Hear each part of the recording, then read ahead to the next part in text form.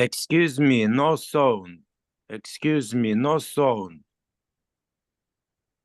Nobody has sound. Nobody has sound.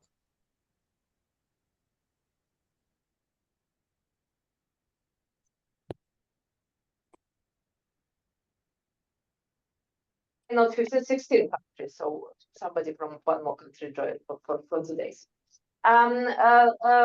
We doing today and what is our aim for the next year. So this time we first organized government relations forum pre-admission. So before our forums was only for members, right? So it was more like closed club. So this year we decided to be more open for our government relations forum, and this forum, together with BioAtlantic University, our dear partners, and also Lecture TV, and our hundreds of partners in every country, we organize this forum firstly pre-admission, and we try to share our knowledges to more and more audience. So that's why if you still not share our Zoom link for your network, it's good time to do that in your social media. One more time, my name is Katerina. So I wrote a lot about that, and we open for, and I do developments of IGAPA. So if you have some ideas of mutual project for next year, we will be happy to discuss this idea here in Washington, D.C. or wherever your organization located. Also today, I want to mention some points about how many money spent. So here you see para registrations for 2024. So you see that government relations market is also huge. Yeah, and of course it's big business. That's why we discuss the main tools of working in this sector, because of like it's hundreds of millions in sector. And of course we all taxpayers, so we do some for economy. But today about housekeeping notes. We have in some panels more people in person. In some panels we have more people on Zoom, like panel on European Union. And also today we organize firstly 10 panels. So usually we have like 4-5 panels. This year we have 10 panels, and we will discuss not only general trends, which is our classical like panel, but we will discuss also regional practices. So we will go to Eastern Europe, Central Asia, we will go to Canada, we will work on British experience, we will work on United States experience, of course. So that's why today we work very hard. One more time, thank you so much to all partners and all moderators who are like accept this big responsibility. Today, and one more time, thank you to Paolo and to Ilona, Sean, Richard, all team of BioAtlantic University, who invite us to this great partnership. That's why I want to give opportunity to speak and to open our forum to Paolo Conchero.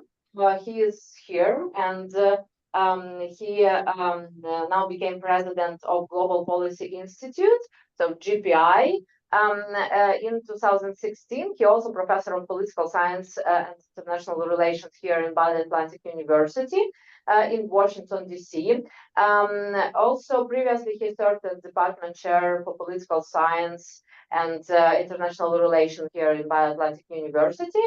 So he worked in such expertise as U.S. politics and economics, international security, NATO affairs, war in Ukraine, Middle East, U.S.-China relations, Africa, terrorism, oil and gas, renewable energy, and also he represents a lot of interesting reports, which you can find on the website of BioAtlantic University and on his social media. And I will ask Paolo to do some greeting to our internet audience and to audience here, maybe to explain a little more about this great concept of Bay Atlantic University, and also, of course, represent our panelists for first panel. Thank you so much, and thank you all for coming. Have a great day. Thank you, Katerina. Thank you very much, and welcome to all of you, ladies and gentlemen, and those of you who are here, and those of you who are kind enough to join us online. Yes, as Katerina mentioned, I am privileged to be the president of the Global Policy Institute, think tank here in Washington, D.C., affiliated with Bay Atlantic University, where I also teach. For whatever it's worth, I mean, so it happens to be the 10th anniversary this year now, literally, of the establishment here in Washington, D.C. of Bay Atlantic University. This been in this location now for several years. For its worth, since we're talking about media and other things, this building used to be the world headquarters of United Press International, or whatever it's worth.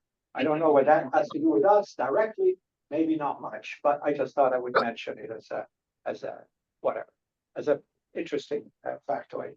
So Bay Atlantic University, since I have a captive audience here, let me just tell you a few words. So we are here, we offer undergraduate degrees in economics and finance, in business administration, in political science and international relations, where I teach. You will also meet my colleague, Sean Cox, who is the chair of the department. He will be hosting another panel later on. We also have undergraduate degrees in the stuff that I like but know nothing about, which is data science and cybersecurity, all these lovely things. And then we have a very robust MBA program, which is one of the largest actually in terms of enrollment in this city, which for a small university is not bad. And we have other graduate degrees in data science and other related fields. Very soon, we will be offering an entirely online asynchronous MBA degree, which means accessible from everywhere. Our student population comes from, I think, at least 40 different countries. So, for whatever it's worth, we are a global effort to have a global reach.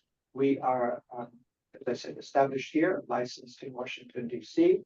As of last year, accredited by NECHE, which is the New England Commission for Higher Education, for whatever it's worth, the same outfit that credits Harvard and MIT and Boston College. This is where we are. And small, relatively small, young, but growing fast university.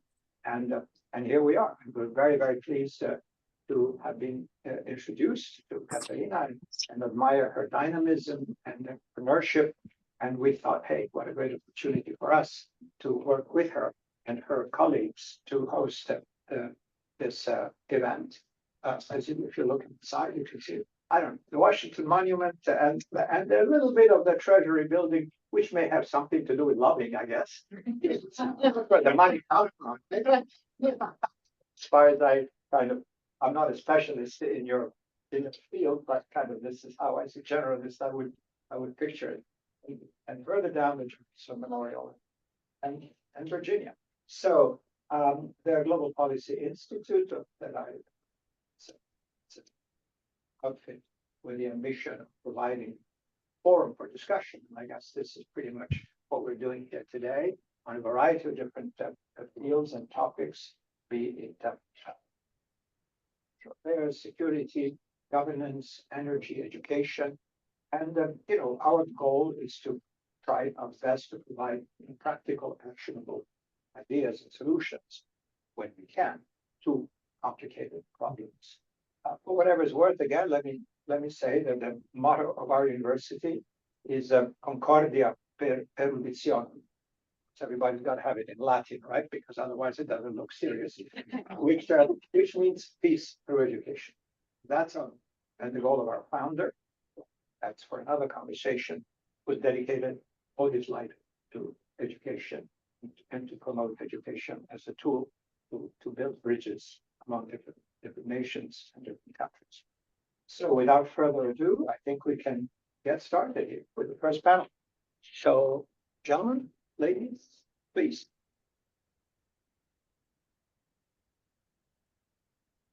If you want to sit here. Please, please. Do I use this microphone or do I? Go. Okay, maybe this is for you. Yes, it's to be shared again. Okay, yeah.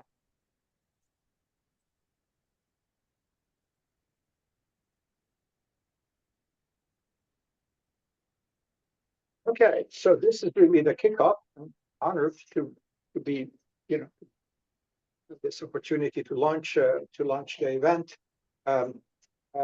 Incidentally, I don't know, not to be the skunk at the party, but as you may know, I mean, this is not for this audience.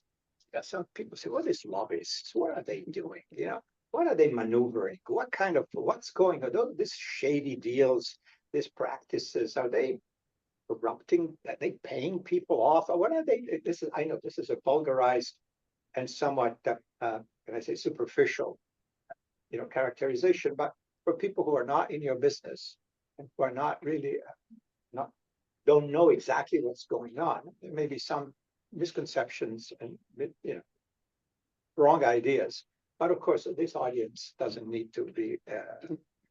You need an explanation of what lobbying is and what its purpose is and why it's being done.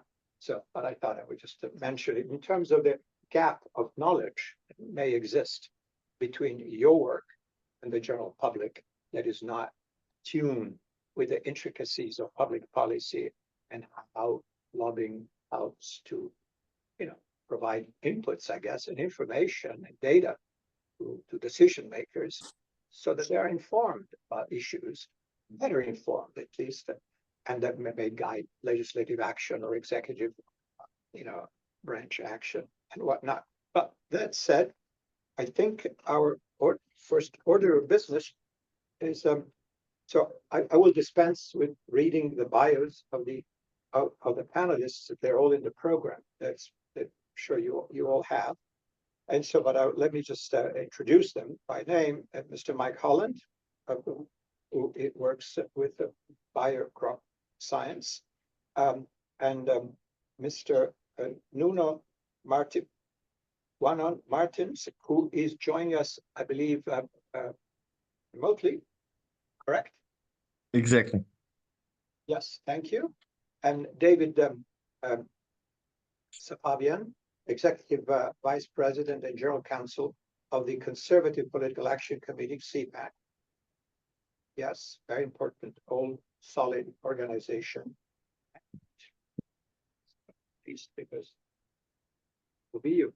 Karen Mohauser, who has a long background in consulting service for nonprofits. So here as well, joined us today. So let's start. Mike, so very broad and very easy question, you know. Global trends in the lobbying profession. What's going on? What's the latest? What are best practices? What's your counsel, advice to your colleagues here? Well, thank you, Paolo. Thank you, Katerina, for having me today. Thank you all who are attending. I hope that we can provide some insights that are useful to you. First, I just wanted to touch on this notion on what is lobbying. Everybody has their own definition, for better or for worse. I would say that my definition is it's all about relationships and education. And it's a little bit of a chicken and an egg, which comes first, the relationship or the education. But what I've determined after 25 years in this business is that it can evolve either way. Sometimes you build the relationship as a result of having to go in and educate a stakeholder. Other times you have a relationship and you go in and use the relationship as an opportunity to educate that stakeholder. But then there's other layers. You have to have relationships within your entity, within your association, within your company, within your industry, that you can use those relationships to educate those folks to have their assistance or to get the facts, because my credibility is my most valuable asset. If I lose my credibility, and I have had instances where I've had to go in and say, you know what, Senator so-and-so, I told you X. You know what? It's really Y. And that's not a good day. You don't want to do that too often. But if it happens that you've given this information unintentionally, I hope, you need to go forthwith and correct it. But I'll get to your question. What I was telling Paolo before when we were having some coffee is the biggest trend I see, and this is a global trend, is the polarization of the electorate and of political bodies. And I primarily work in the United States political arena, and I would say that I think there are essentially four political parties at this point. Some would say there's few, maybe 3.5 or 3, or others would say there might be more. But essentially, you have a left part of the Democratic parties. I don't really like labels too much, but a more traditional or mainstream Democratic Party, a more traditional or mainstream Republican Party, which, by the way, has kind of moved center right, further right than the traditional establishment. So maybe there's 5 parties here, and then a further right Republican. And that is one reason why you see the challenges that you see with the House of Representatives in particular in trying to move legislation. That, and to be fair, they only have 2 votes at this point to play with, and it's extraordinarily hard in the best of times with a unified conference to move legislation in the House with 2-vote margin. But that's one thing I see. In terms of what has changed or what are emerging trends, I would say that one of the best things that came out of COVID was people were forced to use technology, and not only use it, but embrace it. And I hope that people don't forget the value and the lessons that we learned. And I know it wasn't perfect. I mean, and we all have our favorite platforms. Please don't send me a Zoom thing. It doesn't work on my computer. I don't know why. But I also know that many of you would say, please don't send me a Teams. Yeah. So we're even. But I would say really embrace that technology. And I'll give you a quick example of how I do it. One thing that's changed in the time I've been on the Hill, when I was on the Hill years ago, I used to like to do meetings with stakeholders on Friday afternoons. And now many staffers are not working in the office on Friday afternoons. And if they are, they don't want to do meetings. They just don't. And so I found that they will do Teams meetings on Friday afternoons. And so I use that technology to do meetings that today I otherwise probably would have to wait until Tuesday or Wednesday to do. So that's one really big thing. The other is, and I was talking to Paolo about this, is don't be afraid to take a Teams meeting if it's offered to you with a member instead of an in-person. I mean, the important thing is the opportunity for you or your client to have the conversation. It's nice if it's in the trappings of Congress or the Capitol. That's really nice, but it can't always be that way. And I think there are more demands on members' time than there ever have been. And they're very, very busy. And I take a Teams meeting any day if it makes the members' life easier. I don't necessarily ask for one, but I will say an in-person meeting. And then if they come back and they say that there's nothing available, I'll say, we're willing to do a Teams meeting if that helps. I don't say that you should lead with a Teams meeting. But with staff, I will say, I'm available to do an in-person or a Teams meeting. With a member, you want to try to get that in-person meeting first. See what else was I going to say?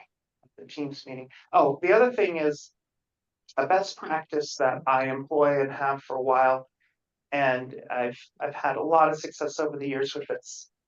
When you have a principal-to-principal meeting, so you schedule, so your CEO or your boss or whatever, your association president is going in to meet with the congressperson or a senator. Say it's on a Thursday. I always, as soon as I can, try to reach out to the staffer who is responsible for the issues that will be discussed and offer either an in-person or again, a Teams meeting, in advance of that meeting. So that, because they're going to have to go and write a memo. And they can write that memo blind, they can write that memo guessing about what you might want. They can write that memo quickly and surface and not give the member any kind of real context about what the meeting's about. Or they can write that memo well-informed, concise, with a very specific ask. And it's incumbent upon you as the lobbyist to make sure that you do what you can to try to make sure that it's the latter, right? And I am ruthlessly transparent in my interactions with staff because you know what? This isn't the last meeting I'm going to do with them. And I never want to tell them something that's not the case. I mean, you have to use wiggle words sometimes because you don't truly know what your CEO is going to say or your boss is going to say. But you can say things like, I understand that this is the subject of the meeting. I expect that they will say this. I expect that this will come up. I expect that they may ask this. And then you've prepared that staffer and given he or she the opportunity to think through this and to, and they may not come down the way that you want them to come down. But you also get a chance in this pre-meeting to read them. And when you brief your members before that day of lobbying, your principals, you can tell them, well, I met with so-and-so staffer, and I have to tell you, I don't think they were very receptive to this idea. So you just need to know that as we go in. And so you may want to like really hammer the constituent to the district, however you need to do it. But that's what I have to say. Thank you. Before we move to the next speaker, I just would like to acknowledge that here today we have Mr. Tarek Ben Youssef. Thank you. Who is here as Deputy Chief of Mission, Mission of the African Union to the United States, and he with the rank of Minister Plenipotentiary. I don't know if I can make this a little bit of a joke, but because your work is complicated, but as an organization that represents 55 countries, oh boy, you got your job here in Washington, okay? I don't know if I can call this lobby because I don't want to, but maybe there's someone, right? And so, this is a very complex, when you have a continent that soon will have 2.5 billion people in just a few years, it's a huge responsibility. So, Mr. Tarek, thank you so much for being with us. Thank you. So, our next speaker here from the program, who is from Europe, Nuno. And hi, you hear? Yes. can you hear me? Yes, I can hear you. Thank you. And predictably, we're asking you, what's the difference? How are things done over there? We have here many experts. Well, of course, we have many others who will tell us from all over the world. But obviously, Europe is not a small place. Our major partner of the United States, the European Union, many countries of the European Union are members of NATO. I mean, there's all kinds of things that are internal in Europe, budgets, legislation. How are things done over there? First and foremost, I would like to thank you. I'm honored to participate here, and I really apologize for not being in DC. Everybody likes to go to DC, but unfortunately, I couldn't be there. And I want to thank Katerina for inviting me to attend this forum as a speaker. So the first thing is always the famous question by Mr. President Obama. If you want to speak with Europe, who do you call? The President of the European Commission, the President of France, or the President of Germany?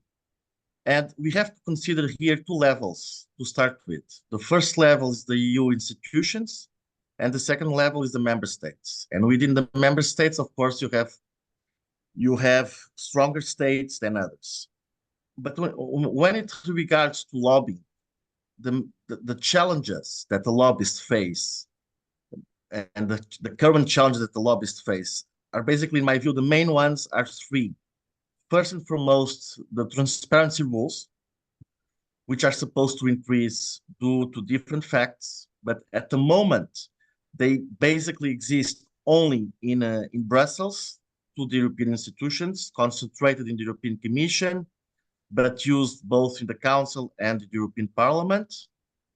And these rules, they have this thing that it's typically European. They exist, but the implementation is a little bit tricky. Now they exist to be said that they exist, but they are not too strong in my view.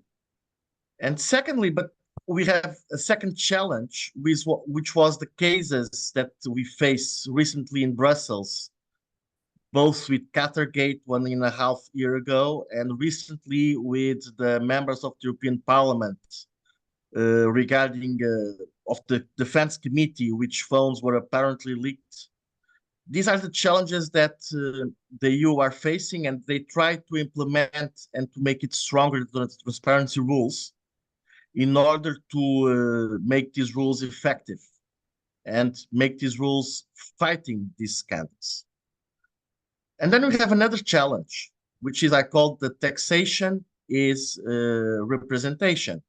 Basically, you have a tendency in some of the European institutions regarding certain industries which have been developing from the past, let's say, 25 years, which create some difficulties for certain industries, for instance, the tobacco industry, which faces a lot of adversities to discuss and to present its opinions to stakeholders, to decision makers. And in my view, this also creates a problem because someone who pays taxes should be represented, either we like it or not. On the other hand, we have to see, especially regarding the transparency rules, what are we talking about when you represent a client vis-a-vis decision makers? A decision maker meets, I give you an example for the recent regulation on paper packaging and packaging waste, packaging and packaging waste regulation. So the rapporteur in the European Parliament had around 1,000 meetings with stakeholders, with lobbyists, with association representatives, with trade representatives. And the question is, how this decision maker decides at the end of the day? And the other question is, what is the value of a lobbyist? If all the lobbyists in the world can influence, have access, and then influence the decision maker, who makes a difference? So, and this is the tricky part of it. How to influence the decision maker in Europe? The decision maker has different interests. In my view, I think the first interest is the voter. The second interest is the country, in some cases, the member state. After, or at the same time, in the same level, the political party, and then the political group. So you have a pyramid of interests and people that you have to combine in order to advance your own political agenda. And this is the biggest challenge, in my view, for the lobbyists in Europe. And in taking this in consideration, I do find the challenges I just discussed before a little bit tricky, because they will not, in my view, fulfill the role of the lobbyist, how the lobbyist can be influential for its clients, and they will not make happy the decision maker neither. Which, at the end of the day, we have to ask a question. So what is the solution? I think the solution has to be hybrid. What Mike said before, you have to really create and develop the trust between the decision makers and those who represent stakeholders. You have to make those who represent stakeholders peers among peers with the decision makers. And then you have to see, sometimes to influence the decision maker, to go to other stakeholders who could be more influential to the decision maker. It's a big challenge, but it's interesting. This is why we are here. And to directly ask your question about who decides what in Europe, I would say that the decision in Europe is made of a confluence of three main three main decision makers: France, Germany, and mainly the European Commission.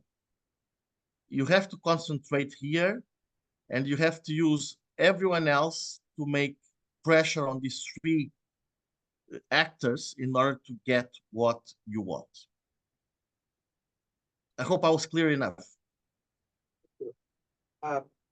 Thank you very much. Just a quick note, if I may, just for laughs. And this is not an internal matter of the EU, but some actions of the EU Commission that have repercussions on international business. Apple just got a tiny little speeding ticket of $2 billion, if I'm not mistaken. How can they be so blindsided? That's my question. You are one of the largest companies in the world. We're valued in the trillions of dollars, and you don't know what's going on. And you, at $2 billion, I think it's one of the largest fines ever levied. Just curious. I know this is not a European internal issue, but what's impossible? Are they just not represented? There's nobody there that in Brussels for Apple to take the temperature and see this train wreck is coming. Just they didn't know. I'm just curious. I don't know. Maybe this is not your area of interest, but just curious. No. I think you are asking the right question, because the first role of a lobbyist is to understand what is going on in the pipeline. I've mentioned tobacco because 10 years ago, the idea was to put the tobacco industry in the corner and then to move on to all the other industries, like, for instance, spirits industry, and to do more or less the same. Somehow, what happened is that many things happened in the international arena. The idea of the European Union is dual. First, we believe that whatever we do is for the good of the world, not only for the Europeans, on the one hand.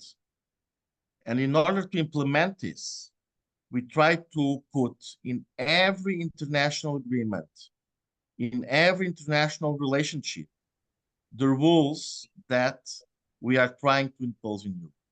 Now, you have different versions about why Europe, especially Brussels, is trying to do this. One of them is because we are very similar to the US, and we are trying to do the same, and we are doing in conjunction. The problem is that this creates a problem, as you said, to international companies. If the international companies do not have representation in Europe, I think they have. I think they have not only representation, but they also have many stakeholders who represent them here in Brussels. The question is, what do you want to do? How do you influence that? And the second question is the arguments you use. And the arguments you use, sometimes you cannot use the arguments of the company itself, but is how do you benefit the European continent? And unfortunately, we live in an era where the benefit is becoming less important for the decision makers of the people who vote, of the electors. But you have some, I would say, some ideas that people prefer to implement. And we see that every day with the Green Deal. It's not by chance that you have protests of agricultures all over Europe. You have seen in Brussels last month, agricultures literally destroying police cars, because the situation achieved a moment that the normal people cannot stand anymore the cost of living. And this is exactly what companies have to do. They have to create alliances with the people who are discontent and to tell them what they benefit them, and then gain points vis-a-vis the decision makers. Thank you. Thank you. Again, I hope that Apple learns, I mean, not just Apple, because we know there have been repeated instances of big US tech companies that have been slapped badly, whether it's Microsoft or Google or what have you, because obviously our practices don't quite align with those in Europe. I hope they learned of it because it's kind of an expensive learning, it seems to me. But anyway, thank you so much. And let's move on to our friend David. Yeah, that's your thing, right? Again, when I first came to Washington, which was a long time ago, I don't think anybody even knew that maybe they existed, but they were not as widespread and now commonplace as they are today. Tell us about that and about what you do. Thank you. Let me start off with a couple of observations. Because my organization is not, my organization is grassroots lobbying. Which is different. Yes. My name's David Sfabian. I'm the executive vice president of something called CPAC. It's a Conservative Political Action Coalition. We also have a very large conference every year, a couple of conferences, where we see the likes of President Trump, President Milei. We just had 20 different legislative delegations from around the world, including Canada, Hungary, Germany, Spain. Prime Minister Maloney from Italy has spoken at our conferences before. So we're, well, primarily thought of as a U.S. entity. The growth of the conservative movement really is spreading across. I point that out because our organization, being a grassroots organization, we represent ballpark 300,000-400,000 actively engaged voters. And for those of you online who might not understand the term grassroots, what we're talking about is how you activate voters to weigh in with their legislators. So when we talk about grassroots, what we're really talking about is indirect, or for basketball fans, banking. Sometimes you go in and you advocate face to face, like Michael does. I do it occasionally. And sometimes it is, for lack of a better term, using artillery to soften the beach, meaning when voters start to reach out, legislators go, oh, this must be an important issue. I better start thinking about what my position is. And Numo mentioned the key word, which is stakeholders. I think the way I would represent what we do and our activists, they're the ultimate stakeholders for U.S. politicians. It also has application in cross-border, bilateral, or international legislative and advocacy. And the reason why I say that is because that's where you can have a double action. U.S. steelworkers might be concerned about a takeover of a U.S. steel company by a foreign owner. Well, I guarantee you that the Steelworkers Union was having all of their members call their members of Congress, who would issue a press release saying, I oppose this. The members of Congress are adding now pressure, not just to the administration, but to bilateral negotiators. So U.S. voters organized in the appropriate way can become a lobbying force on international issues. It's very nuanced, it can be delicate, it can be complex, but it is a key function.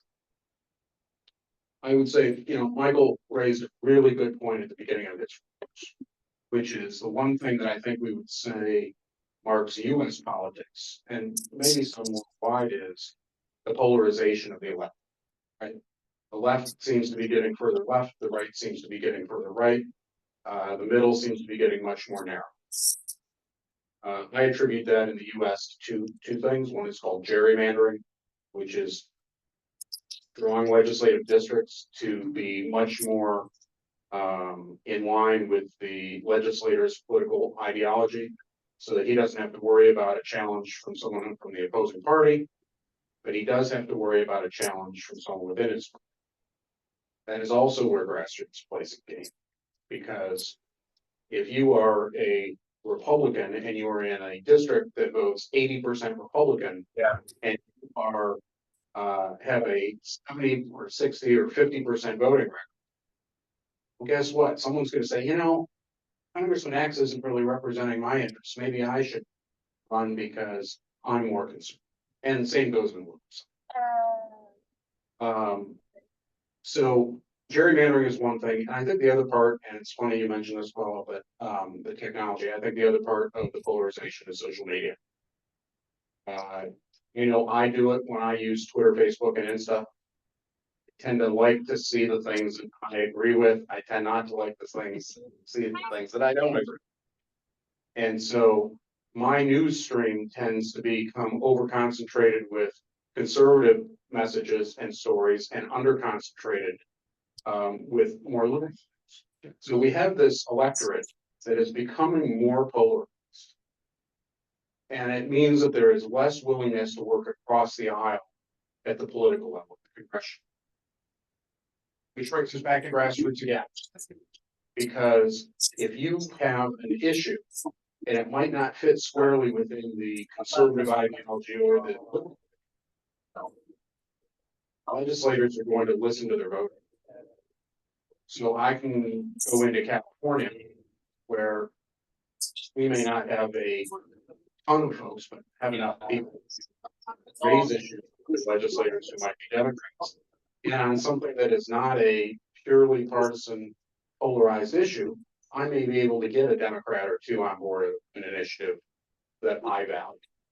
So that grassroots component, that indirect lobbying dynamic, well, let me put it this way, short of macroeconomic legislation and must-pass legislation, the only things that will get through are things that are powered by grassroots. That is what it is. And what I would suggest to everybody in this room and everybody on this online is, as you're thinking through your advocacy strategies, if you're not incorporating grassroots, you are fighting with one hand behind your back. And I guarantee you that your opposing counsel, your opposing consultants are thinking of grassroots. My organization regularly works with people. And I just want to close with a small anecdote. That is, our voters, our activists, the people that we ask to weigh in with members, we do it in a very sophisticated way. We could go into it, we could talk all day. But they're very smart.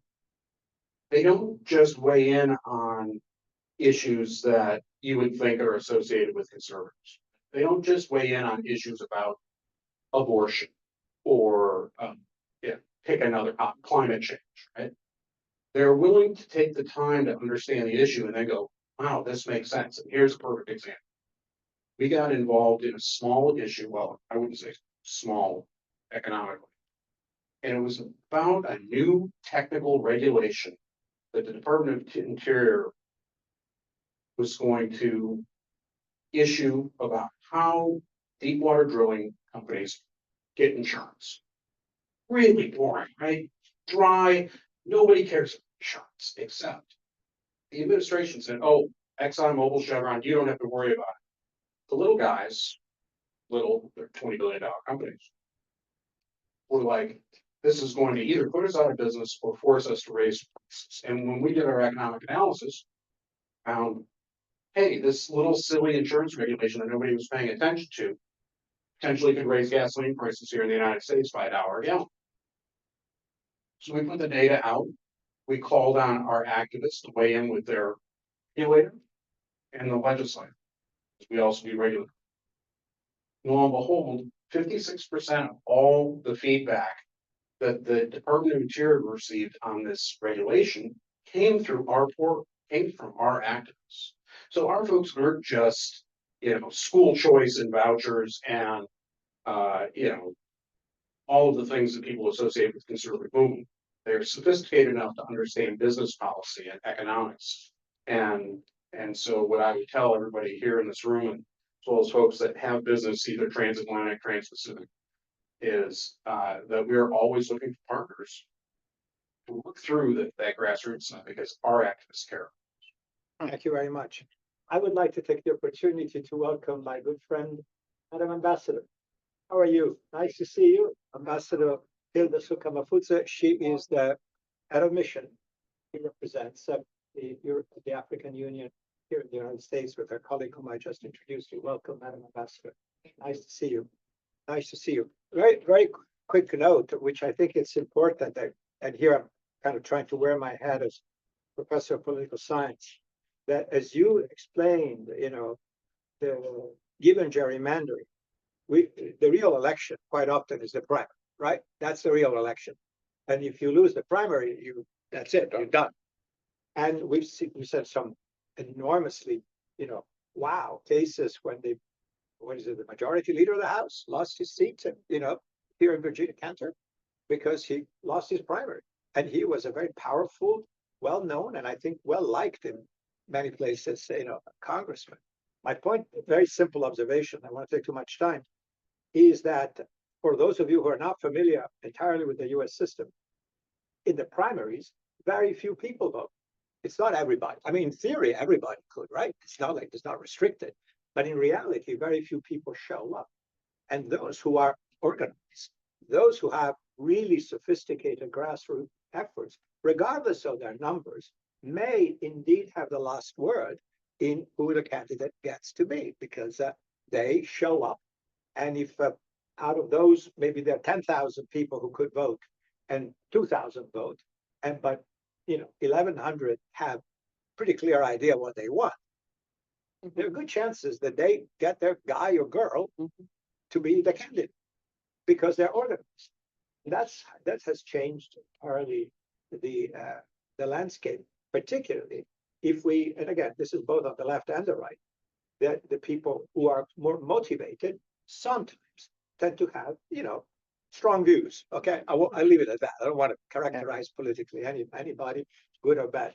And so this is how we get a very polarized Congress in the end, because the people who get to be are either those who hold very strong views or who must hold them because otherwise they get a primary challenge, right? So I just thought I would make this observation. Now, I'll leave it to everybody else here to determine this is good or bad. But that's where we are. It's real. Well, Paulo, I can give you, I've thought about this a lot, and I'm sorry, I can give you a pretty quick illustration of this. So if you have, let's say there's 800,000 people represented in a congressional district in the United States, it's 60% one party, 40% the other. 60 times 80 is what, 400? 4,800. So if 10% of the people show up for that primary, that's 48,000 people. And if 20%, it's twice that. So you're talking about between 90 and 45,000 people essentially selecting the congressperson because they're going to win in the election. So like about 10% of the congressional district is selecting the representative. And this is happening on both sides of the aisle. And so then when you have these really serious problems, like how do you reform Social Security? How do you reform Medicare? How do you address the very challenging debt situation in the United States? It's almost impossible to get consensus because your reward for doing the right thing and trying to find disinterest policy is the primary. For instance. Yeah, I was just going to point out two things. One is, the point you make, Paulo, is so important. And it works to my advantage and the advantage of my organization. I can give you a real world example. We engaged to help a candidate in a primary in Mississippi. Small district. We targeted one county. The week before the election, our preferred candidate was down 46 to 50 something. What's not perfect numbers. When we engaged our activists, we let them know how important the election was, that they needed to get out and vote, made it easy for them. We hit them with social media, we hit them with text messages, not the traditional over the air stuff, very below the radar. At the end of the day, a week later, our candidate walked away with 52% of them.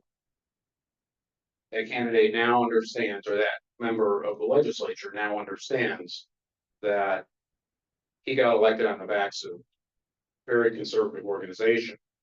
My organization also happens to give ratings to every legislator in the United States, federal and state. Got a whole team that looks at every vote that they do and then gives them a score, which allows voters to measure against their own personal beliefs. My point in all of this is when we elect legislators, we hold them accountable to what our core values and our priorities are. And yeah, I'm willing first to admit that that contributes to polarization, but that's the hand we're dealt, and that's the hand we play. Well, that's right. We'll see how long this will last. Again, as an immigrant to the United States, when I arrived back in 1978, this certainly was not the case. I mean, the primaries existed, but they were not as relevant as they are today. And again, the districts were not configured in the way that you correctly described, meaning, and I say customized to the preferences of one party. So the Democrats get their own safe districts, the Republicans get their own safe districts, et cetera, et cetera. Anyway, but that's a very important topic that maybe would warrant a conference by itself. Karen, sorry, we're getting to you now. Tell us about your work, which is quite extensive with nonprofits. I know you have a very, very long record. Tell us how that works and how your advocacy experience plays into all this.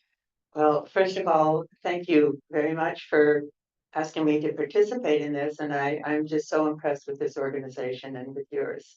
And I will start off by saying I support everything that's been said so far, and especially somebody who has probably very different views than my own on a lot of policy issues. I agree totally with everything that you have said. I have been doing lobbying and advocacy work since the early 70s. Yes. In 1973, I was hired to be a lobbyist. I had just moved to town and barely knew Southeast from Northwest, but I was asked to be the lobbyist. And so I quickly learned my way around town and my way around Congress. And that was a lobbyist for abortion rights. And actually, you know, this is long before the internet. And I just got the message that there's not much time, so I won't talk long. But the work was done in the halls of Congress. We didn't have, you know, the social media. We didn't have the ways of communicating with our grassroots other than, you know, writing letters and putting them in envelopes and putting stamps on them. So there's been a lot of change, and I just totally agree. I mean, even in the 70s, some of our strongest supporters for abortion rights were Republicans. And when I say that to young people, they just can't believe it. But it's true. I don't lie about things like that. And the polarization, I think, is tragic for our country. And the issue about gerrymandering and voter suppression also is something that is a problem in terms of how people get elected. And I do believe strongly that it's the work at the local level that makes the difference in terms of lobbying now. And in recent years, I've actually spent more time, and it's a different kind of lobbying, but I've spent more time doing voter engagement work, trying to, to mobilize people to register and vote. And even 501c3 organizations can do that. And so I've had a program that I call Trusted Sources, where I work with the leaders of nonprofit organizations and help them with messaging, and especially with the 501c3 organizations who think they can't say election in an election year. I work with them to get legal messages out to their members about the importance of registering and voting. So I think that and that's a kind of a grassroots kind of activity, and that does make the difference on what happens in this town. And this town is an unusual town. It should be a state with voting representation, but it's not. It's a colony. But it's actually 3 villages. It's a local town with the DC Council and Mayor. It's a national town with the White House and the Supreme Court and Congress. And it's an international town with over 180 embassies here. So it is an interesting place to do advocacy and lobbying and voter engagement. In addition to abortion rights, I've worked on disarmament issues, and I've been very involved with the United Nations Association. So I'm glad to be participating in something that has global policy initiatives as well. And I do think that we're probably out of time, but Yes. But anyway, thank you. Thank you very much. And I would like to thank all the panelists here and in Europe for their contributions. And I think it's time to close this early first session and move on to the next one. maybe just say Please. one Sure. final thing that I'm here.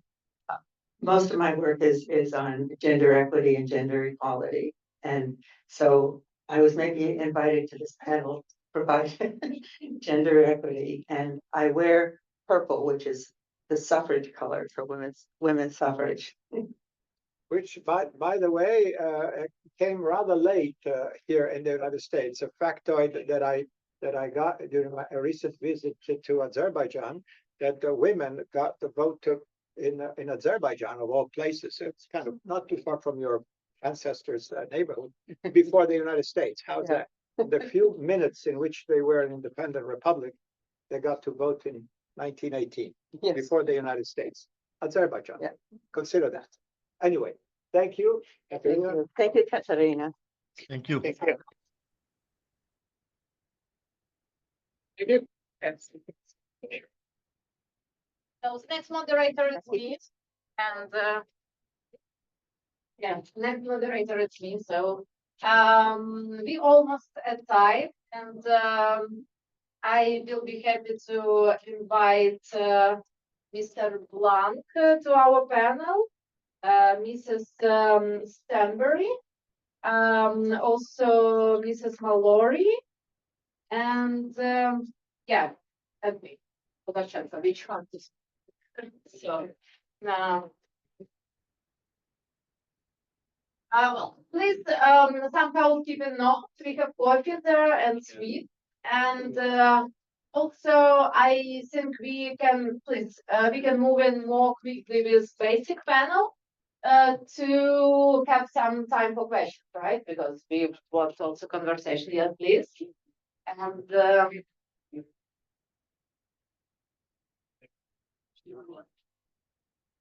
Right.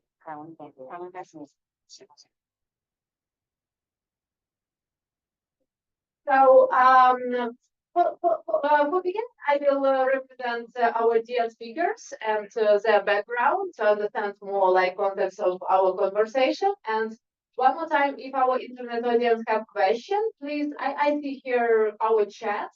So you can route your question to Zoom chat, or if you're here in audience, you can just like question directly. So I think we will be ready for questions, right? And we'll put like 10 minutes for questions. So in introduction, I'm originally founder of SSC Group consulting company.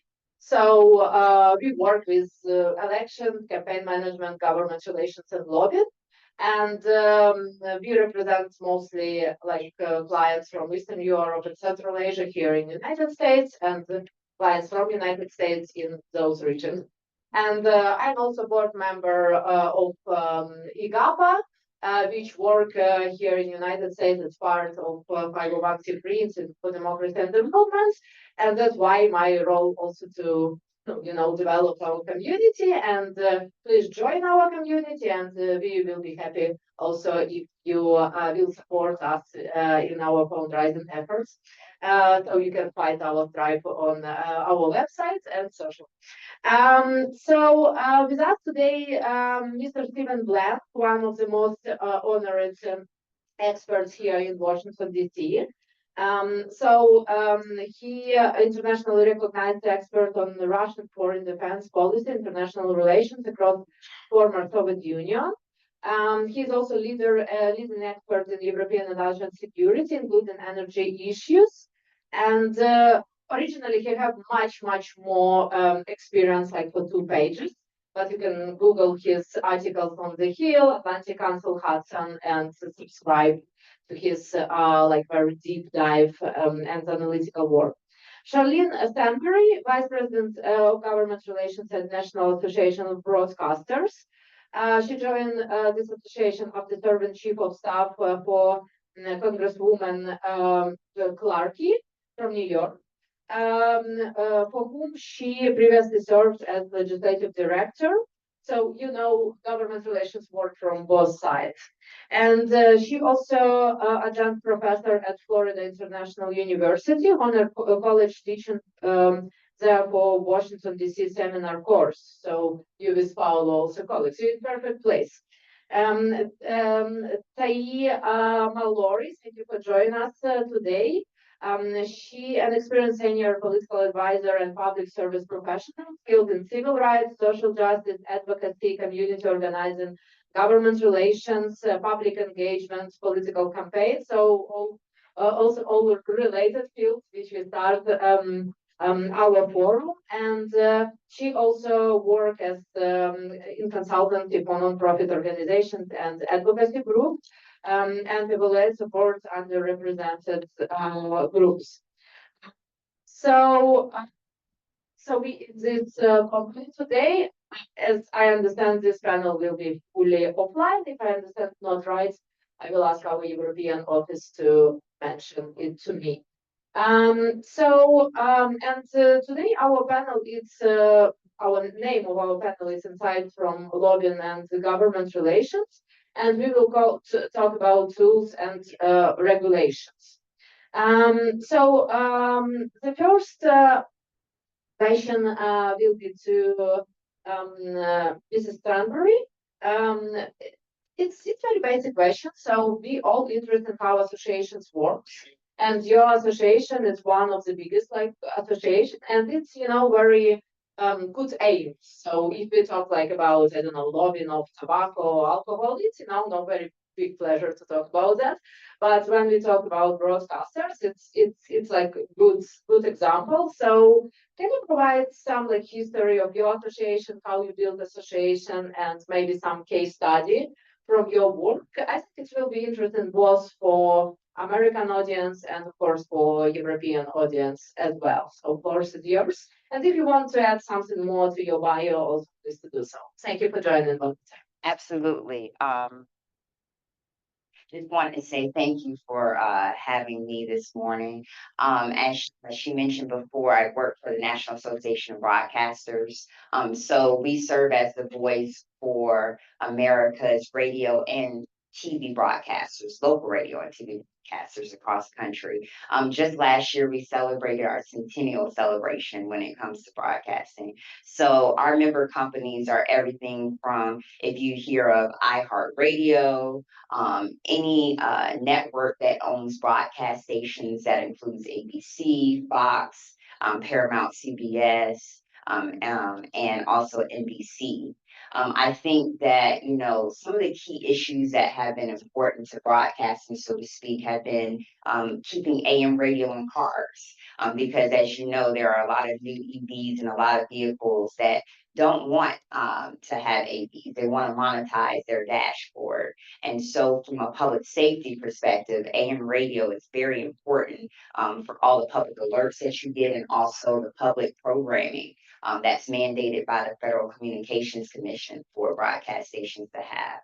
Another issue that, is important to us is just also about protecting and making sure we get grants for our local journalism newsrooms and for the people who are doing the hard work to get the message out in regards to what's happening across the country. And it's going to be very particularly important during this election season in 2024. And another issue that is very important to us is also AI. And I think that's something that affects everyone across the globe, wherever you are. AI has very positive implications when it comes to broadcasting, as far as allowing us to do script writing. And also there could be some negative implications when it comes to deep fakes and, some of our journalists possibly being modified or switched or changed in regards to what they're saying, using their likeness and their voice. So there are a lot of issues that are important to the National Association of Broadcasters. We are one of the biggest trade associations here in Washington, DC. We do have a large PAC. I know that in the previous discussion, we talked about political action committees. And, you know, we are influential on Capitol Hill from a bipartisan and a bicameral standpoint. So that means, you know, we lobby both Democrats and Republicans, both on the House and the Senate side, because we think that it's very important just to get our message out there. So, you know, our trade association is just our general members who may be local mom and pop radio or TV stations, or they could be the big affiliate networks that own stations. How long do you exist? So it's pretty, you have pretty long history, right? Yeah, so it's been about 100 years. Yeah, pretty Yeah. so, pretty big experience, Yeah. right? Somewhat of independence of some countries which members of the government. Can you, in like, second question to you, what's the case this year for your advocacy was the most actual and maybe like general understanding how you give solution for your members in this case? So as I understand, it was IE, but can you talk like 1 minute about what it was like particularly and you know, like how you work with it? Absolutely. So I think I'm actually going to use AM radio as a perfect example of something that happened. So earlier this year, Ford announced that they were going to take AM radio out of Congress. And what ended up happening is Senator Ed Markey and Senator Ted Cruz. So you kind of see that bipartisan standpoint. Both wrote letters to Ford. And then also on the House side, you had Representative Josh Gottheimer and Representative Tom Keene, who also wrote letters to Ford. And what ended up happening is they created a piece of legislation called AM Radio for Every Vehicle. And so that bill actually to this day has garnered over 230 co-sponsors. Both in the House side and on the Senate side, we're hitting up to 50. And it's been an issue that the way that we tackled it is making sure not only do we have a piece of legislation that's that action item that members of Congress can sign on to show that they support that AM radio is important for every vehicle to be in every car, especially for their constituents. And then also we have been having different events when it comes to AM radio to talk about importance. So we have had panels and forums on Capitol Hill. Actually, just last week, the National Association of Broadcasters, we had a fly-in. So we had over 500 broadcasters from the country come in to actually lobby and talk to the legislators about the importance of keeping AM radio in their vehicles. So you can kind of see there's different tactics that we use, whether it's having a piece of legislation, whether it's that grassroots that they talked about in the previous panel, part of having actual broadcasters, local broadcasters that come in and tell their stories, and then also that educational component, whether it means having panels and having forums. And so is it, you have final solution on this bill? So it's already voted, right? So we are trying to get it to vote on the floor. Okay, so you're still in process. We're still in process. Good place to report. Hopefully in a couple weeks, we'll have a vote on the House or Senate. So it's very fresh case, you know, so very interesting to discuss fresh case because sometimes in conferences people said, oh, let's see our case from 1990s. Like, yeah, it's interesting still. Okay, so let's move into Mrs. Mallory and also you have a lot of experience in civil rights movement, social justice, the represented group. So also two questions to you. Firstly, what challenges do you see in this sector? Because obviously it's very easy to be government relations professional for tobacco industry, for insurance industry, for pharmaceutical industry, because it's like over financed, right? And it's hard to do advocacy because it's always fundraising problems. So what challenges do you see? How you fight with these challenges? And maybe also you can represent some case like fresh case from now or from last year which can teach our audience, good advocacy practices. Absolutely. Well, first of all, thank you so very much for allowing me to be a part of your conversation today. I'm just a baby lobbyist that only lobbies in Virginia. So to be a part of an international government affairs forum is quite the honor for me. I am Tae Mallory, and I call myself kind of a hybrid of a government political professional, political consultant, advocacy consultant, do-gooder in chief, just all around working to advance the issues and the goals that I feel like are important to me, and I center that in my work. I kind of operate in the intersection of social justice and civil rights, having grown up and working in what I consider to be the preeminent civil rights organization in this country, the NAACP. Full disclosure, I'm not here in that capacity today. I'm just speaking about my experience. But since I was a teenager, I was involved in this organization and in college and as a young adult. And it was my work in the organization as a young adult, a community organizer, that I parlayed that into a work into politics. And I went in Virginia and I worked for several political campaigns. I worked for a political party, worked in a governor's race, lieutenant governor's race, several congressional races, and state house races. As a result of one of those races, I was offered a job in the office of a U.S. Senator where I worked for 8 years.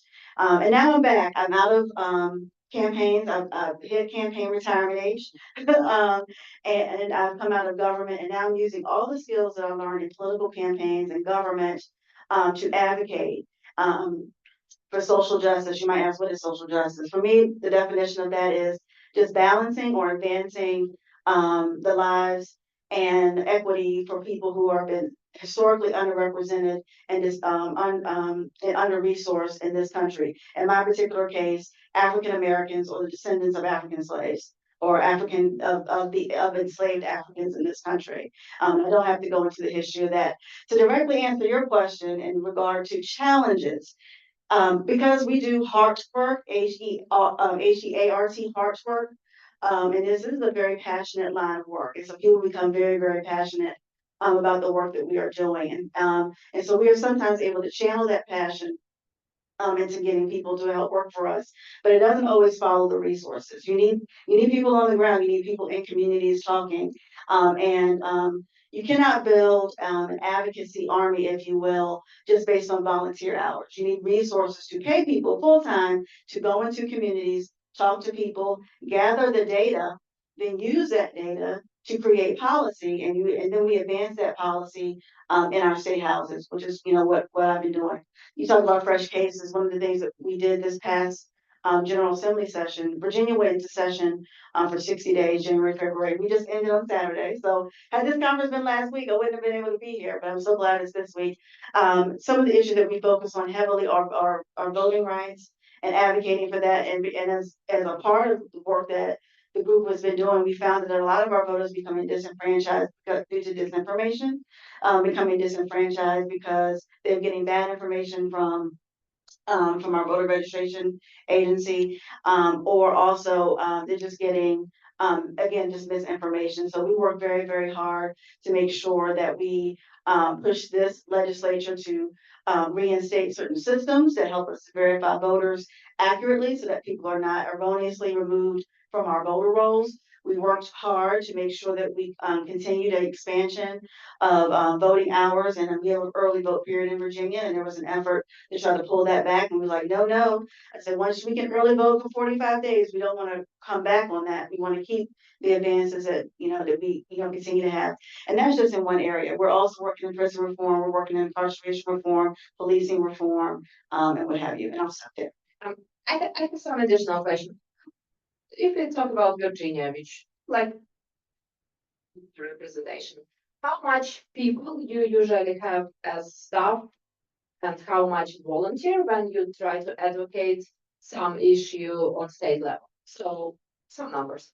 I mean, I would say that this organization is pretty much an all-volunteer army, and we ramp up and ramp down based on the period of time. Obviously, we're going into an active elective year, and so we're going to probably ramp up with folks that are in the field that are actively registering voters. organizing side right now, not the lobby side.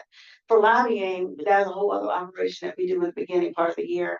And I run a group of, again, volunteer army to advocate. So we're doing phone calls and writing emails and showing up in person at the State House.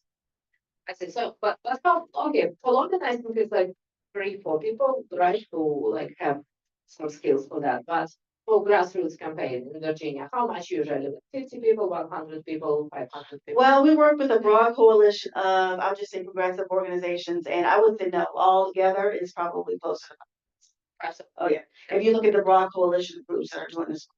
Very interesting, because I try to show to international audience how much people you must to engage to have results. Because some people engage like 20 volunteers and says, oh, okay, we will change legislation with 20 volunteers, which like pretty fast. We move into Mr. Blank, and I know that Mr. Blank also some interesting information for us about his perception on very important issues on advocacy on Israel and Ukraine and how it works and how it's important here in DC.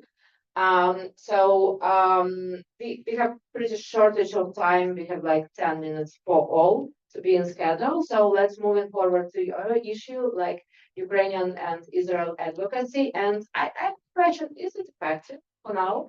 Because for me, it's also very important. But is this advocacy effective, or it's more very, popular issue for media, but still it needs more work to be more effective? What is your point of view?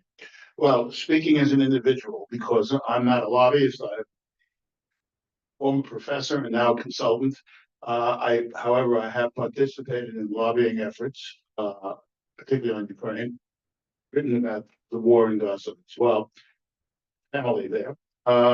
The wars present, I think, numerous issues and distinctions for lobbyists. Let me start with Ukraine. I happen to be a strong exponent of the supplemental, and in general, I think the administration has not done enough. We can talk about that offline. The issue right now is the supplemental bill before Congress to get $60 billion in aid to Ukraine, and smaller but significant amounts to Israel, Taiwan, some other causes as well. If you notice what's going on in China,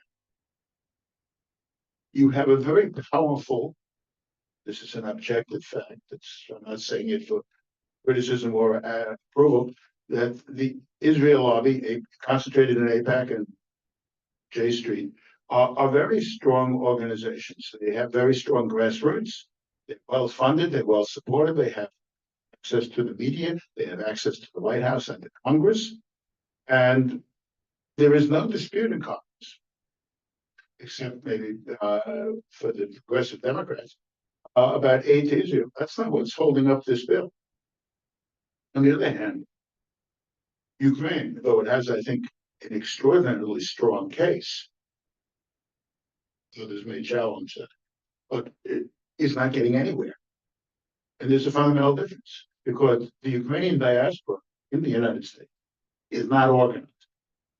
I speak for their annual convention every year. We just had it 10 days ago here, just up at the McCain Center. And we get distinguished scholars, former ambassadors to Ukraine, think tankers, and so on. And all this is highly rewarding, informative, etc. The case for Ukraine, I think, is a strong one. They were, after all, attacked by Russia. The Russian government has made no secret of its objective to destroy the idea as well as reality of Ukraine as a nation, which corresponds to the UN definition of genocide. I'm not exaggerating. If you look it up in I think it's in the Declaration of Human Rights in 1980, all books, this is part of Lemkin's original definition. So we have a genocide Russians are attempting to carry out in Ukraine, and to some degree have already done. That should provide a strong case on its merits, but it's going nowhere. Why? Because one key reason is because the Ukrainian community in the United States, unlike that in Canada, is not organized. And as a result, it cannot make its voice heard. If I wanted to quote Karl Marx, it must be represented. It cannot represent itself. That's the problem, because there's no congressman who would listen to grassroots complaints that if you don't vote for this supplemental, we'll remember this in November. There's already a disconnect between these two groups. There are more, but in the interest of time, I'll leave those aside. Maybe we can get into the Q&A of that. I'll take Katrina's question. Yeah, so about political action committee, because Israel have very famous like EAPA, and do you think it's effective tool, because you did have this tool, and political action committee originally like give money to elections, so it's not like direct lobby, but a lot of people and a lot of journalists like discuss roles of political action committees, and if it's like realtors or broadcasters, it's no problem. But when it's like foreign policy, it's a big discussion. So do you think Ukraine also must have political action committee, or? Well, I do, and I've told the organizers of this convention that they ask me to speak every year. I keep telling them, you need to follow the Israeli example, because, as I said in my earlier remarks, there's nobody opposed, as far as I can tell, except maybe some progressive Democrats. But there's support for giving aid to Israel. I'm not going to get into debate whether you like that or not. That's a question. That's a fact. All the controversy you hear here is about Ukraine. Why? Part of it, not the only reason, but part of it is the absence of a Ukrainian organization that can mobilize grassroots support, make an impact upon congressmen, and present what is a very strong case, in my view, to those congressmen or senators who are opposed to this, and actually bring pressure to bear on them. Say AIPAC can, or say the National Association of Broadcasters, or say the NAACP can, and so on. Those organizations have clout. That doesn't mean they get their way. But when they, as the old Ian Hutton commercial said, when they speak, people listen. And but no, like Israeli diaspora is bigger than like Ukrainian diaspora. So is it connect with diaspora, or is more connect with like issues which we discussed before, with grassroots campaign, and Americans care about it? Look, I don't think it's a question of size. I think it's a question of the will and capability to organize. I mean, AIPAC came into being in the mid-1950s. Israel became a state in 1948.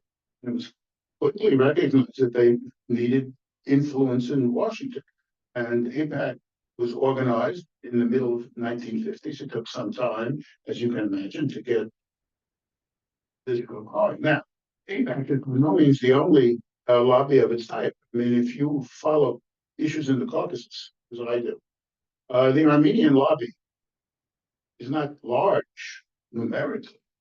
It's concentrated, I think, in Boston and Fresno, California, around there.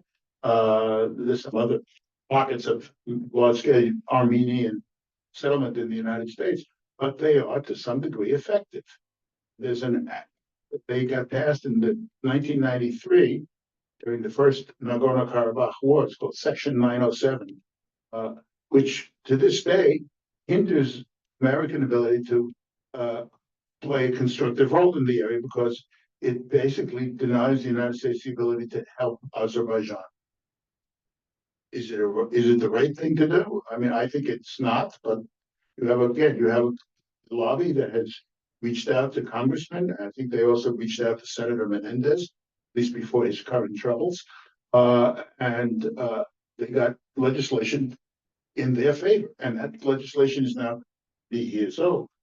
It's on the books. So it's not a question of numbers. It's a question of organizing capability and the will to do it. For whatever reasons, and I don't know what they are, in the United States, that's not happening. But in Canada, we had a Canadian foreign minister, Chrystia Freeland, who is of Ukrainian descent. And she wasn't there by accident. Yeah, so we have time for 1-2 questions. So if somebody from audience has a question, please do so. But please represent what speaker you have a question. Because I have one question from Facebook also, so let's take one question from audience and one question from Facebook. Okay, first will be a question from Facebook. It's a question for about Broadcasters Association. So it's pretty easy. Like, what digital tools do you use usually for advocacy, and how you use your digital tools in contact with decision-making people? I think I will add something to that. Like, if you legislative assistants, which you work, right, as chief of staff, you have hundreds of emails. And obviously all people use like constant contact and like letters to social media. So I think this question about how to be one from these thousands of letters and use digital to be effective. So it may be a question to you as a like chief of staff, ex-chief of staff. I would love that question. Because I did get thousands and thousands of letters. And thinking about, on the Hill, how we used to organize how many letters or how many social media hits that we got, it would be quantitative about the numbers. And then when we hit a certain threshold, that's when we would talk to the congresswoman, hey, we're having a lot of inquiries about X, Y, and Z issue. We need to move on this or figure out how we're going to do something. More on now that I'm on the outside, on the broadcaster standpoint, we do have a great public affairs department. And so they help come up with toolkits for our members. So for local broadcasters to be able to advocate for issues with their members of Congress. Those toolkits include social media posts. It includes draft letters that they can send to their members of Congress. And then also the in-house lobbyists like myself, we also help with prepping them for some of their meetings when they talk to members of Congress. But with broadcasters, it's a little easier because nobody wants to not listen to broadcasters because it's pretty. I wish it was. Yeah. No, I think it's anyway some brand. Yeah, but maybe we will ask also Mrs. Mallory about that, because when you work with grassroots campaign, it's smaller organizations. So what digital tools you usually use? So all your volunteers send these letters, or all the usual suspects. But nothing works as well now that we are out of COVID as being in person, and being in legislative spaces and talking with them. In Virginia, you're able to get a lot closer to members than probably with on Capitol Hill. Meaning that, here in DC, the members are moving. I think somebody said earlier, our members are more overscheduled now than what they ever have been. Whereas in Virginia, you can actually come to the state capitol, get in the building, and sit in committee meetings and ask questions and talk to members. You can grab them afterwards and you can engage. We are one of the few legislatures that actually had open testimony in committee meetings, where we can go and you can speak. You don't get long, but at least you can go and you can be heard. And so there's nothing like face-to-face. Now, in regard to digital, we're using all the usual suspects. We have to use social media, phone call, old-fashioned phone calls. You all can see right now how phone calls and the TikTok thing were affecting Capitol Hill. Phone calls still work. And then also again, emails and in-person visits. Thank you. So the same tool as for 3,000 years, like from first democracies, like personal meetings, it still works as is. So we will discuss more like classical tools, which became really classic. Thank you so much for your time, and we will move into the next panel with Mr. Sean Cox, and I hope that I finish this panel on time. Thank you so much to our speakers. Thank you so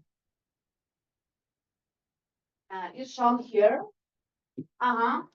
So I will tell a little bit about Sean Michael Cox. He's PhD, and he worked as director of teaching and learning and chair of political science and international relations in Atlantic University. So for the past 15 years, he has also served as various roles in university's parents organization or with staff. I know I have to speak it. I know that it's staff work.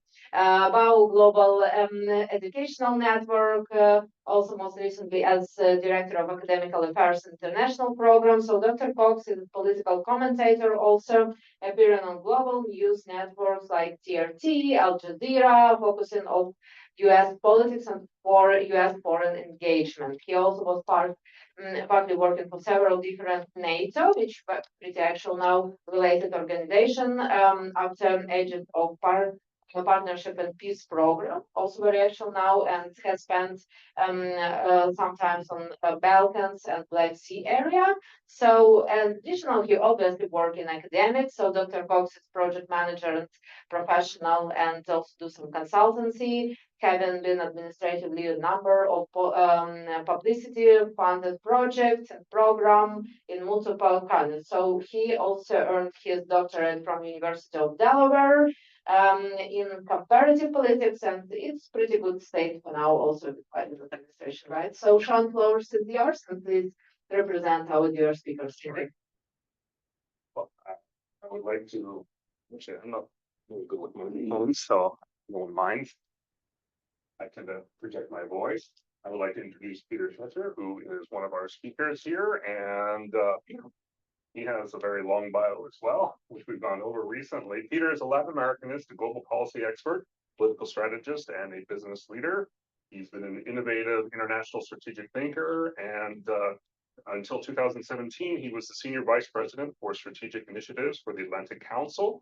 He took a break from politics and communications when he joined the council in 2013, and he was initially the founding director of the Adrian Hirst Latin American Center. In just a few years, he grew the center to become one of the most prestigious policy centers on hemispheric affairs.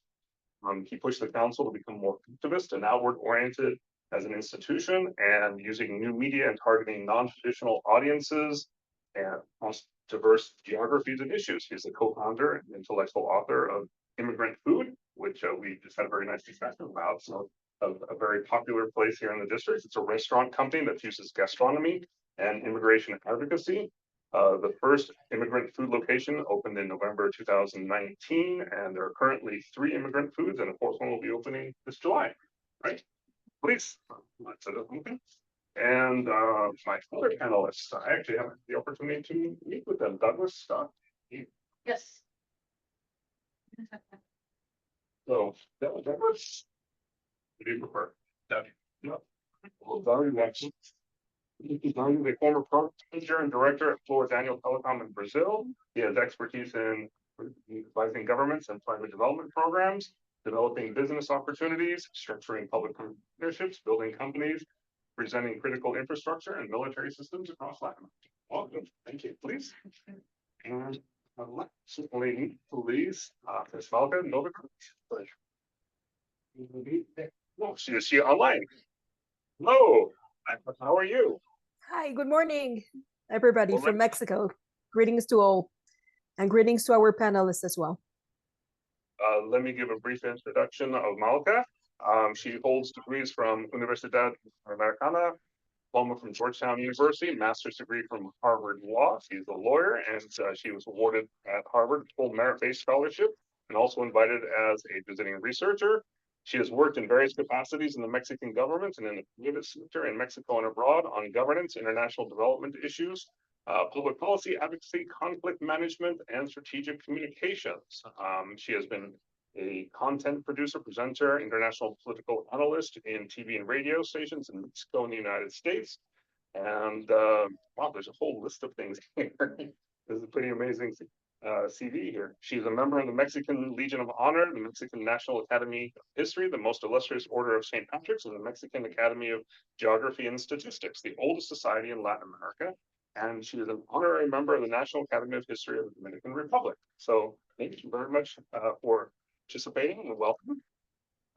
We as the panel, the name of this panel is Instruments and Regulations of GR, Lobbying and Advocacy in Latin America. So the focus, of course, is of government relations, as the entire conference is.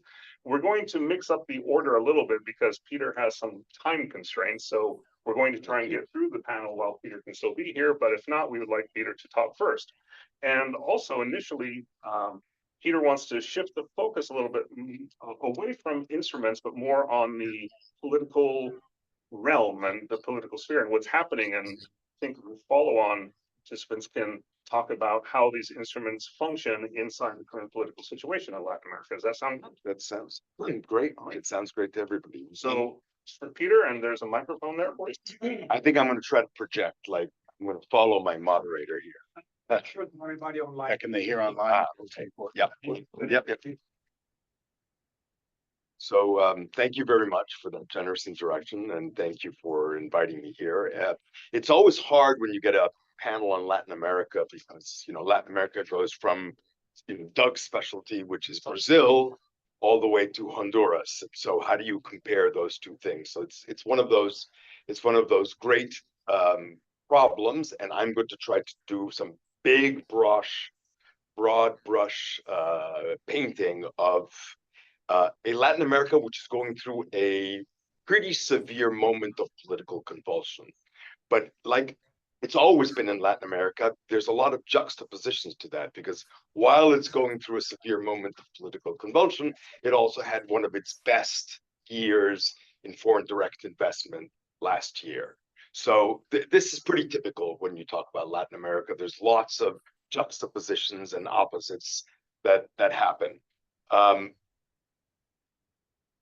But there are certain things that I think are worth mentioning that are sort of first time. Latin America has a long history of boom and busts, but there's some first time things that are happening in Latin America which are worth mentioning. First of all, like everywhere else in the world, Latin America is going through a moment of extreme populism that both emerges from the left and populism that emerges from the right.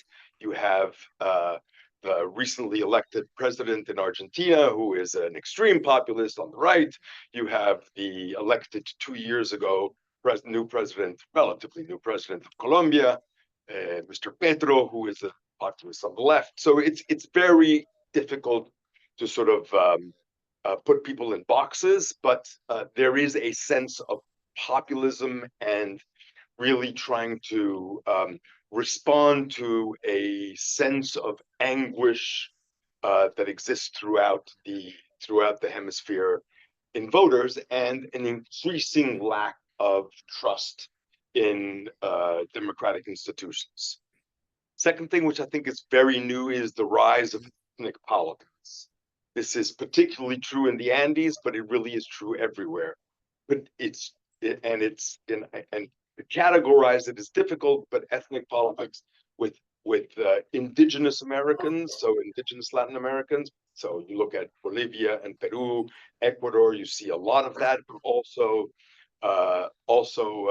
Afro Latin Americans have an increasing amount of voice and political power. The vice president of Colombia is a Afro Latin American, very popular, very radical, but people trust her because she is very critical of institutions, and this is playing a lot of havoc with politics.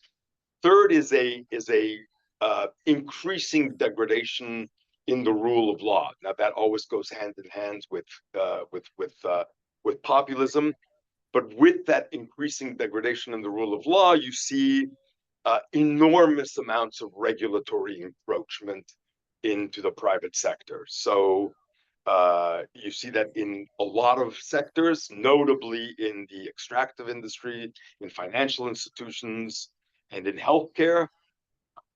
It began 20 years ago in Venezuela, where it's been made into an art form, regulatory encroachment, but it's now quickly spreading to Colombia, Peru, Brazil, and other countries. And last, I would say there is a new impact. And I'm basically trying to point out some new factors. There's a new impact of immigration and emigration.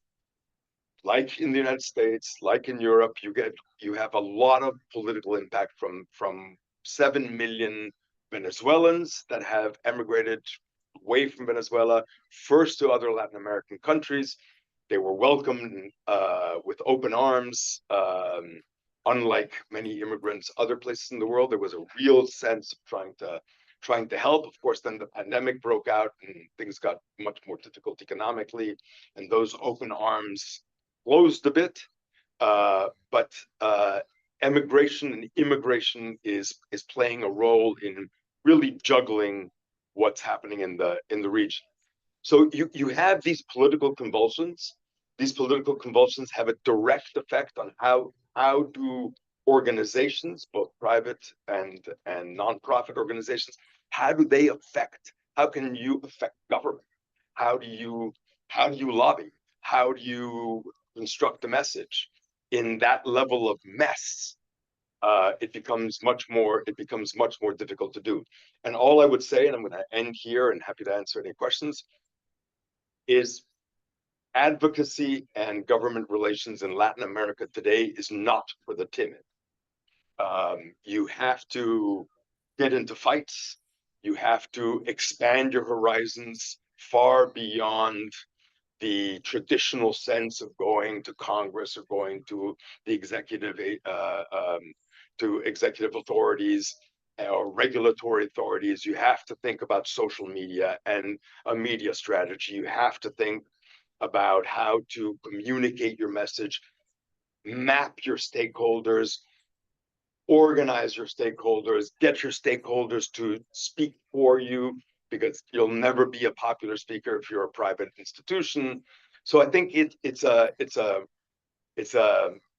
boxing match, and you have to be tough. You have to be careful, because particularly if you're a foreign company in Latin America, you today can be attacked for trying to. You've always been attacked for trying to mess around with domestic politics. Now there are multiple levels of attack on social media in the news that make it very difficult to do. So it's definitely not for the timid. I'll stop there. Thank you very much. Well said. Well, Peter has set up the scenario of what it looks like today and given some highlights on operating in Latin America. So Doug, what are your thoughts on methodologies, approaches to getting the work of advocacy done, carrying out government relations, given these conditions? That's a fun question. And actually, I've been in Latin America actually since 1979. Started in Mexico as a kid, going down at 16. Got to live native with the local families in Tlanepantla, and fell in love with the culture, fell in love with the language, and learned the language fluently. Later actually served as a missionary in Chile during the revolution against Pinochet, was there for 2 years, and built a number of companies in Mexico, in Colombia, Panama, in Chile, and in Brazil. And the thing that I have noticed, I kind of naturally go native.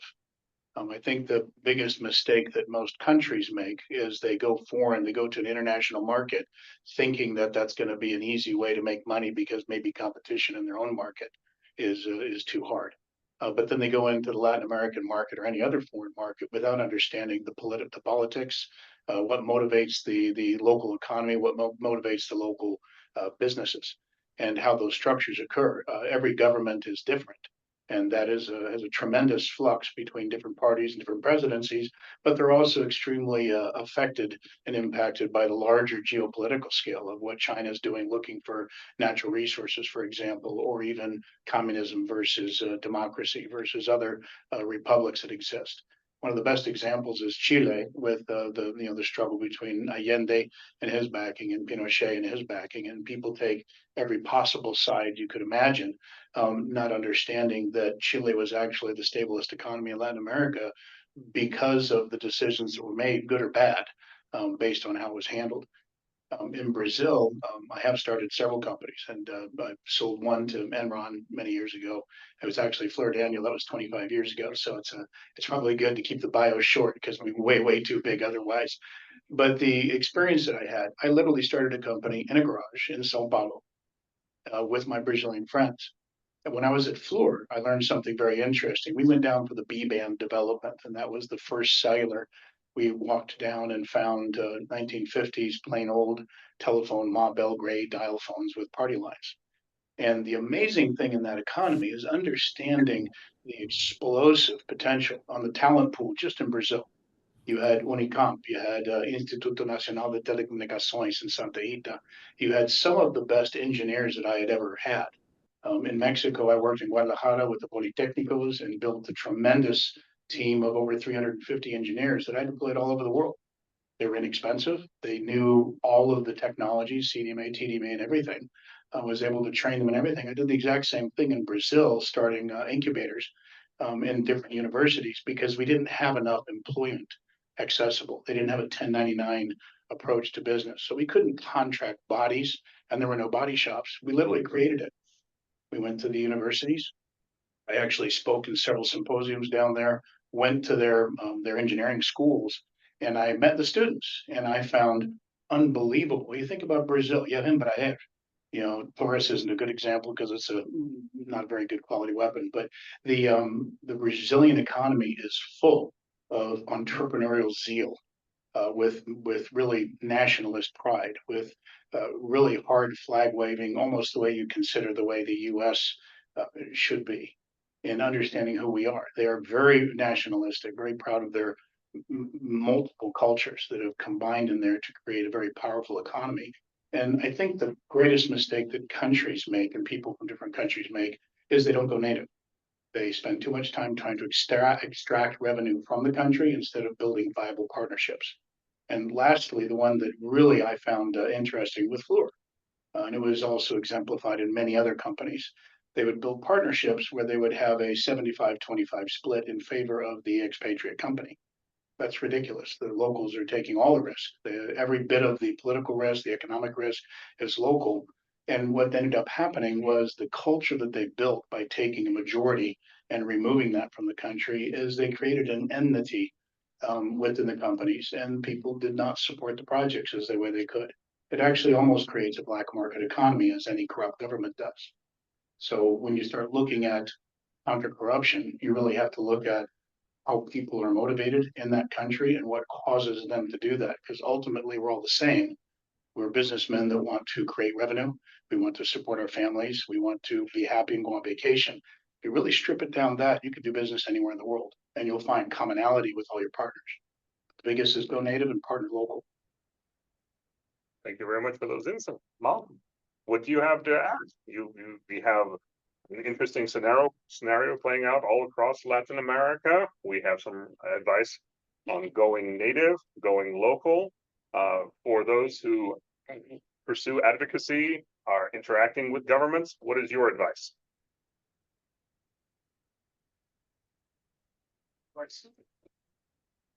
Unmute.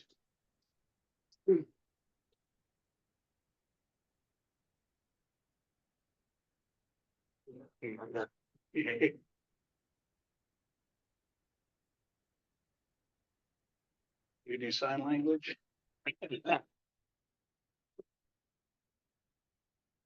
Hold on a second. We'll see if there's something from our end that's causing the issue.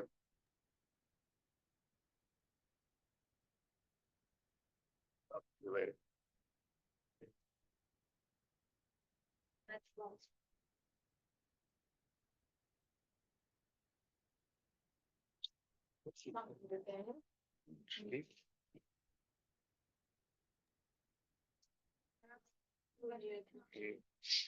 If you take the headphones out, maybe, can you pull them? It's not on my side. No, is it good now? All right. Yes. Great. Finally. So I would like to retake some of the points that Peter was saying, and Mexico is undergoing through a tremendous change. I think that traditionally, where of course our president is part of the trends that Peter was mentioning, is he's a populist president leaning towards the left. And the reason he came to power was because there is a huge anger that he knew how to capitalize that anger in a very effective way. So what he has done is foster the polarization of the Mexican electorate. Basically, before, I have to say that Mexicans are a very, very small segment of Mexicans goes out and votes. So in reality, the election where he was elected president, there was a huge flow of people that had never gone out to vote. And I think that it was partly that anger that fostered that. But now we see a huge apathy with the electorate on one side that traditionally they don't go out and vote, but we're seeing a revival of this interaction of sectors of the population that usually never went out to claim for the rights, because President Andrés Manuel is trying to basically eliminate all the checks and balances and concentrate power. I think that like many other Latin American countries, that is what's happening. And the rule of law certainly is not very strong in Mexico. There is a huge disdain of the president of laws. He actually nullifies and goes out repeatedly to say that he has a very known saying, "Don't tell me that the law is the law," meaning that, you know, there is not a huge respect for laws in Mexico, and then you go out and you have a president that undermines legality, which is terrible. So then that translated to how lobbying is carried out in Congress. You had companies that, of course, have always been lobbying for laws, and it's much more on a tete-a-tete interaction with our legislators. And you have also the chambers of commerce that go out and do this lobbying. But now you have each time much more segments of the population that, I don't know if you are familiar with the pink tide, which are many Mexicans that never participated in politics are going out to claim for rights. So now, before there was the links between our representatives and us as citizens were virtually non-existent. It's not like in the States that we can go and call our representatives. It was not done before. So now civil society is engaging, and actually that link between the represented and the representatives is starting to grow a little bit more. I think that there is a huge, there is also, like Peter Schechter was saying, there is a problem that is invisible for the moment in Mexico, and that's immigration. All the immigration that is not being able to go through to the United States is staying in Mexico, and that is changing and will change enormously our politics and our environment and social environment. You have people from Haiti, you have people from Venezuela, from Nicaragua, from Honduras, that rather than going through to the United States are staying in Mexico. And it is rumored, and with huge evidence, that our current party, Morena, is trying to give them rights and trying to give them citizenship to be able to have more votes and consolidate themselves in power. And then there is another thing which is interesting, that I think that it's virtually non-existent in the media. China and Russia are investing heavily in Mexico and sponsoring a lot of the party in power. They're giving funds to the party in power. And that is something that has been invisible for Washington, but I think that is something that should be of a huge concern for Washington. And I think that those are things that, in a way, the party has also, those are things that will be changing our politics. And for instance, when the invasion of Ukraine, the president never went out to criticize Russia as a country. Many legislators received a Russian committee in the Senate. And I think that that is something that we were traditional allies. We have treaties together, and that is something that politics is shifting. And I think that Washington should pay a lot of attention on that. And my last point is that I think that companies are having, of course, Mexico with nearshoring has been very attractive for a long time, and nearshoring will certainly be a factor. The problem is that security has been degraded in these last times. The president changed. We had a federal force that was relatively effective, and now with the National Guard, it's been hugely ineffective, and companies routinely complain about security, routinely complain about the rule of law. And I think that Mexican government should think on those issues and act upon it, because nearshoring is not, as many people here in Mexico and many companies think, it's not a natural thing. The conditions have to be right to be able to foster and be able to exploit to its maximum potential nearshoring. So basically, those are some of the points that I wanted to put forward. Thank you very much. Before I open the floor to questions, I will take my prerogative as moderator to ask the first question. The question that have it involves the globalization of Latin America. Since the declaration of the Monroe Doctrine in 1823, the United States has laid claim to Latin America as its exclusive territory. But as we've all seen in the latter part of the 20th century, in particular in the 21st century, other countries from around the world have been encroaching on the United States' claim to primacy in Latin America. As Malka pointed out, China and Russia are investing in Mexico. It's an experience that I've witnessed in the 25 years that I lived in Turkey. It wasn't until 2014 that the first organization in Turkey made a formal agreement with a country in Latin America. Ecuador organization, by the way, was our global organization. We were the first Turkish organization to sign a formal agreement with the country of Ecuador, even before they established diplomatic relations. Since 2014, we've seen a number of embassies, we've seen a number of consular offices opening throughout Latin America. We've seen honorary consuls open up in Turkey. There are other countries like Egypt, Saudi Arabia that are now moving into Latin America.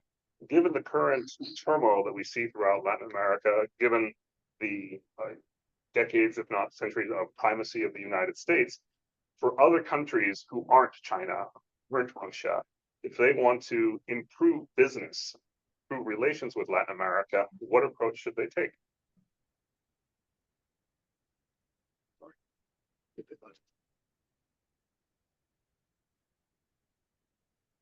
Yeah. There. Yes.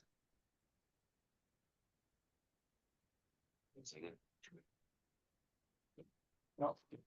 Understand how it's. It's a great question, and look, I think the what's happening in Latin America in terms of the diffusion of diffusion of power, and the sort of ebbing of the U.S. primacy, and certainly the ebbing away of bipolarism, has allowed countries all over the world, South Asia or in Latin America, to become what some people lovingly call fence sitters. So you don't have to commit to either side. I mean, China has become the largest trading partner of Latin America today. And so it used to be unequivocally the United States, and it has become the largest. China is now the largest trading partner. But that opens space, certainly, for many other actors. You mentioned a couple, certainly Gulf countries are interested. I mean, Latin America remains an enormously attractive, resource-rich place to do business, which is why China does so much business there. So I think there's lots of room to expand your interest in Latin America. But I would say one more thing. It's not only countries, it is non-state actors that are also growing in importance in Latin America. And after some considerable ebbing of organized crime, I mean, Latin America is right now going through a really deplorable rise, influencing every aspect of decision making. So what Malka was talking about in terms of security degradation in Mexico, which is a feeling also of voters not being able to go on the street, but it's also about certain decisions to bring the police and army back into the barracks and no longer attempt to quote unquote reduce violence by stopping the fight against organized criminal activity. That has been AMLO's patented way to move forward. He's now exported that intellectual property to Colombia. President Petro has also massively reduced the engagement against organized crime. And so you have this explosion of organized crime that is also another reason why you have this large shift in the political balance and what I call convulsion in Latin America. Let me just say one last thing. I mean, I don't want to forget this juxtaposition that I pointed to at the beginning when my comments, which is, you know, Latin America continues to be relatively a young population, a middle class population, incredibly resource rich, water rich in a world where water is disappearing, an agricultural juggernaut, a bubbling civil society. So, you know, there's also a reason why foreign direct investors decide that it's a good place to invest, notwithstanding the security problems, notwithstanding the political convulsions, notwithstanding the regulatory encroachment. So you do have this thing that you've always had in Latin America, which is there's a lot of steps going backwards, but there's some steps going forward as well. So aside from going native, going local, what can companies do? Well, it's interesting because I was actually in the process of advising on secure communications for President Bolsonaro when the election went the opposite way. I was doing the same thing in Ukraine and Russia. Actually changed the focus from intelligence and technology and communications over to bullets and 155 artillery rounds. So we should just find out where you're going. Yeah, don't go where I go. It don't follow me. There's going to be an earthquake or a civil war, and I did not do either. And when you talk about Monroe Doctrine, you're talking about the kind of general traditional U.S. big brother for the Americas. One of the most important things is from the military perspective, the defense collaboration, which was the UNITAS program, which is kind of all of our sailors, all the navies get together and they come out.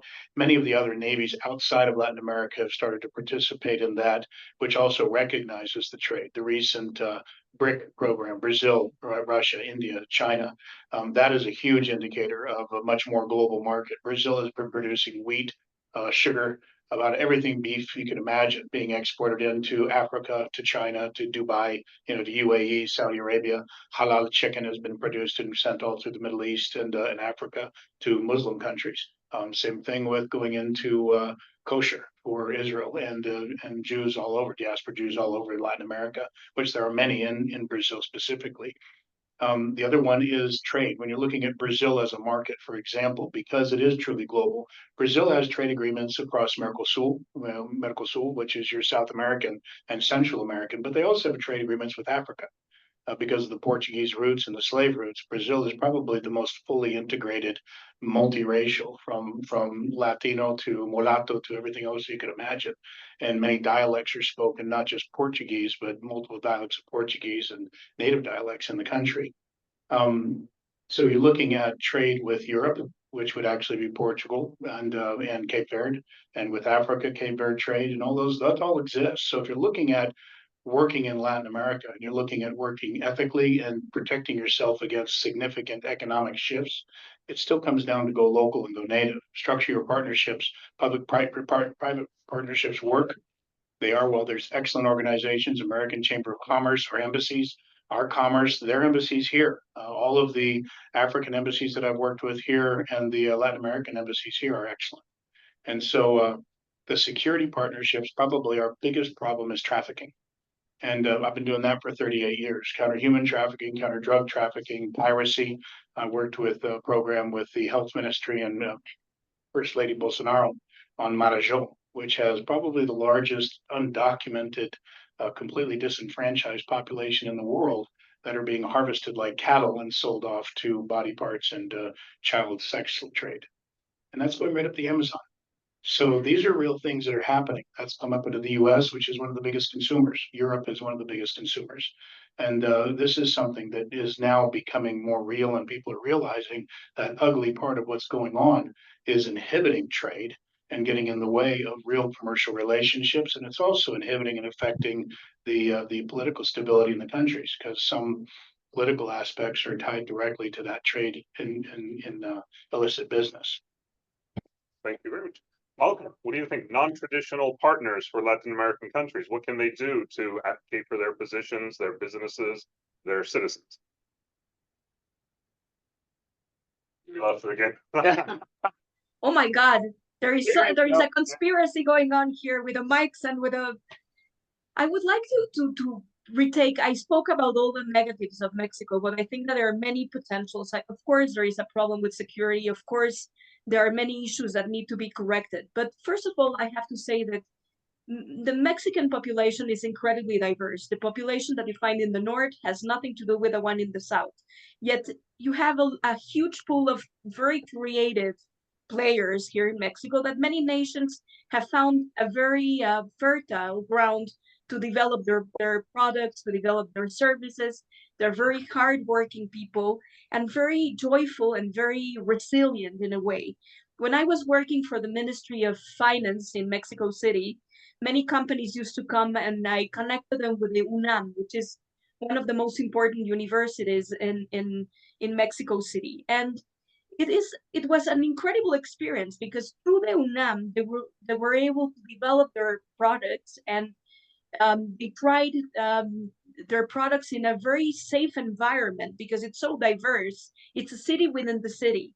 So you had unguided cars that were tried in Mexico. And you believe me, if you can pass all the hurdles of a car that is not driven by persons here in Mexico City, is that you are doing great because it's such a difficult environment.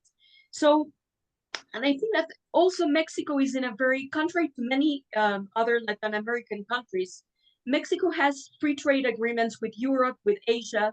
So it's a very fertile environment to be able to export your products. And as for the United States, we have been interacting with the US for so long that I think that Mexicans find it easier to interact and do business with the US because so much is oriented towards understanding the US. And now that the Chinese are coming because of the disengagement of the US with China, they're coming to Mexico and trying to use Mexico as a platform to be able to re-access the United States in a different way. So non-traditional players, you can also, it's been difficult to interact with them, but it has been also a learning experience, and that has strengthened Mexico as an incredible place to invest. And despite the problems, I think that many companies have thrived here. It might come as a surprise to you that in order to develop the brand of London with all the red telephone cabins and many of their marketing, they came to Mexico to be able to see and get creative ideas how to market the UK. And that has been done with many other brands because here we have really creative people. You just have to see the artisan and you have to see many other services. We come up in our day-to-day, we're so accustomed to have to solve unimaginable problems that we have become very creative as to how to sort out those hurdles. So I think that, yes, despite all the problems that we have and despite this streak of populism that has not been very friendly, it has evolved, but from the outset, it wasn't very friendly to the private sector. I think that in the practice, after the 6th year already of President AMLO, we have seen that it hasn't been that hostile. It has been hostile in word, but not so much in action.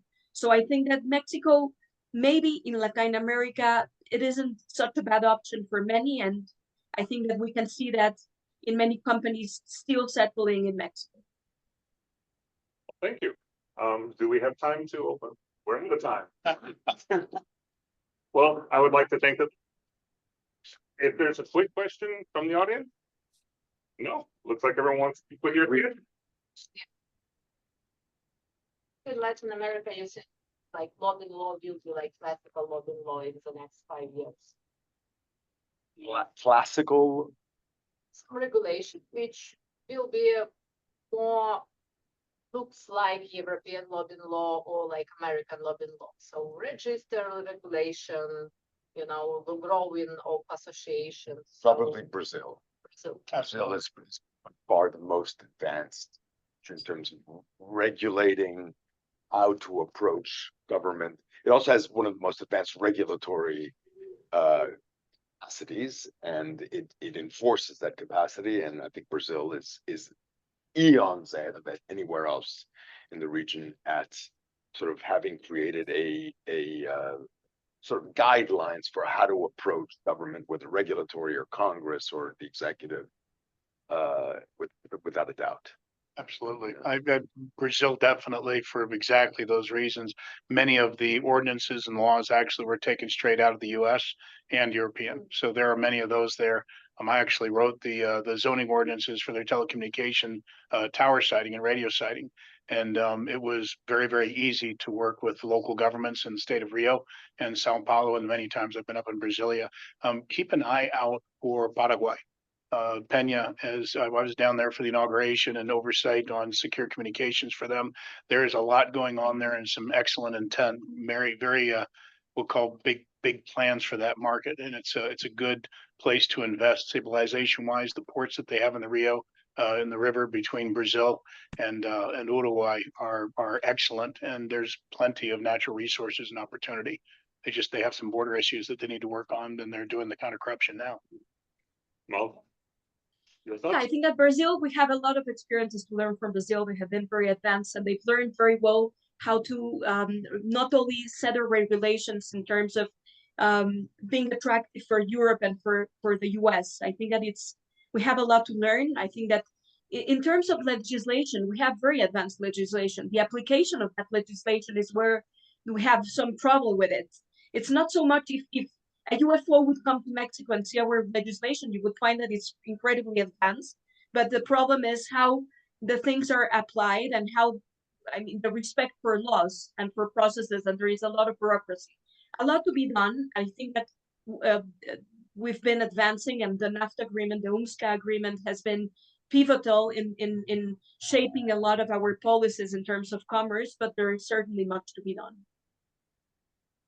Thank you. Thank you to the panelists for your contributions, your thoughts, your comments. Thank you to the audience for your attention. And I guess we'll sign off for this panel and give the floor to the next one. All right. Muito grande prazer. Thank you, Malca. Tem muita gente aqui. It's a pleasure to see you. Thank you, Malcolm.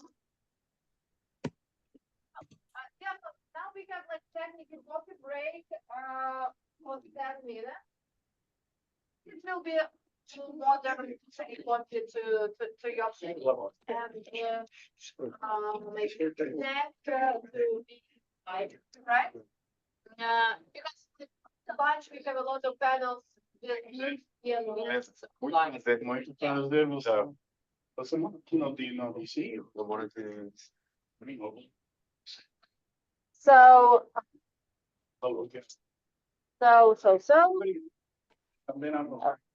So the next panel, it will be panel about, So the next panel is panel about lobbying and advocacy in Canada.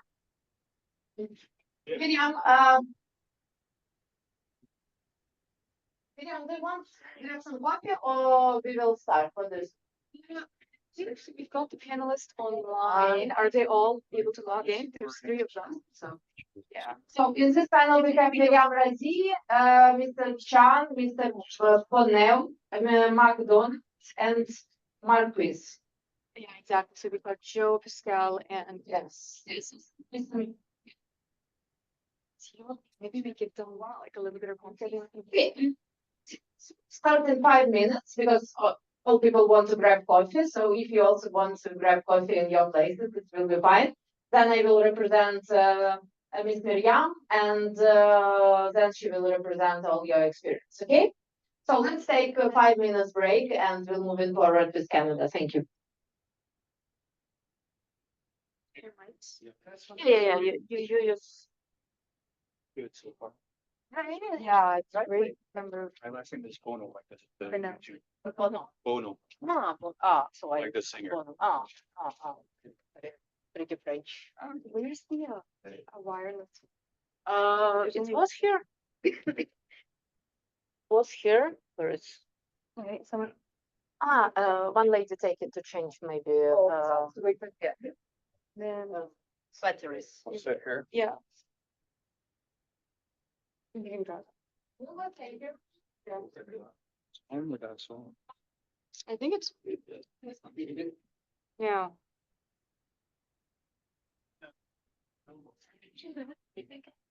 Just wait for these. Actually,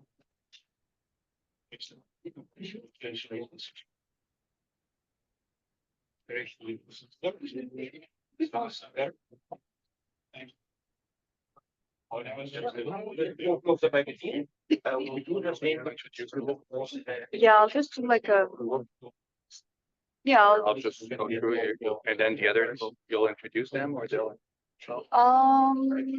no, I'll introduce them.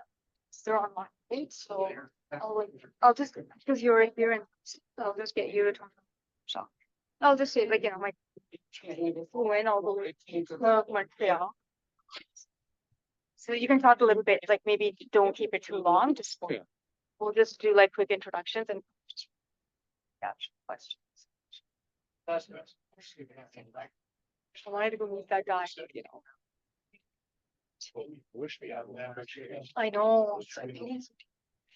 He is not. It's not the best. I don't wait for this mic is yours and we need one. I need like a free hand because I'm writing and. I think our panel is like they talked a lot about recontention.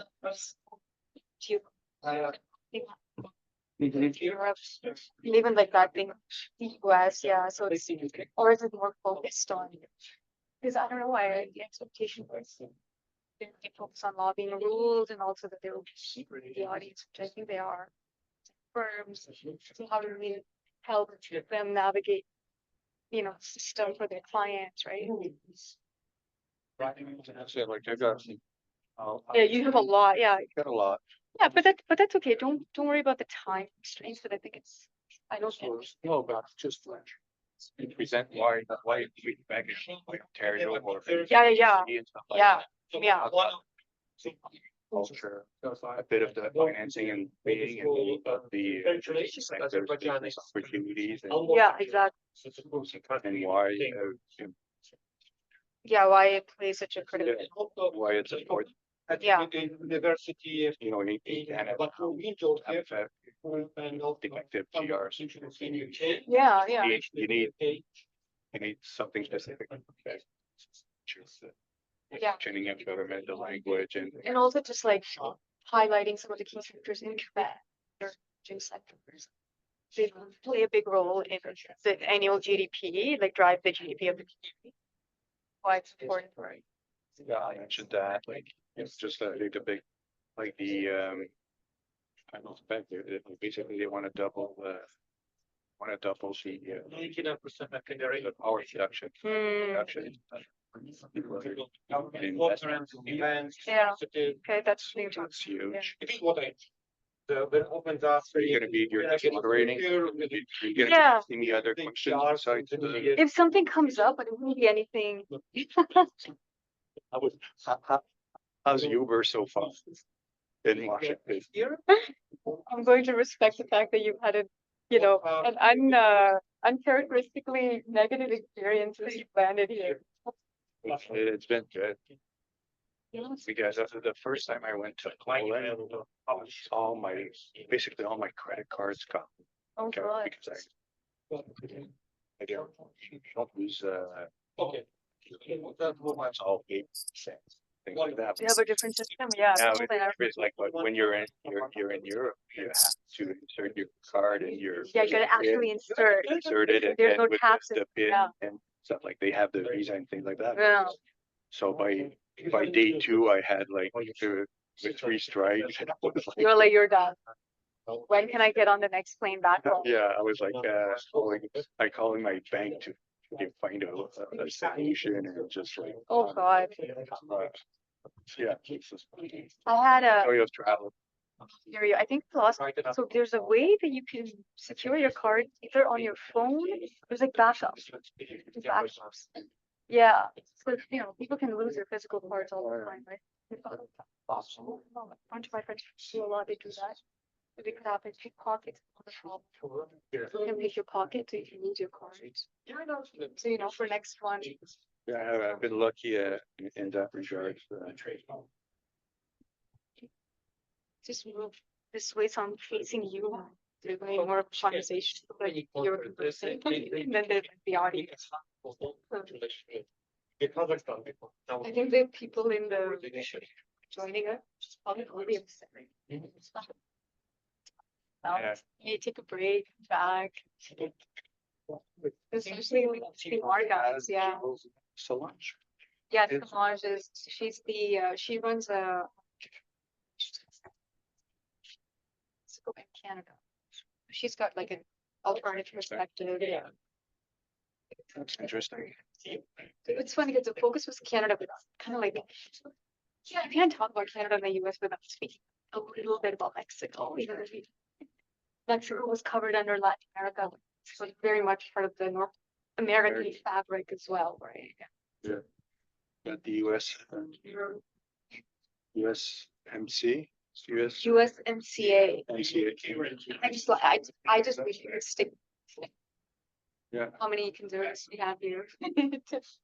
They want to call USCMCA, USCMCA. USMCA. USMCA, yeah. Yeah. Was Canada called CUSMCA? Canada wants from Canada first. Canada. United States. CUS.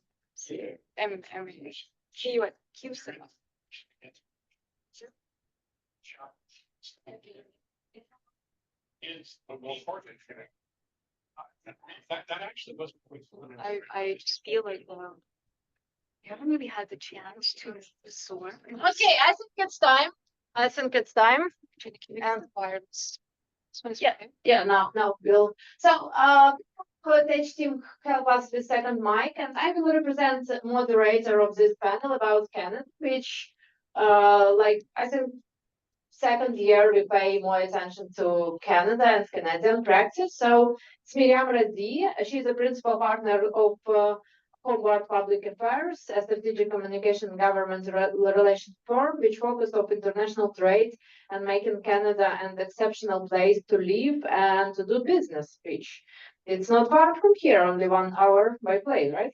Little advertising. Miriam has big experience in leading public policy, strategic communications, advocacy design for various national and multinational organizations across Canada. She an expert in building coalition in strategic partnership, providing strategic counsel for industrial leaders, associations, non-profits, and who looking for private enterprises in Canadian markets. So if you're international guest, it can be interesting for you. Miriam is a former civil servant with strong track records, building effective relationship with decision-making across party lines in Canada. And her result-driven approach has earned her reputation in Canada and worldwide and in our community. So I will give this floor to Miriam to represent our dear speakers. And we have a lot of speakers online today, so please represent their interest and bias to us. Please, Miriam.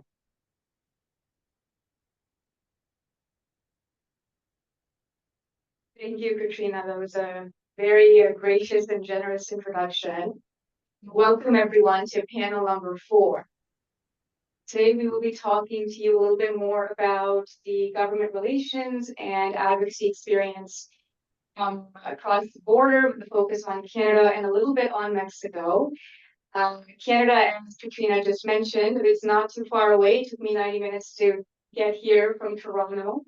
And my colleague here today, Sébastien Bonneau, has traveled all the way from Montreal to come speak with you guys about his experience and share some of the case studies. I just want to quickly start off with introducing 4 very distinguished guests who are joining us online as well. And if you've got, do we have everyone online? Joe, Pascal, and Solange? Confirm. Yeah. Can you just confirming that folks online can hear us? Yeah, we can hear. Yep, we can hear fine. Okay, wonderful. So I am just going to quickly start off by giving maybe 5 minutes to my colleague Sébastien here to talk a little bit about himself, and then we will move into introductions for people who are joining us online. So Seb, please go ahead. Thank you very much. It actually took me just under 2 hours to get here, and it's a much warmer than in Montreal currently. So I'm very happy to be in Washington and participate in this very interesting panel and session.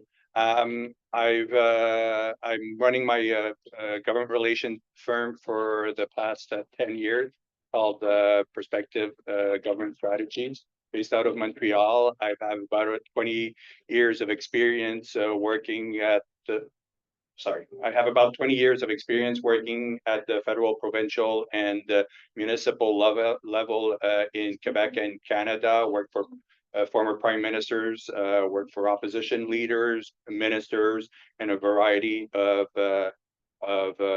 elected officials. And my practice focuses on Quebec with some federal mandates here and there.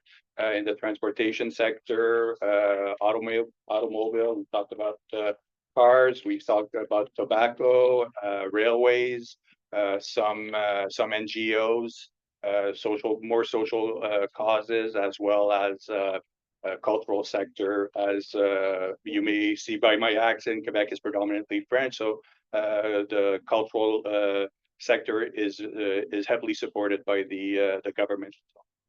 Great, thank you, Seb. And of course, Seb and his company represents some very critical sectors that are prominent in Quebec, and they make up a huge part of Canadian GDP. So the influence of Quebec as a province is a very strong one when it comes to the Canadian lobbying landscape. Just quick introductions online. I will start off with Pascal Chan. So Pascal joins us. He's joining us from Toronto online. He is the Senior Director of Transportation, Infrastructure and Construction at the Canadian Chamber of Commerce. Pascal will speak with us about what the CCC, the Canadian Chamber of Commerce, does, and all the efforts that it's making to make Canada a great place to do business, and also some of his excellent work that he's done in the housing, energy, and life sciences space. And also his government relations portfolio. We also have joining us today Solange Marquez. She is the founder of Framer Consulting and Perspective Mandela's consulting firm. Solange's got a very interesting background because she does government relations across the border in Mexico and Canada. So lots of great insight. Solange, we just had a panel full of experts in Latin America, and lots of great learnings from Mexico that came out of that panel, and I'm sure you will have a lot more to add to that.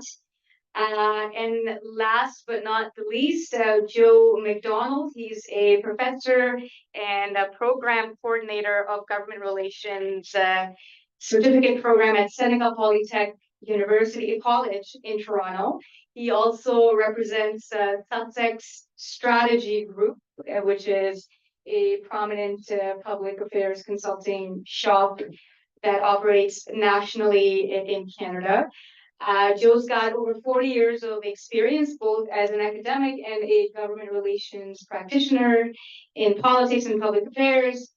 He's also done a lot of political work with various cabinet ministers, providing all sorts of strategic counsel, communications, and public affairs advice. So we will be talking to Joe more closely about what he's learned in 40 years of his experience. Joe's also been a great mentor of mine. I hire his students all the time, every opportunity I get. And he'll be a great resource when we chat a little bit more and dive into the questions.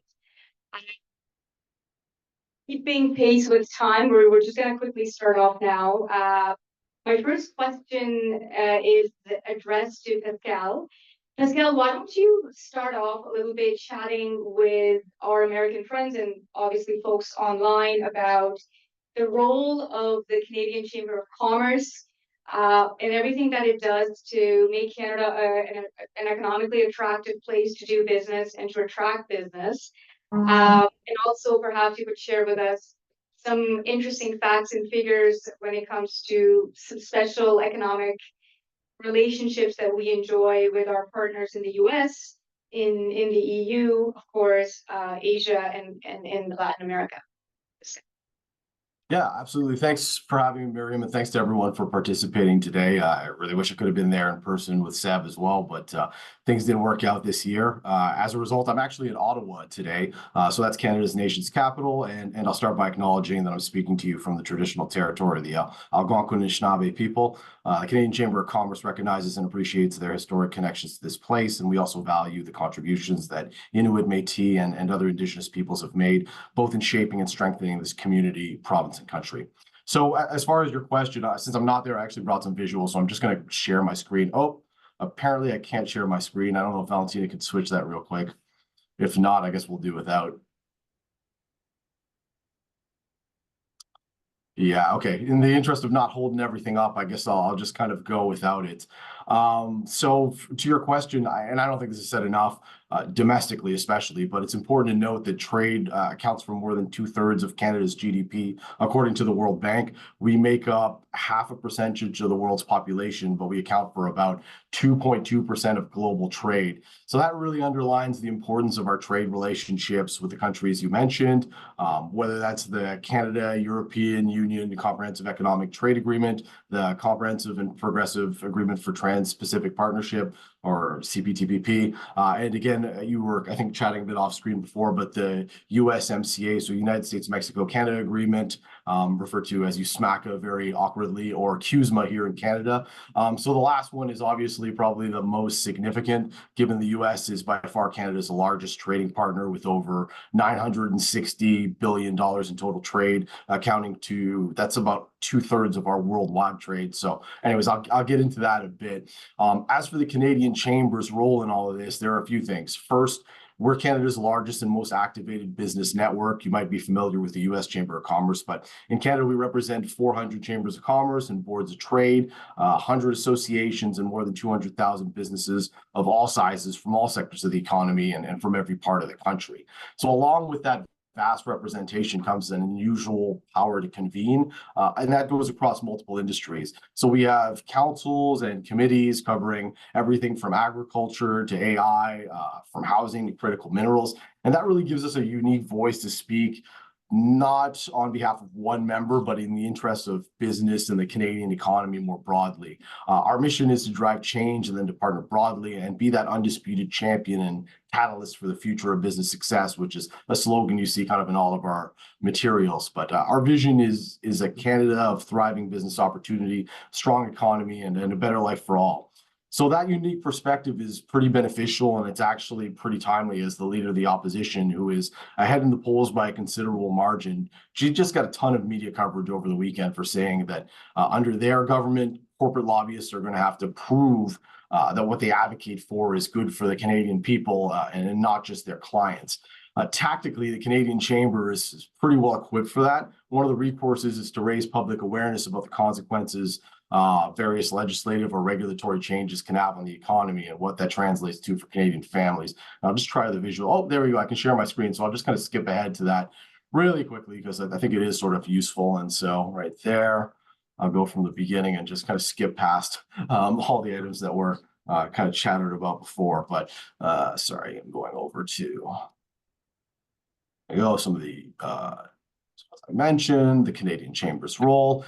Yeah, so again, on screen, you see kind of various clips of me talking about different labor disruptions that took place over the second half of 2023. And you also see a couple of op-eds that I've written to kick off 2024 on housing, pharma, which again are vastly different things, but they are critically important to different parts of our membership. And all this to say, you know, have that value of having your issues covered in tier one media and the ability to connect with the people who don't follow things as closely as those who work in our political bubble, it really shouldn't be understated. From an international perspective, again, our CEO, Perrin Beatty, he wrote to the Prime Minister before the holidays to raise concerns about Canada's strategic engagement in the world. And this got a significant amount of coverage, but the key points were unleashing our trade potential, meeting our international obligations, and again, focusing on our relationship, especially with the United States. So last year, we attended the B20 summit in New Delhi, as well as the Team Canada trade mission to Japan. That's where Perrin, in this letter, kind of relayed what he was hearing in those meetings. And so he told the Prime Minister that his observations are that our country is increasingly being viewed as a well-meaning but unserious player on the international stage. I mean, my second week on the job, the Canadian Chamber, there was this huge strike at the West Coast ports. That's where some of the media clippings came from. And they handle about 25% of the goods that flow in and out of the country. So there was another one a few weeks later, and Seb will know this quite well, but the St. Lawrence Seaway, that was another repeated, very, very intensive disruption. So these repeated strikes are really damaging our reputation as a reliable trading partner. And we should be establishing ourselves as a country that the world can increasingly depend on for food and energy security. So again, that last note for the US, because this is an event happening in Washington after all, but it's the importance of that relationship for Canada. And with USMCA coming up for renewal in 2026 and an election coming up soon, that'll certainly have some campaign elements that deal with protectionism. It would be a really critical mistake to wait until 2025 to do the work that's going to ensure the agreement is preserved. And so on our side, the Canadian Chamber is leading 4 business missions to the US this year, focused on key areas of the Canadian economy where there are significant opportunities for growth and synergy with the US economy. And that's life sciences, Canada-US trade more broadly, artificial intelligence, and critical minerals. Anyways, I'll leave you with that. Hopefully, Miriam is satisfied with that long-winded answer. And thanks to all of you participating today. I look forward to hearing from the rest of the panelists. Thank you so much, Pascal. I just have a very quick question, just a follow-up question. I mean, that was an incredible slide deck that you shared. I'm sure the visuals were helpful for folks in the audience and folks online. We're in Washington today, so you just mentioned that we've got a very interesting geopolitical environment with obviously the elections coming up and a big focus on NAFTA, I guess now currently as USCMA. What are you hearing from a lot of the Canadian companies on the ground, like the business community really? What level of nervousness or anxiety exists in the sector about the potential outcomes of American elections in November, and obviously the potential of a very likely Trump presidency? If you can quickly comment on that. Yeah, strangely, it's kind of, we were potentially going back to somewhere we already were because he was the president before. And so we kind of have some idea what to expect, but again, the ongoing comments do create additional uncertainty. And I think it's also the other idea as well that when I say there's going to be elements of protectionism, that's from both sides of the aisle, right? Like that's not specifically a Trump thing. And I think in Canada as well, we're not looking at the end of the year, but certainly by the end of next year, we're looking at a very different political reality. So I think that the way that Perrin was recommending to the government that they prepare for this and they start to negotiate that agreement before it comes to term. Actually, shortly after we released that letter, Ministers Champagne and Ng actually came into the chamber offices for kind of their launch of their Team Canada mission to meet with a lot of the Canadian CEOs and to start working on that. But yeah, again, obviously there is some anxiety there, and it's very important that we kind of lay that foundation and start preparing for what the future holds, both domestically and with our largest trading partner in the US. I think that famous line is, it's kind of like being north of the US is like sleeping next to an elephant, and that's certainly true because everything that happens there is going to have huge repercussions north of the border.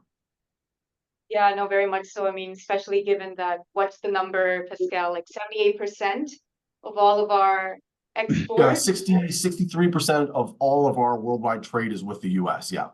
With the US, so the single most largest trading partner in the world, and with a lot of consequences to the outcomes of the election in November that we would be facing, of course. Thank you for that. Now we're going to move to Mexico and Canada really quickly. My question now is to Solange. Solange, again, thank you so much for joining us. I don't know, are you in Mexico or in Toronto right now? In Toronto now. You're in Toronto. Okay, great. You've got amazing experience on both sides of the border, both in Mexico and Canada, especially in government relations, because you operate out of both jurisdictions. So I'm just wondering for our audience here today, if you can talk to me a little bit about, what are some key considerations that companies or businesses who are looking to enter the Mexican market, whether it's a it's a Canadian company or an American company, that they need to keep in mind navigating the lobbying landscape. And also if you can comment briefly about what your experience has been like lobbying in Canada versus in Mexico for the audience, just in a couple of lines here. Thank you so much, Mariam. Yeah.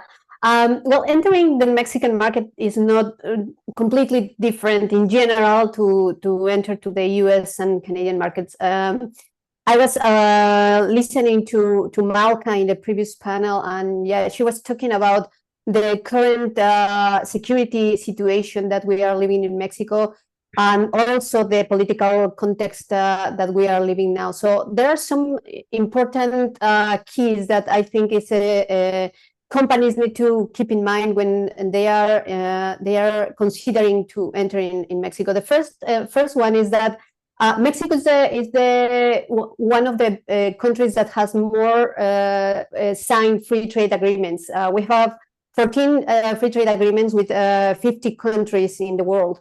And also we are now the third most innovative country in all Latin America. So even though the current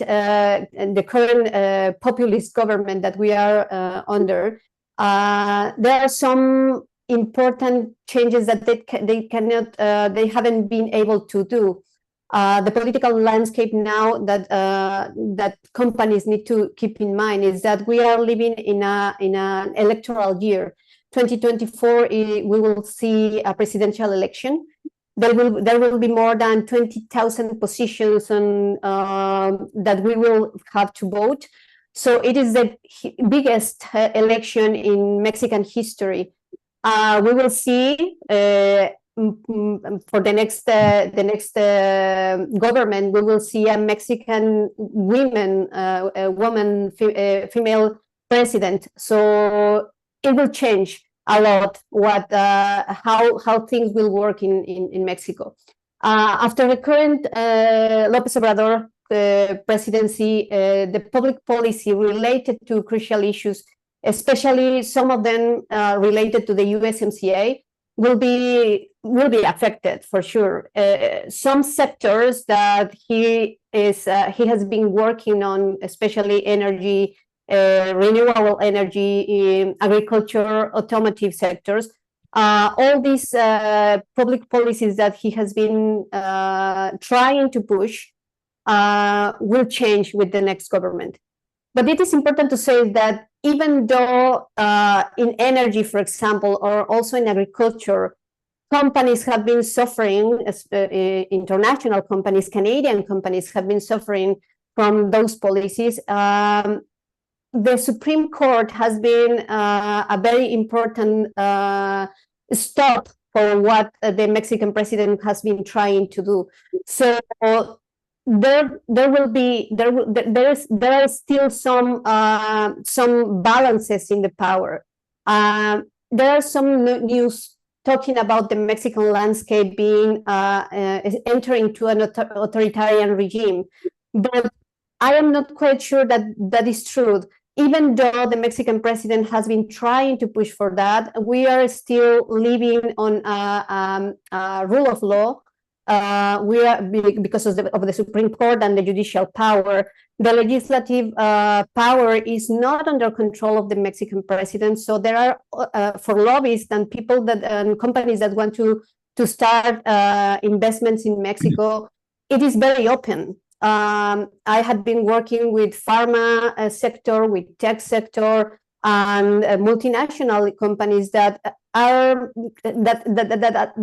been received by officials from the current government, federal and local.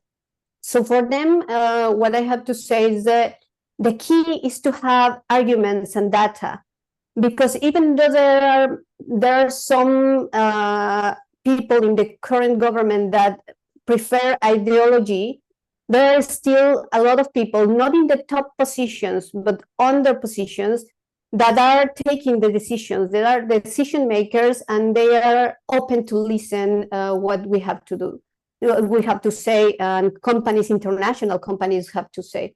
So another thing is to have a very good mapping on stakeholders. You need to include federal, local government officials, business leaders, Canadian, Mexican chambers are playing a crucial role in the lobbying work, and also community works and groups and NGOs. So this strategic approach, mapping key actors, is very, very important for the companies. And finally, I don't want to take a lot of time. I think something that it's important to have is that direct communication. Mexican business is a little bit different, and I want to start entering to your second question. Are different because we use email, but not that much. We prefer direct communication, direct as WhatsApp or direct telephone calls. Some companies that I have been working, Canadian companies here that have businesses in Mexico, sometimes are surprised that their partners in Mexico approach them directly by WhatsApp. And here in Canada, people doesn't use WhatsApp very much. They use SMS, and we don't use SMS. So this is this might sound a bit silly, but it is a way that the communication is much more fluent with Mexico and with Mexican partners. And finally, another thing that is important to understand is that our political structure is completely different. Also, our legal structure is different. Canada is common law, we are under civil law. Even though Mexico is a federal structure country, it is different, completely different than the Canada's federal structure. The division of powers here between federal, provincial, and territorial governments requires here in Canada a multi-layer governmental relations strategy. In contrast, in Mexico, we need, it is federal, but most of the important or most of the key decisions are taken by the central government. And the federal government plays a very dominant role in regulation and the policy making. So those are some keys that I want to say, and changes and differences between Canada and Mexico. It is important to keep in mind that even though the current situation is not the best, Mexico is still a very important economy, is the second largest economy in Latin America, and that the institutions are still working. It might seem sometimes by the news that things are in chaos, but we are not. In Mexico, we are not. We are under a very important federal, local, and municipal election process, and under the autonomous agency that is responsible to organize the election. So it is still to see who is going to win. It is not something that it is decided by the federal government. It's not. The vote is very important. So just to say that, yeah, there are some factors that are not in the best moment, I should say, but things will change, and I hope for the better in the next election in June. Yeah, no, that's you raised some very critical points, Solange. I have a question, and I'm gonna piggyback back for some of the conversation that we've had in the past on the Latin American panel where this came up. Obviously, Canada, Mexico, and the US were critical allies. We've got the largest, trade region in the world, representing the largest trade region in the world. There's a lot of movement of goods back and forth, goods and services both.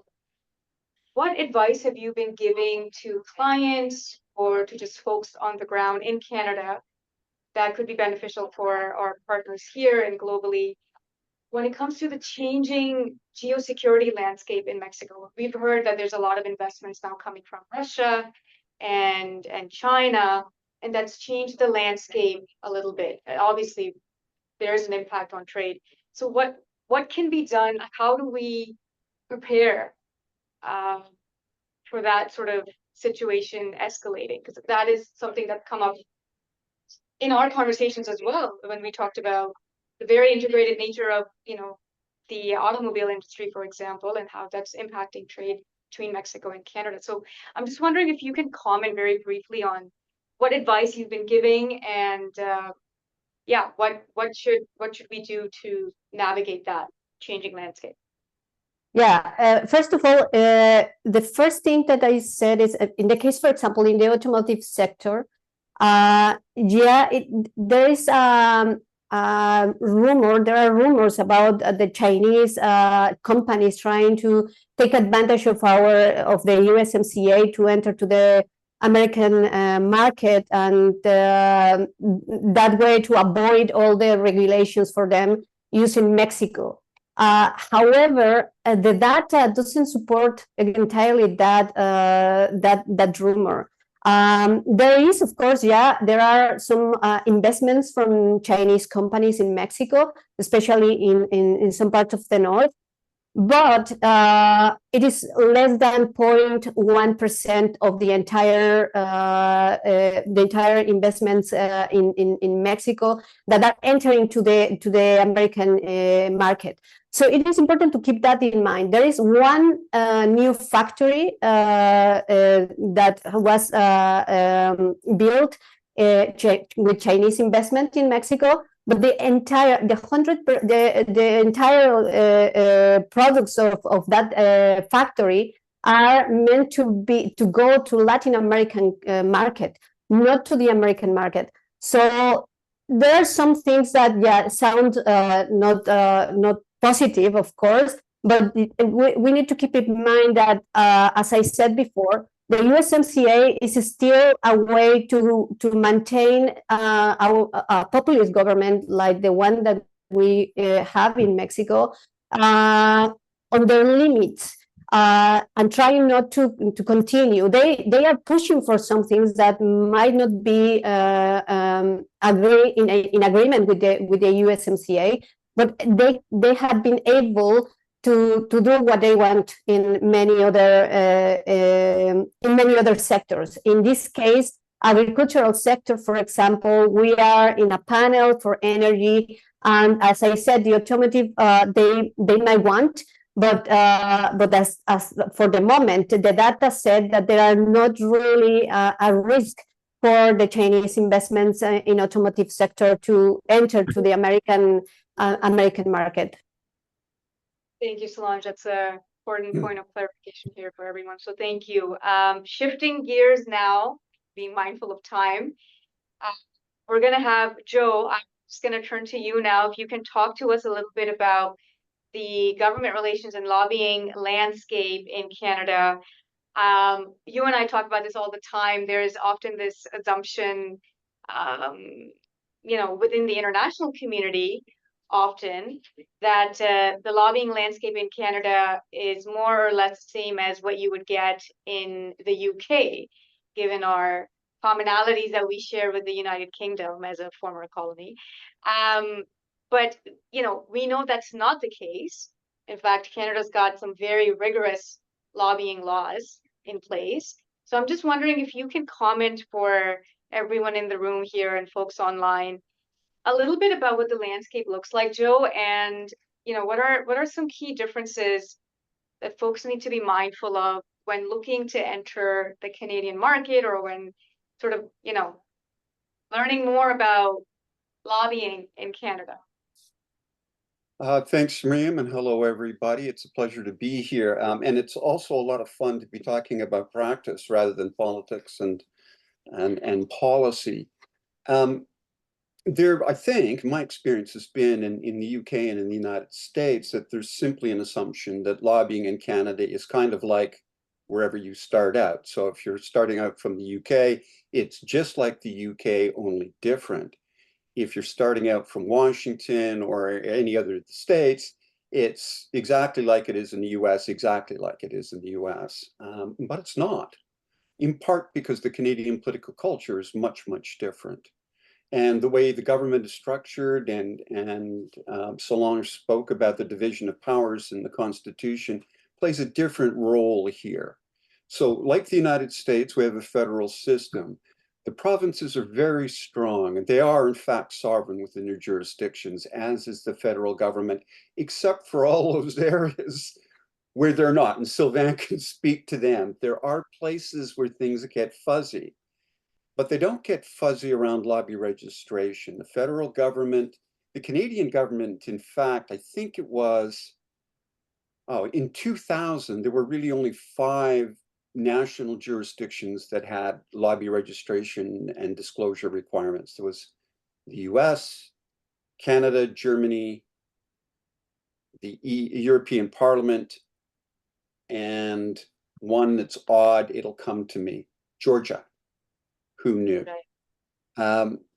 And so Canada has been doing lobby registration. It's modified it 3 times for a very, very long time. And I think last year, there were about 8,500 individual lobbyists who had registered at least once, about 3,500 organizations and corporations who had registered at least once. And I guess if I was going to give anybody some advice, it would be, first off, if you're coming to Canada and you want to lobby the federal government, read the Act. Consultant lobbyists need to register. In-house lobbyists need to register. The registration is done in the name of the senior officer of the organization, and it has to include all others who may lobby for that organization. And at the federal level, communications, meetings with whom, why, about what are tracked on a monthly basis. You also need to understand that every province has got some form of registration required to lobby. And just about every large municipality, Toronto, Edmonton, Vancouver, Montreal, they too require registration. So for instance, in Toronto, you have to let the lobby registrar know that you are going to meet with me before you actually do. Is it going to be telephone, email, in-person meeting? You need to do these kinds of things. So you're registered and you want to play the game, and that's wonderful. There are some key distinctions, and I can think of 2 right off the top of my head. The first is that in Canada, there is a convention, a custom, and understanding about responsible government. And that means that the legislature, the governing party, is responsible to the legislature, not to the voter. When the legislature, when the Parliament of Canada says, nah, we don't have any confidence in you, boom, that's it, government's dissolved. The other thing is how important party discipline is. In the UK, parties matter, but party discipline, I think the panelists here would agree that if I stood up as a member of the governing party and tore a strip off a minister or the prime minister, that would be my last time ever doing so. I would be gone. In the UK, I can do that. In fact, in the UK, I'm expected to do that. But party discipline is so strong in Canada that, so I'm not going to vary from the party's policy position. I'm not going to attack my minister. I'm not going to attack my prime minister. When you're lobbying, it changes the focus. Who are you engaging? You are not engaging primarily and exclusively individual members. We're not engaging committees because committees don't quite have the power and purpose in the Canadian system that they have in the US system. They're important, but they are not essential. And the Election Finances Act in Canada has taken big money out of the game. Corporations and unions cannot make a contribution to political campaigns, political parties, or candidates. And as an individual, this year, I can donate in total $1,750. That doesn't buy a lot of rent, does it? There are no such things as PACs in Canada. There are organizations that will come together and go after a party during the election, but they cannot raise money and distribute that money to political parties or individual candidates. So, and that pretty well is the same from province to province, municipality to municipality. Other than that, understanding what your position is, your solution, having a focused message, an appropriate frame, and a clear understanding of who the decision makers that matter to you are, should do you well. And if you don't know, if you're unsure, there are all sorts of organizations, companies, consultancies like the one I act as senior counsel for, who would be more than happy to take you through the process. And if you're interested, you could buy their services. Thank you, Joe. Thanks for the plug. I have a very quick follow-up question, Joe, and I think it's a timely one. You mentioned obviously the great differences that we share, that the lobbyist registrations, how they differ from various jurisdictions to jurisdiction. We're obviously very different than what our American counterparts have to go through when it comes to registration for their lobbying purposes. But one of the things that we've been suffering from, and we're looking to our American counterparts for advice on, is a framework for Foreign Actors Registrations Act. And that's usually the reason why it's so important right now is because of the level of election interference that we have sort of noticed from China specifically. So I'm just wondering if you can very briefly comment on why that is happening and why it's important for us to almost borrow a rubric from Americans on FARA that we're looking to implement now, because that's a big thing in the lobbying world to sort of. Well, Miriam, I'm not 100% convinced it's a big thing in the lobbying world. It's a big thing outside the lobbying world. Foreign interference in elections, foreign interference in campaigning, those kinds of things are significant and important security issues, regardless if it's part of the Lobbying Act. Does it make sense to have a registry like that? Yes, it does in fact make sense to have a registry like that. Does it make any difference where that registry, the template that's borrowed, used, cobbled together with others? Makes no difference whatsoever. It's the end goal that matters more than anything. I do not understand the difficulty that the current government enjoys in dealing with things like election interference and a registry of this nature. It seems to me, but look at my hair color, I'm not very smart. It seems to me that this is, in fact, a no-brainer. But for some political reasons and for reasons I'm sure that we will never actually understand, this government seems to not be so eager to move forward as quickly as many people in the lobbying business, for instance, would like to see. Great. Thank you for that. Shifting gears again, really quickly.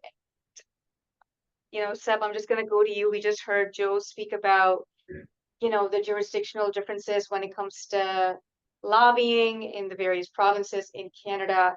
And of course, you're from Quebec, which is, again, a very important province. It contributes tremendously to the GDP of the country. And, it's got lots of emerging sectors that have become very, very important over the years. So I'm just wondering if you can comment a little bit about how lobbying differs in Quebec versus the rest of Canada.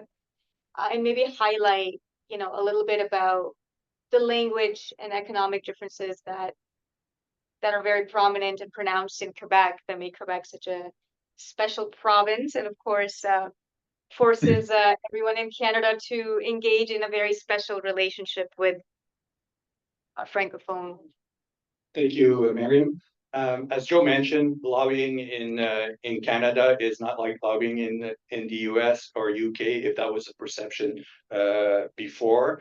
And for any companies or business or any interest, foreign interest in Canada, there's a higher risk if you're entering the Canadian market without considering the Quebec market, the Quebec government, because of the issues that Joe mentioned in regards of the separation of powers between provinces, and Quebec is the only French-speaking jurisdiction in North America with an official language being French. The language of business is French. So right off the top, any foreign companies entering the Canadian market, that presents some challenges in terms of communication, in terms of engaging with with government and also with the civil law tradition.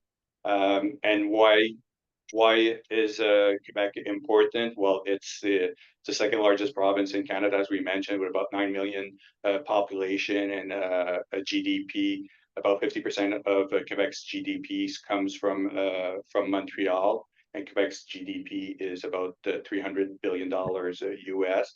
And a figure that might shock some of our Americans audience today, online and in person, is that the government spending is about 25% of the economy. So often Quebec, while having a diverse economy, is more aligned with European traditions in terms of the role and the importance of the role of government and social service, social safety nets, climate change. So when going back to the presentation that we had this morning, there was the first question that was asked was so the question is lobbying buying off government officials. I think we've proven Joe proven that the answer in Canada is no. There's very limited opportunities to influence parties' policies because of the financing restrictions on companies and unions. In Quebec, they take it a step higher, where the maximum they have their own lobbying law, of course, and the maximum that is permitted by an individual is $100 Canadian, so about $70 US. And so elections and parties are mostly funded by the state, which changes the focus of the interests and of parties.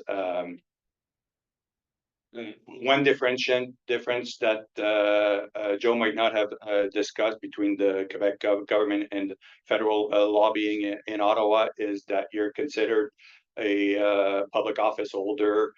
All government officials, regardless of their level, whereas in Ottawa, it's mostly senior officials that you have to register your meetings. Unlike the federal registration, you just have to enter register your mandate. Generally speaking, what your objectives of the client is, or as a company. And whereas in Ottawa, you have to register the meeting, who you met.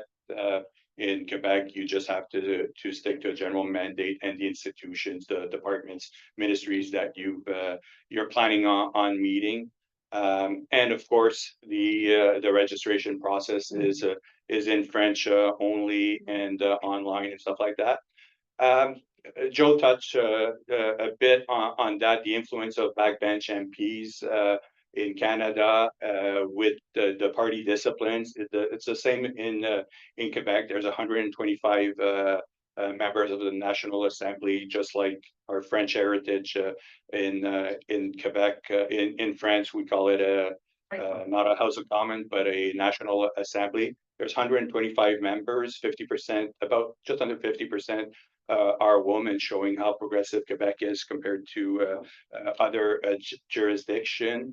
And the power really resides in the ministers and cabinet members, which are about 25 individuals who manage the various departments. So the senior officials and the minister's office, the political staff, is where you really get some traction, whether it's meetings, in-person meetings, online. We talk about Zoom and Teams meetings, very much happening in Quebec also, which might facilitate things for foreign companies who have interest in Quebec and Canada.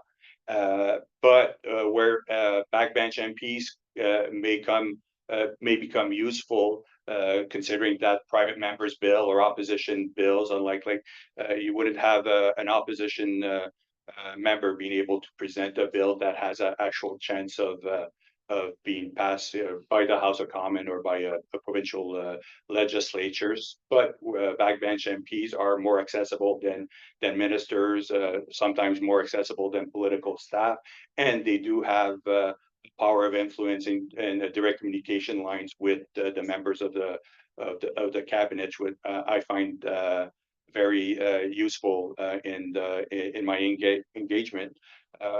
There's also most provincial legislature don't have a Senate or a second house, a house of second somber thoughts, I think we call it, in Quebec, like in most jurisdiction.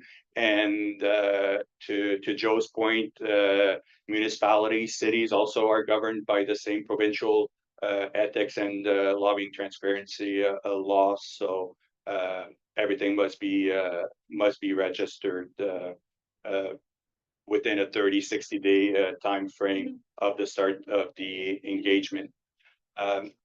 Quebec, in terms of the economy and the key sectors, they have a very aggressive greening of the economy objective, where they want to be a net zero economy by 2050, 37.5% greenhouse gas emission reductions by 2030, and they already have the greenest form of energy with hydroelectrics capacity, and they have a carbon market with California. They're always encouraging New York State and other states and jurisdictions in the US to join in, as well as in Canada, and they want to become a leader in terms of energy generations for their internal needs and the needs of New York. They signed a major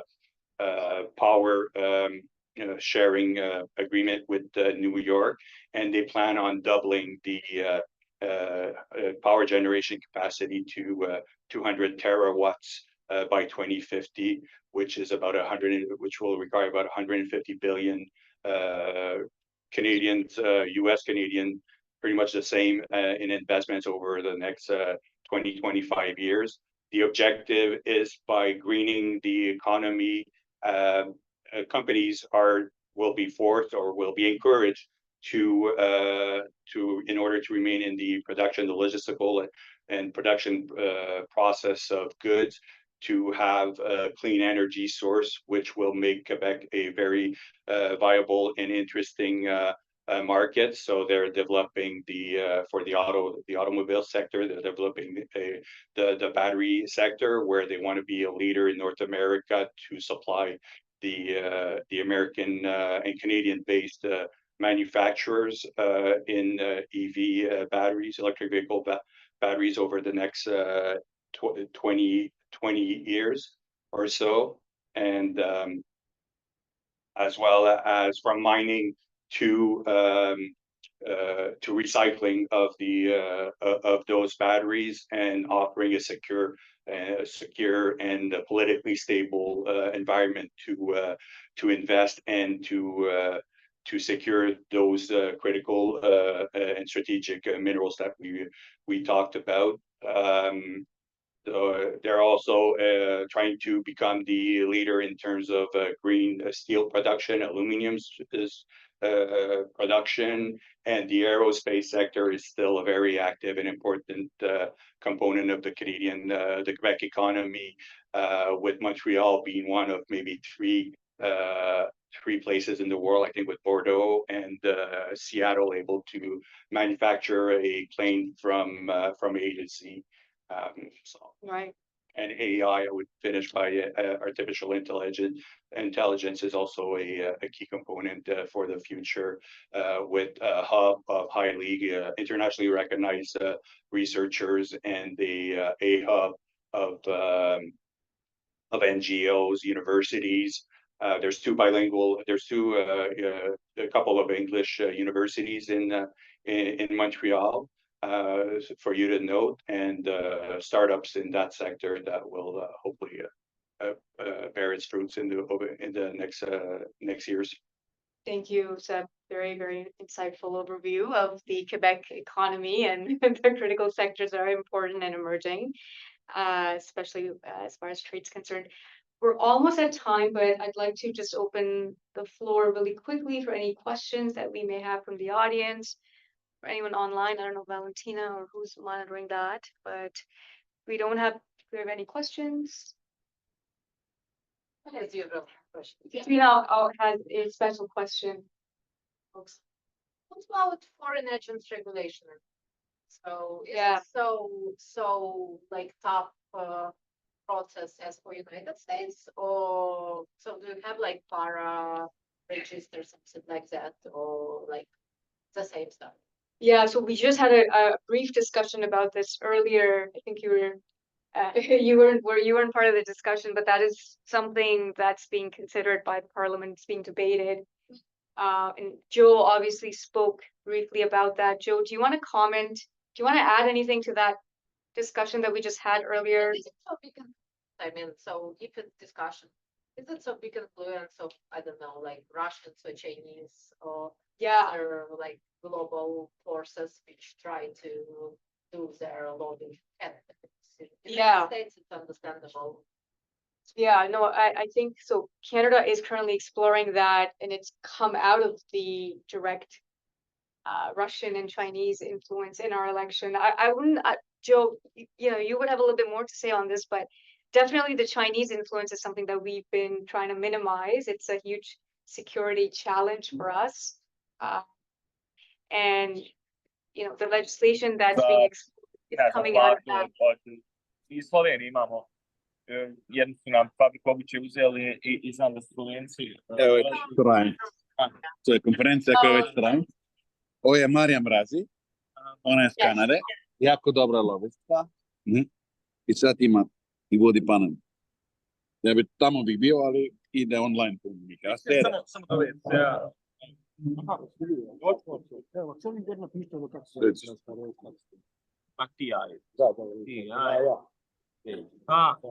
Is that Russian? Was this a Russian or Slovenian? I think I just learned a couple of new words. Slovenia. It's Slovenian. It's not Miha. Oh, I see Miha. Hi. Thank you. Hello, Mariam. How are you? Good to see you again. Hello, hi, good to see you. Hello from Republika Srpska. Oh, hello back. Joe, I'm gonna give this to you really quickly. I know we covered this, but to what just Katrina just asked, do you have any final parting comments on FARA and where we are on that? If you've got anything to say before we close this for the day. We're not far enough down the road on something like this, and really and truly, I don't think governments and I don't think practitioners understand the impact of generative AI on these kinds of things, and how that will make, regardless of, you know, something like FARA, you know, foreign interference, however your home jurisdiction describes it, is going to be common, and we're not going to be able to figure it out because we all believe that generative AI is, wow, it's more important than chewing gum. And we're not considering the impacts. What does it mean for, you know, democratic government? What does it mean for all the flavors of democratic government, participation, regulation, and management of the business of the polity? We don't care, and we're going to pay for it. Wow, that was a statement. Thank you, Joe, for such a powerful end note. I think that would be the end of this session. We are a little bit over time. If there are any questions, no, I don't think, I'm not seeing anything here. Katrina was the last one. Thank you again to all three of you, Pascal, Solange, and Joe, for giving us your time and joining us from Toronto. And I'm sure the audience learned quite a bit about the lobbying landscape in Canada and how to do business and trade in Canada. So thank you for joining us. And hopefully you can come join us again at the next forum that we will be hosting soon. Bye, guys. Thank you, everybody. Bye-bye. Thanks, everyone. Bye-bye. Ciao.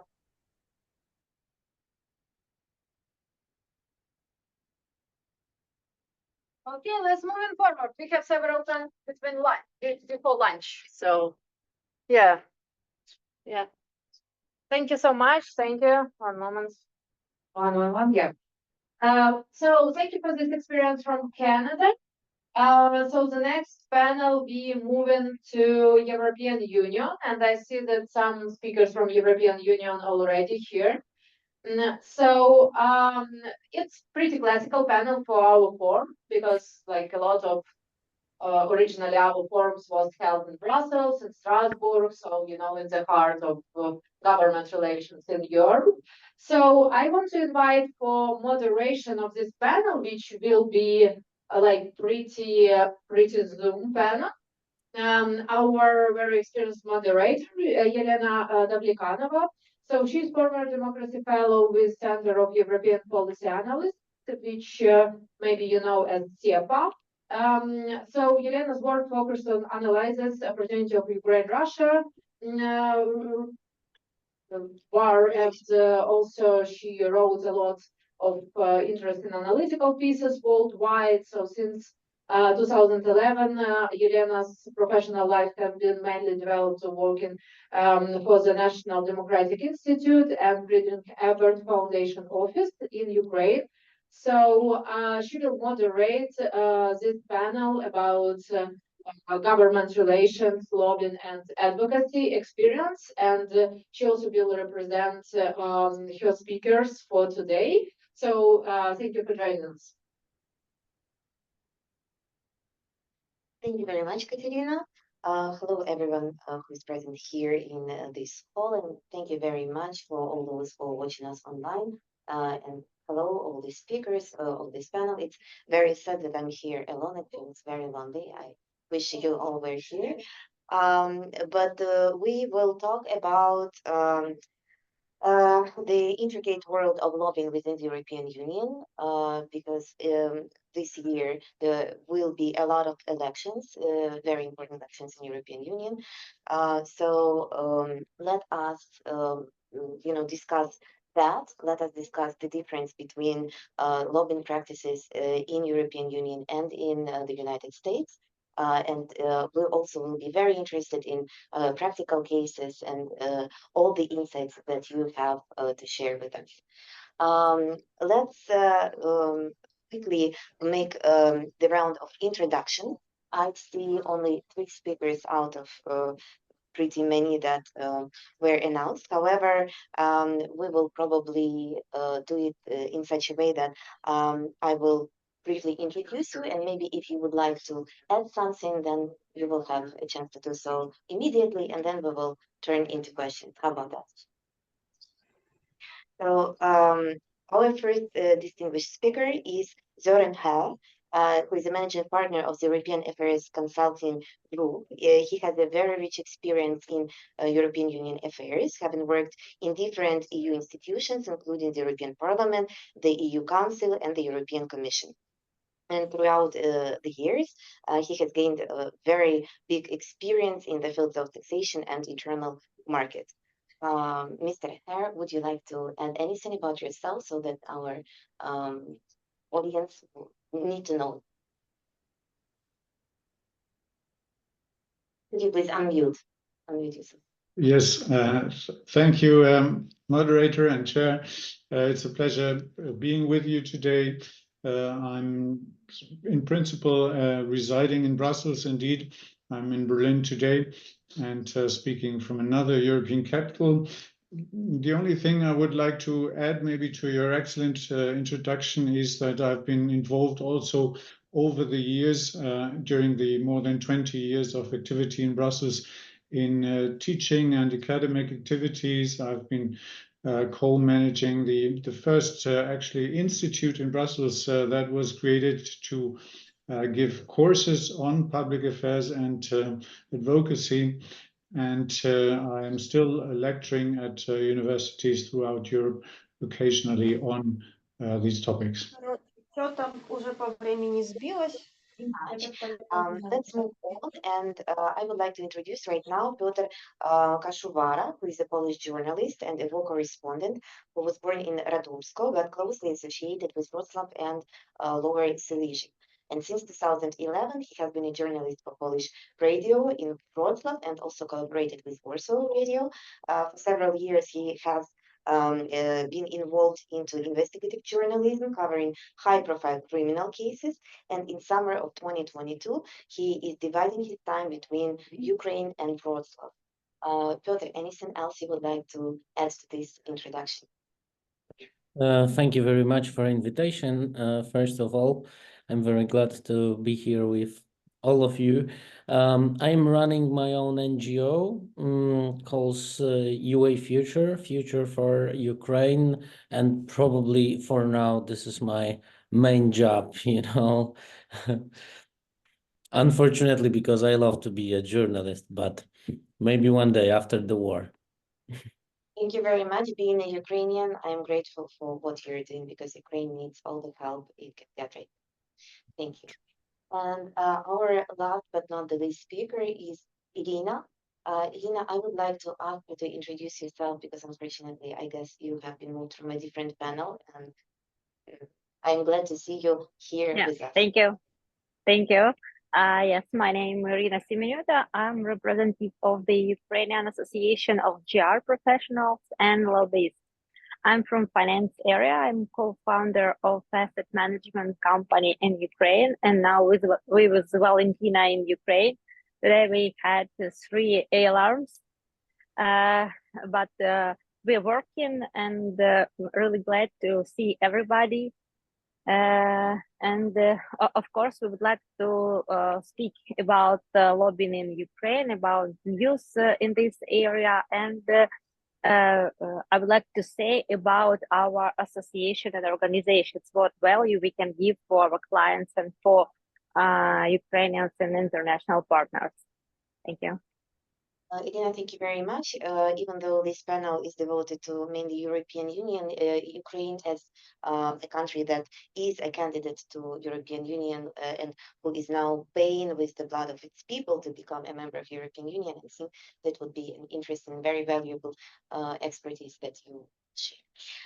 So let us move to questions, and my first question to all of you would be as follows. The legislative regulation of lobbying in the European Union is generally considered to be more lenient than the one in the United States. And some European countries also have their own regulations. For example, it's France, it's Great Britain, Germany, and so on and so forth.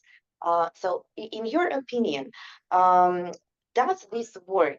Because on the one hand, European Union is very regulated. Do you think it makes the work in European Union easier or more difficult for those who are trying to lobby there? Mr. Khan, maybe we will start with you. Okay, yes, thank you. Well, as you said already, we are talking about very different regions here. Europe is a continent not as big as America, but however, a very diverse continent with many countries. And if we only focus on the European Union at the moment, we have nevertheless 27 member states at the focus. And that means also 28 different situations because we have huge national divergences when it comes to regulation of lobbying. And so the one model, of course, doesn't exist. The European model doesn't exist. We have very different realities. And what we can see is that often relatively modern concepts, let's say, of approaching lobby transparency and lobby regulation, often inspiration came from centers such as Brussels, of course, but then also the Anglo-Saxon countries, and then were triggering down to other countries, starting maybe with larger capitals like Paris or Berlin, for instance, and then going further to smaller countries. Some of these countries have been discussing for many years on how to regulate lobbying. I think just now in the last couple of hours, Croatia, after 17 years of discussion, decided on its first ever regulation on lobbying. And so we are looking at very different realities. Some countries have regulation which is, however, very vague and leaves it basically to the lobbyists to decide what he or she wants to disclose. Others are much more bureaucratic and also much more binding.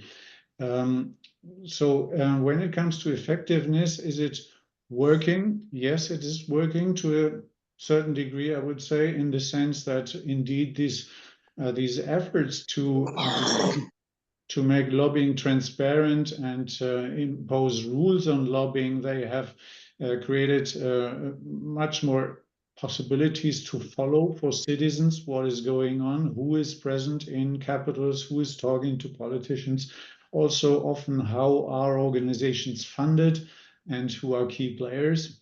So that's definitely the positive side.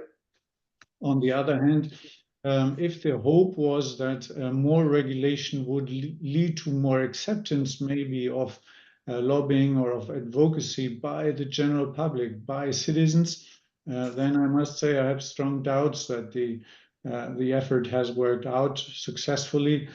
I rather have the impression that the more people were talking about the need to regulate lobbying, the more citizens became often skeptical and suspicious. This is also linked, of course, to different perceptions in different countries, whereas in Anglo-Saxon countries, lobbying has a very long tradition. These were the first democratic parliaments, if we can say so. People were waiting in the lobby. This was, I think, why they were called lobbyists in the beginning. And it's something that, let's say, Anglo-Saxon democracies have somehow grown up with, whereas in other languages and in other countries, lobbying sounds often very negative. In some countries, it is seen by citizens as almost the same as corruption. And this is very difficult to overcome, of course, for regulators trying to bring order into that, also for public affairs association representatives who try to explain what it really is and what it is not. Finally, last remark I would like to make in this context is there is a tendency also that the legitimacy of interest representation is challenged in these times by, let's say, hardcore NGOs, I would call it, being very suspicious towards any lobbying from the private sector. And these often very small organizations, but also very vocal organizations, are publicly questioning, for instance, the fact that members of parliament talk more to industry lobbyists than they talk to NGOs, where you could say this is maybe natural since there are many more corporate lobbyists than NGOs. But however, this mathematic disbalance is seen as something very problematic. And then you also have recently more and more discussion about whether policymakers should meet with certain sector representatives, sectors that NGOs don't like tobacco industry, for instance, or representative of fossil fuel companies. And so just the mere fact that these lobbyists are meeting policy makers is already something that is criticized, and that raises, of course, fundamental questions. What should be allowed in a democracy? Should there be limits to the representation of interest? Should policymakers be selective on which is let's say, a legitimate lobbyist and who is not a legitimate lobbyist? So this is something we can see more recently, and it would be interesting to hear how these questions are discussed in other regions of the world as well, of course. Thank you. Then a very short follow-up question. Citizens part, what do you personally think about the initiative to unify all this diverse lobbying legislation in different countries and maybe create a universal for European Union framework? In your opinion, would that help, or would that be against the interest of national governments and citizens? Well, that's a very good question. No one, Brussels likes, of course, harmonizing things and imposing rules on everyone, but in this case, it hasn't been really tried. And I think that's also because traditions and parliamentary rules are extremely different from one country to another. So I think it's good that there is a push for certain standards that definitely comes from Brussels, even indirectly to national capitals, and organizations are looking at what is going on in Brussels and think, well, what should we take over of this? I think it helps the professionalization of the government relations sector, and also helps promoting ethical standards. Now, do we need one rule for all? No, probably we don't. But what could be helpful also for lawmakers in countries, especially in countries where they don't have a regulation on lobbying yet, is something like a catalog of common standards or must-haves in lobby regulation. And there are some efforts to come up with something like that, but at the moment more under the roof of the OECD, for instance, than under the umbrella of the European Union. Thank you very much. So let's move on to Piotr. I would like to hear your perspective from Poland. Would Poland agree to harmonize its legislation, and how, in general, the lobbying efforts are regulated in the country? Yeah, it's very hard to say what Poland will do, and if Poland will agree or not really.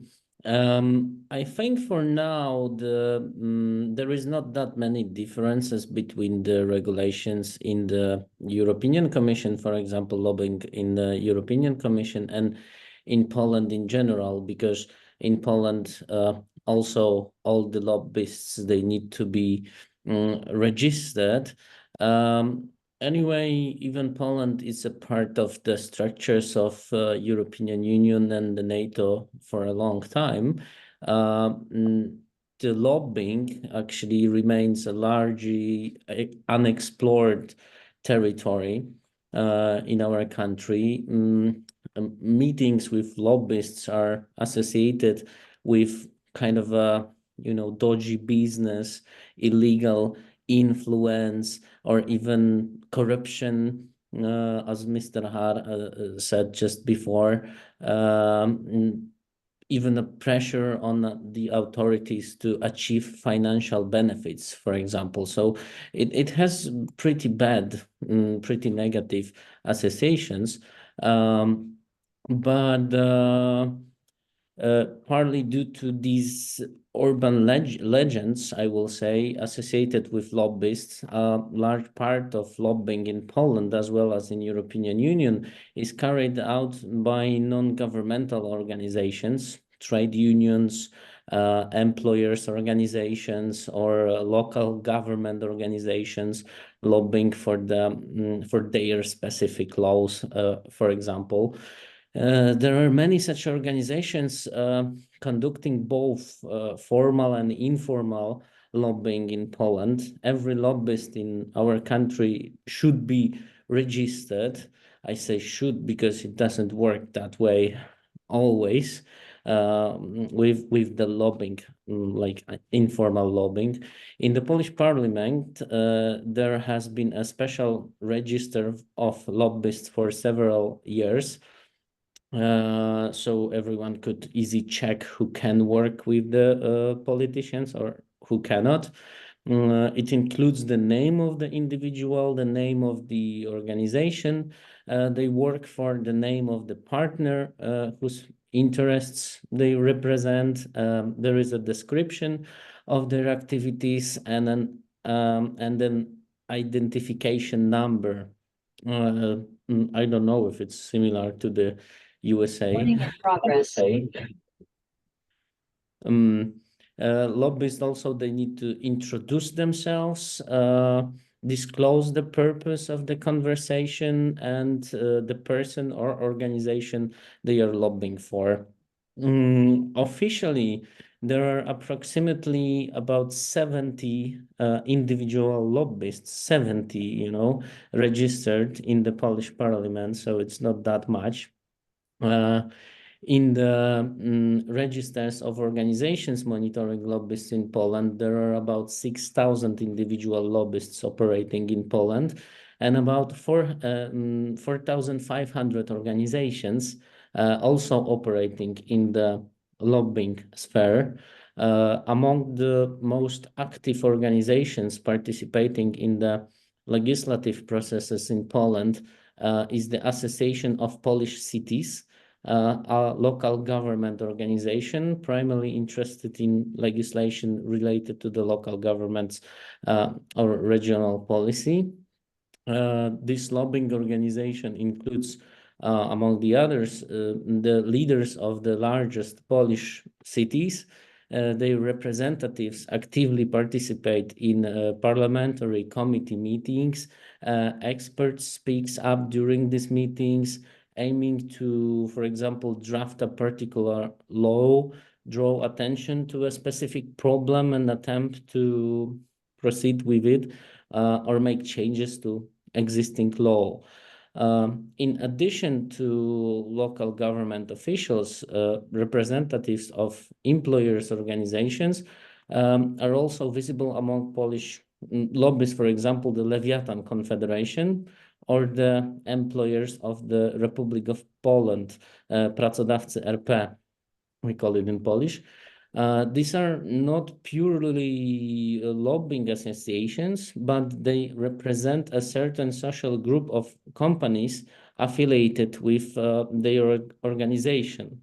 Due to their legal identity, they can not only participate in parliamentary committee meetings and work with the parliament, but what is also very important, they can include their experts, their representatives in the various fields as the experts. So representatives of this organization also participate in panels and conferences organized, for example, by them, where representatives of the political and business world are also invited, not necessarily to be persuaded or convinced, but often to gain the knowledge, you know, contacts and understand an expert point of view on a particular issue. Because in Poland, politicians, ministers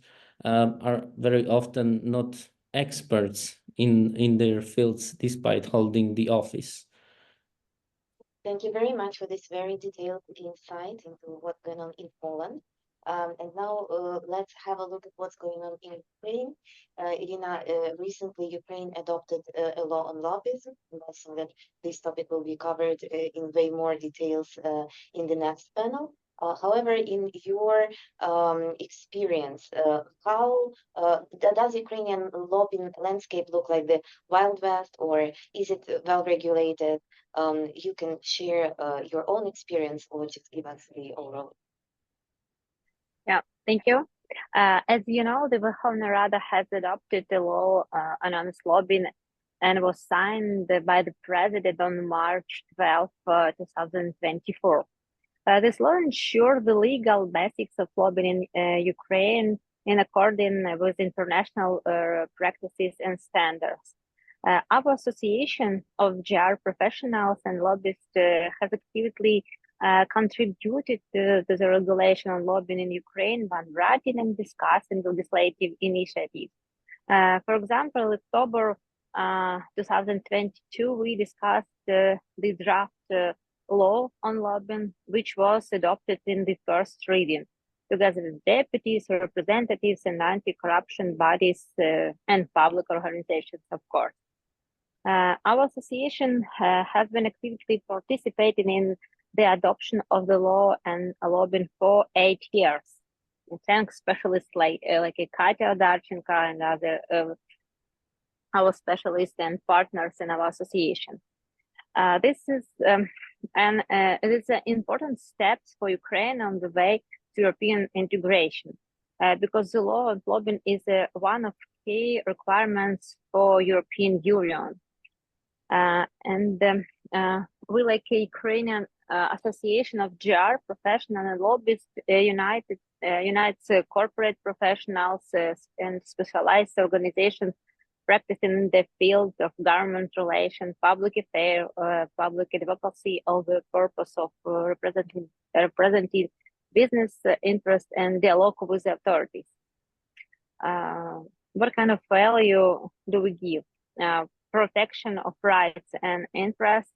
We care about the protection of support of every member of association, relation with authorities.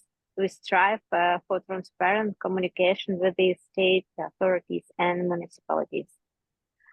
Support for relation with the public. We maintain a relation with the mass media and the public, cooperation with international partners. We use experience of our foreign partners, of course. Thanking these opportunities, and we would like to invite NIPI partners to join work with our association. Irina, thank you very much. Yeah, thank you. Thank you. And on the next panel, we will have the author of the law on lobbying that was recently adopted in Ukraine. And I think that we will have more insights on that, which is very an interesting development, I would say. And my next question to all three of you would be, do you see that there are specific fields where lobbyists show the most activities in?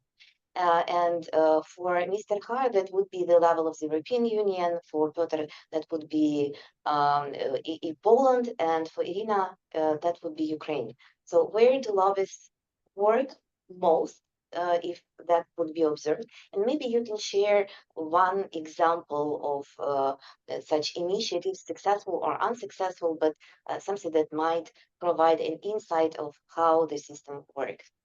Thank you. Mr. Har, you. Yes, thank you. Well, if we look at the European Union level, if we look at Brussels, then the first thing that comes to mind at the moment, and we are of course at the end of a legislative cycle now, we are coming close to the end of a 5-year mandate in Brussels, but the most obvious field is everything related to the famous European Green Deal. So this huge package of legislation targeting a certain transformation, ecologic transformation of the European Union, and transformation of the European economy towards something that is more in line with the climate targets to which Europe has committed at the international level. So this is definitely the one big thing standing out. This is has been priority number one in this legislature, and it can be broken down into many individual fields. You are asking for an example. Circularity, for instance, is a concept that is pushed in many areas. I've followed that myself, for instance, in the field of textiles. A deep transformation of how textile production in Europe, but also from outside Europe, should look like tomorrow, where Europe tries to replace, for instance, plastics and make sure that fast fashion disappears more or less and is replaced by something that is much closer to the environmental transformation we would like to reach. So this is definitely a number one. Many of these things have gone through or are in the close to the finishing line now at the moment. Of course, people are pushing very much in these days in Brussels to get things across the lines before the European Parliament dissolves. In 6 weeks, the members of the European Parliament will go home, to put it that way, to fully concentrate on campaigning. And in June, then the next European Parliament will be elected by citizens. So there is very little time left to finish the outstanding things. We also have to say that, of course, a number of things has been just shelved, has been withdrawn by the European Commission, for instance. Things where the European Commission was probably fearing in the pre-election period that they wouldn't find enough support among citizens for them. Some issues which are controversial.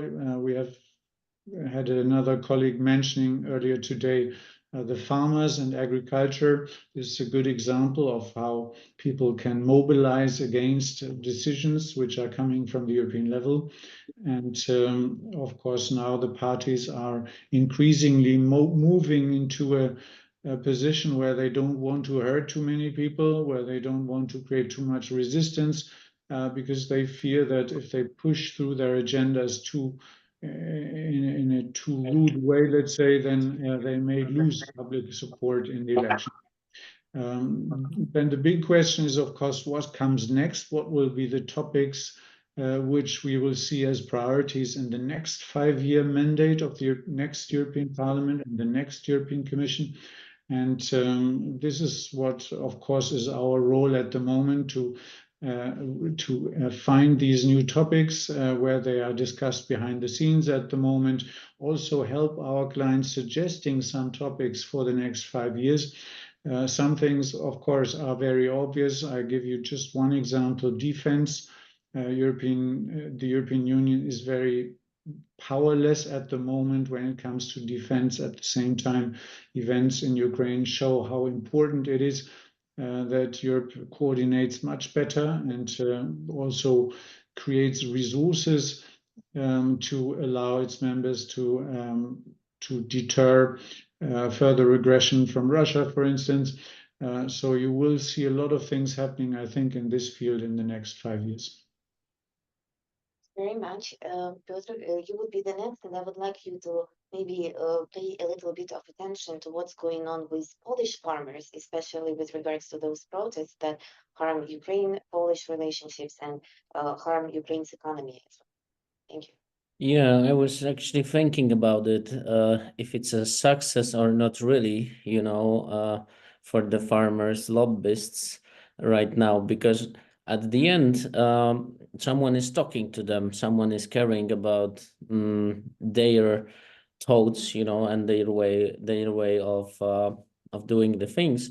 So we can talk about the success, but on the other hand, I am thinking, like, if we will have better lobbyist groups, for example, maybe we will never have this kind of crisis at the border, because we could talk about it, in the cabinets, not on the streets, as the farmers are doing now. And if you will have a look on the statistics, you can also notice that this is very similar to the European Union in Poland. Like 3 of 7 biggest lobbyist groups in Poland in last couple of years, they were farmers. Units, for example, made by the farmers, another groups. So they've been lobbying a lot. They've been lobbying a lot, but also to talk about something nicer, let's call it. We in Poland, in the place of the professional lobbyists, as we said before, we observe more NGOs and non-governmental organizations to lobby for the things. And we see this movement in Poland also if we will have a look on the young people, and this is very cool, and I really like it, because a lot of young people in Poland, they are creating their own associations made out of the young enthusiasts, but also often high-class specialists in their fields, and they can really influence many urban investments, for example, such as parks, shopping malls, bus stops, tram stops, railway stations, or overall building of the communication network, for example, in Wrocław. Akcja Wrocław. There is an association in my city. They are working for years already in the city. They pushed a lot of new laws and legislation processes in the city as they really wanted to represent the people, you know, living in our city, the point of view of the residents. So these groups they work a lot with social media. They work a lot with YouTube, with Facebook, Instagram. You know, they have some influences. There is a lot of people sharing the same things. They are organizing their own panels. They are trying to sell their stories to the media, you know, because they are interesting, more interesting sometimes than the typical way of communication between the authorities and the people. So they are trying to find these triggers, you know, sometimes, and just use them because they know what is attractive for media and how to sell it, because these people, as I said before, they are very young. There is also another person in Wrocław, Adam Komar. He's the president of Potrafię Pomóc Foundation, also helping Ukraine from the beginning of the war. And Adam represents the third, I will say, area of the interest of the lobbyists in Poland. So the first one was the how to say it, the local authorities, yeah. The second one, farmers, and then we have the third very popular sector is medicine, healthcare. So Adam has been advocating for respite care for patients, parents of disabled children, and many other laws related to the health protection of children with rare disease and medical assessments in this disease. So we have a couple of successes in Poland. Thank you very much. And let's move on to Ukraine. Ina, what can you share about the efforts of lobbyists in Ukraine? Maybe you can share example from your own work. It would be very interesting. Yeah, thank you, colleagues, and I agree with them. Ukraine, and we have really many problems in different area with the funds, with agriculture, with harvesting sustainability, with, I don't know, with technoparks and other.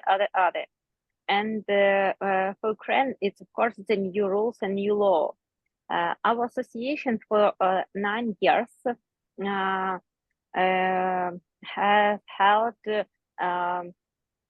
10+ conferences, seminars, experience exchange programs, forums, such as 7 international GR forums in partnership with the USA, EU countries, and Great Britain and other different countries, and worked for the best specialists and other works of GR in Ukraine. And this year we have planned to hold a number of events.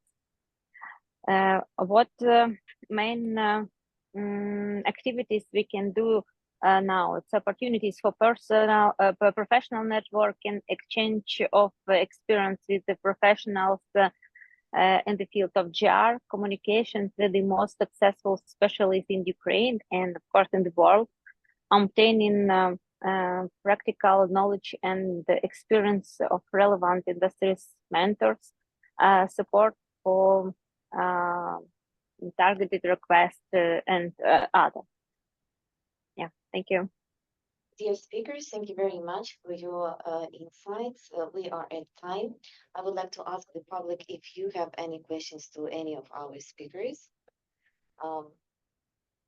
Or shall we move to the next panel? Okay, so thank you very, very much for your time. Thank you for sharing. Thank you for listening. And I give the word to the next moderator, right? Katerina, thank you very much for the invitation. Yeah. Thank you so much. So originally this panel you. is connected Thank you very and much. we a little going through lunchtime. So let me introduce next speakers. It's a panel about bringing East and West, so lobbying from Eastern Europe and Central Asia. And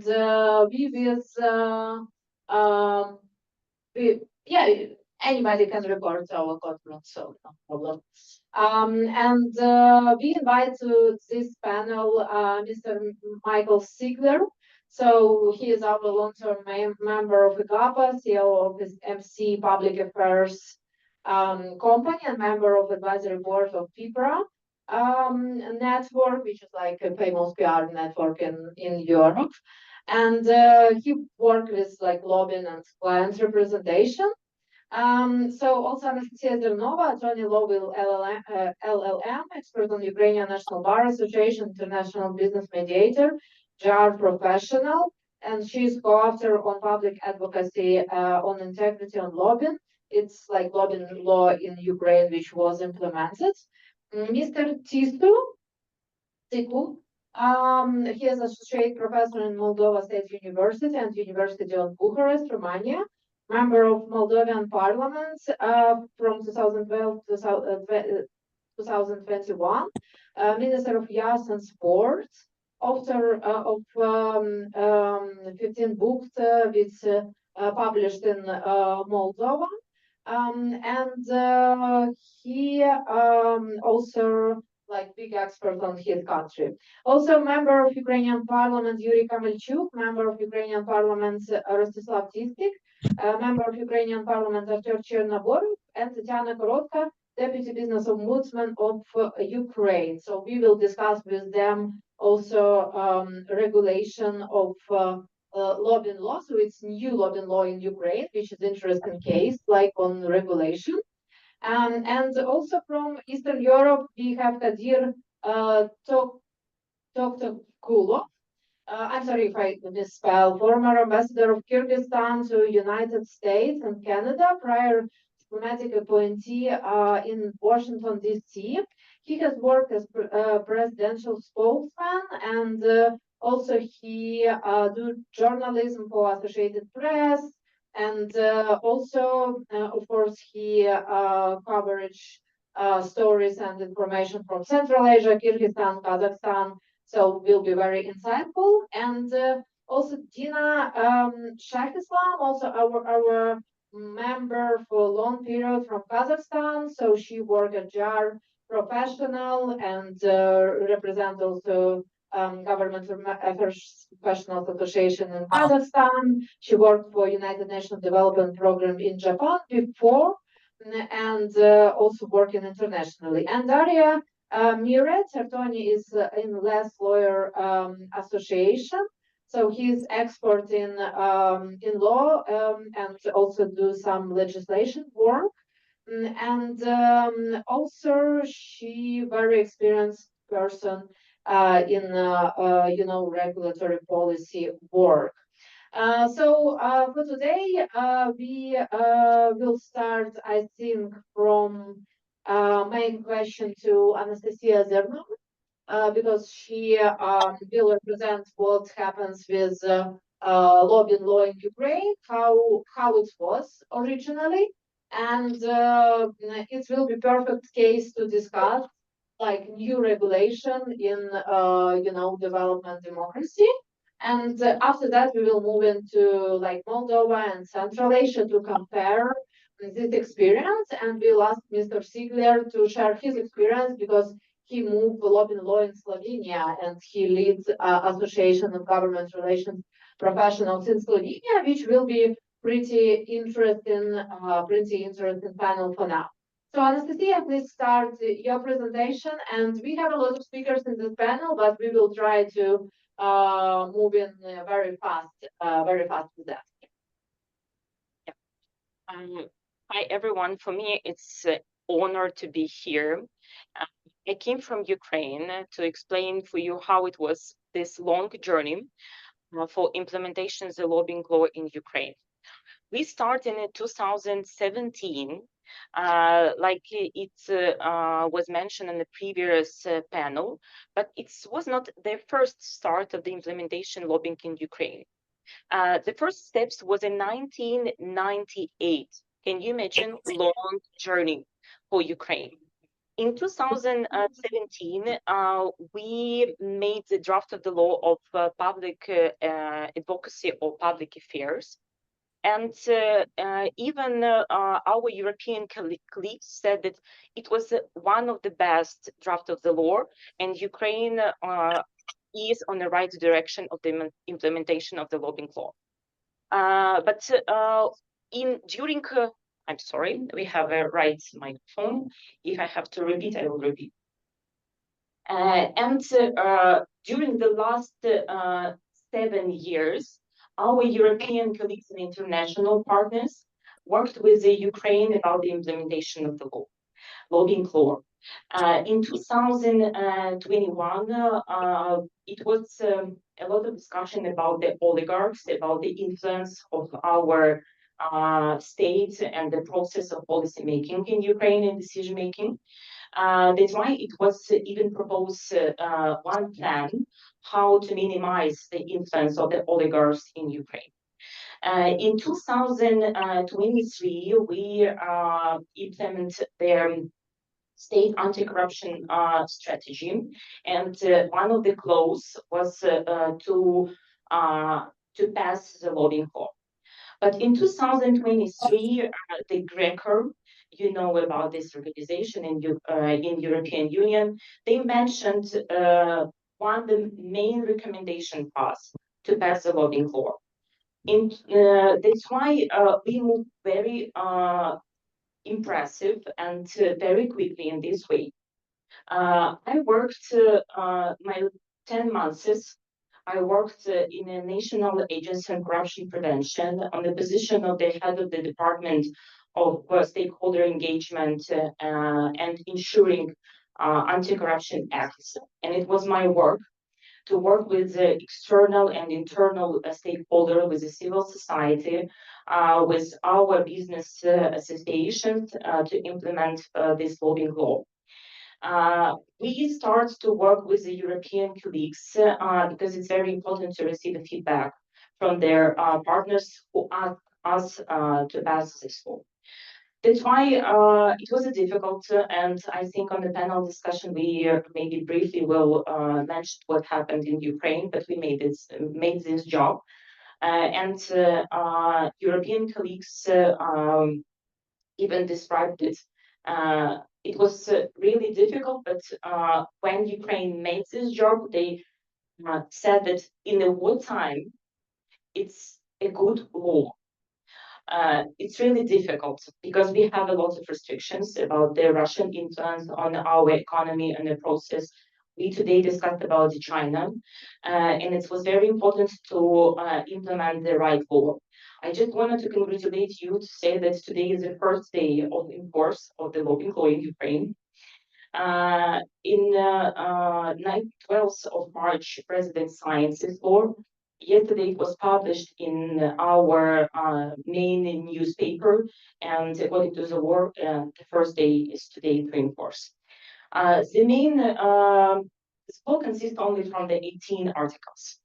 It's definitions, principles, restrictions. It's about the registered, transparency registered, and we try to do it in a way how it will be in the European Union, how it is in European Union, because we are very close to Europe.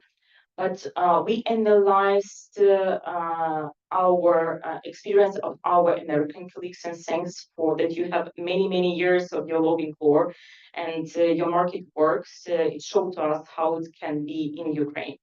That's why I will just say for you briefly, restrictions about the lobbying law, it's to protect our national interests, because we know how Russia influenced before and what happened right now in Ukraine.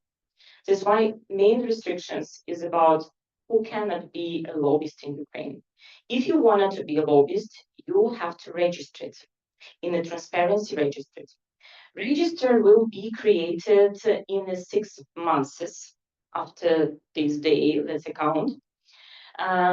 It will be ethical rules according to which you, as a lobbyist, if you wanted to work, has to accept. And the main institution who will control and monitoring the work of the lobbyist will be National Agency on Corruption Prevention. It's a strong institution. It's an independent institution. That's why, to our opinion, in Ukraine, it's the best institution. We will change the law because we know how it's important to check every time the relevant situation, the law. That's why I just wanted to say that maybe to wish good luck to Ukraine. It's a new step of our journey to work in the lobbying floor. And I'm thanks for the previous colleagues from the panel who mentioned about the recommendations OECD. It's very important because in European Union you don't have the directive, you don't have like templates of the legislation. That's why every time each country in Europe implements the lobbying law according to the relevant situation and even as the institutions. That's why my last point will be maybe to invite you to Ukraine to build integrity with us. And it's a great option to lobby not only in the parliament, because in most institutions in Ukraine, it's a different levels of the lobbying, and most in the parliament. In Ukraine, we decided to open the market on all levels. That's why you can lobby in our parliament, in the cabinet of ministry, with our institutions on the regional level and on the local level. But what is the main point? You can lobby only the regulatory legal acts. We decided to make step-by-step the lobbying, to build the culture, to explain to people how the lobbying work, and after to spread the spheres, because you know that it can be even the lobbying in absolutely in different spheres. But step by step, we will move on this way. Thanks, Kate. Yeah, thank you. So, as you see, for new regulation in like Eastern European countries, it's around 8-10 years to create. So it's interesting. Let's compare that maybe with Slovenia. So Mr. Ziegler originally, like he worked as a lobbyist in European Union, but he also created regulation in Slovenia. And they pretty good regulation there. So I have a question to you: how many years you like work till you get this regulation?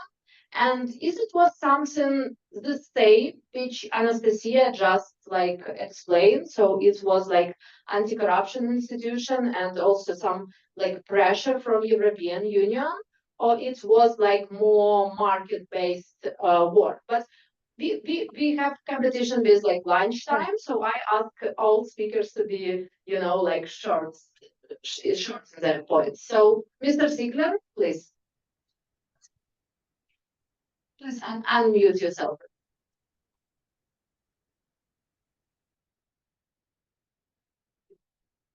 Somebody help us with that, yeah.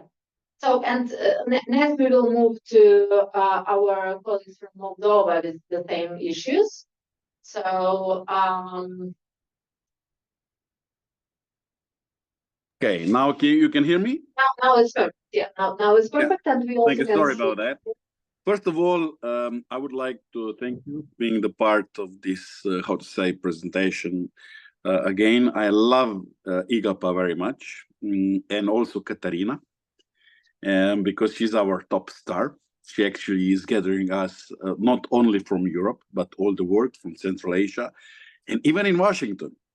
And it is always great to see good friends, also Mariam Razi, and everyone who I used to meet in person when I'm there, but you know, unfortunately, I cannot be there today. I'm now in Republic Thank of you, Michael, for being part of GitHub. Yeah, you are really a big inspiration. I must say that because, you know, the things are evolving and every year what I see is getting better and better. It's more integrated. And, you know, it's good that we organizations can share what is good, what is bad, and we help each other. And that's what it means. And as well, from this, how to say, organization, it's actually, if I may speak, right, regarding our laws, is actually that we had last year in the parliament, some of you, especially Mariam Razi from Canada, she was also participating when we had a debate in the National Assembly and comparing these lobbying laws all over the, how to say, United States, Canada, elsewhere, also European Union, and so on. So for this, what I just heard from Anastasia, Anastasia, right? Yeah. That's, yeah. I'm very excited that you actually get down this trip and you actually pass the law, which is very important. And that you have a register in which you will actually, everyone can enter, and is actually to stop the interests and, how to say, illegal lobbying from how to say, the enemy, all the others. Let me say that when we were in Slovenia last year in the National Assembly, we did, how to say, express also the things about the law and the Foreign Agency Act, which actually meant that European Union, OECD itself, and as well European Commission, and all the others were actually debating also in comparison to the United States, the, how to say, what it would be with the Foreign Agency Act as well, because we know what's going on now in the world. We know that we have these, how to say, disputes which are in Ukraine and, you know, Ukraine, Russia, and then we have, you know, in Gaza, in Israel, and elsewhere. So, and we are also, how to say, in Europe, very close where it could be a new conflict. As we are speaking, I'm now in Republika Srpska, just, how to say, training in NGOs regarding, because they are now in the front of the regime of Dodik, who is the president here, and who wish to pass the law that all the NGOs are bad. They are foreign, how to say, by the Foreign Act, they are, how to say, spies. They are paid from somewhere else, and so. And he's actually promoting big Putin interests, and he wished to stay the independence in the way that, you know, he will be not aligned with the Bosnian Federation, but he will be on the state on itself and may cause big conflict. So we could have another conflict. But on another side, you have Serbia, who is actually to pass and become the member of the EU. So the things are a bit hectic here, and there should be transparency involved. But nevertheless, so we, how to say, with the Slovenian, this experience which we have with the lobbying, transparency, we are sharing that here to Republika Srpska in the region. And you have they have, you know, there is a big opposition who actually wish to reach and being the part of the EU and the Western sphere, and as well who are in Serbia as well. And those, you know, which there are such an interest, it's actually good to speak with them, to work with them. But back to Slovenia, right? So the last year, the law which was, and will be short, it was actually passed in 2010. It was called the Law of Integrity and Anti-Corruption, which actually regulated the lobbying, that we got a lobbying register. We don't call it transparency as it is in maybe in Ukraine, maybe in, you know, Belgium, in Brussels, with the European Parliament, all the others, we have a lobbying register. It means that everyone can register if he or she would like to access the, how to say, the parliament, the government, and local governments, as you have it the same in Ukraine, and to lobby. And in the end, you get this, how to say, the license, you pay a tax, and you could lobby. For us, after these 10 years, we have seen an overview how it is the situation. And we, as an association of lobbyists, we weren't happy, because we said everyone could be a lobbyist. Yes, it's true, everyone can represent the interest, even the NGOs and all the others should be in the register. Even, you know, attorneys at laws, even, you know, some church organizations which are, if there are NGOs, you know, everyone without exception should actually enter it. Because if you are like the German model. If you are accessing the governments, you should be in the register and everything should be transparent. So you cannot bypass. And in this respect, when we have seen it, how the lobbying is done, and usually you have, by our experience, you have a competition between, you know, the local parties. If you have political parties, you have the general secretary of those parties, and you have the local activists from these parties. And if they wish to achieve something, some company, they just call these political parties functionaries, and they will do whatever it takes with their ministers, and they will pass laws and whatever will do. So it's like a legal competition. And we just got some, how to say, scandals right now in Slovenia, which also was pushed that the minister of the Justice Department, the lady, resigned because of this interference of the. And now the thing is that it's actually for us a big change happening in this respect, so that we'll be much more stricter regarding anti-corruption laws and the lobbying, which is good for us in the way that the government wish to push and put more transparency in the register. So what is happening by now? Yeah, just a word. So what we have done, it is that actually we established now, we had the National Association of Lobbyists, and now we are just as we speak establishing, which will be the new law, a chamber of lobbyists. So it will be actually, you have a bar chamber, right, which is the attorneys at law, and now we'll have a chamber of lobbyists. And this it is, that lobbyists could be also that we will have education. It means that we will actually pass licenses, we will educate them, because it's, you know, you have to know how to behave within the parliament, within the ministries, and that we will actually train all the others against the corruption. So that it is, and we expect that in a year or two, this legislation will be passed. We are already, how to say, having agreed with the government that that will be done. And that's by my side, everything. Thank you. Thank you, Michael. So I think the experience is pretty iconic for because some people say that it's not the same to regulate like lobbying in Kazakhstan or in Slovenia, because I mean it's much more like stakeholders and so on and so forth. I don't see so big difference, because like regulation processes moving pretty the same. But let's ask also Mr. Titsu from Moldova.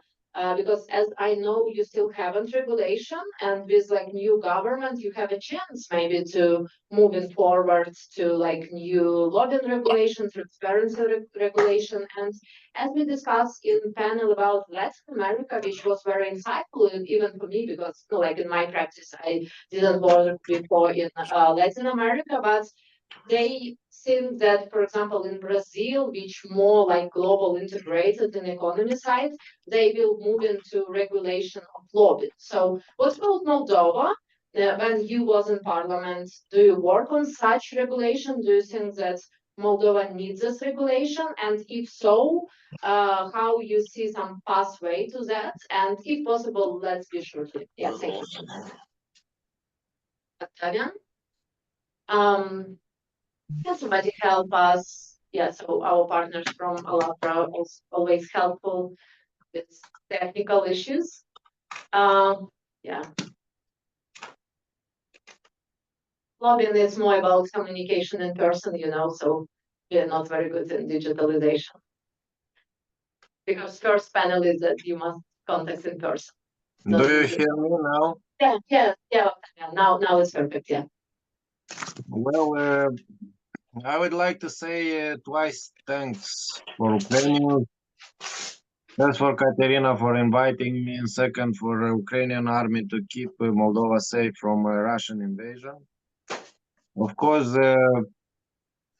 the issue we discussed is not on the agenda in the Republic of Moldova. We are facing a full-scale hybrid war of Russia against Republic of Moldova, which is trying to keep us under its own influence. And this is happening 30 years of independence.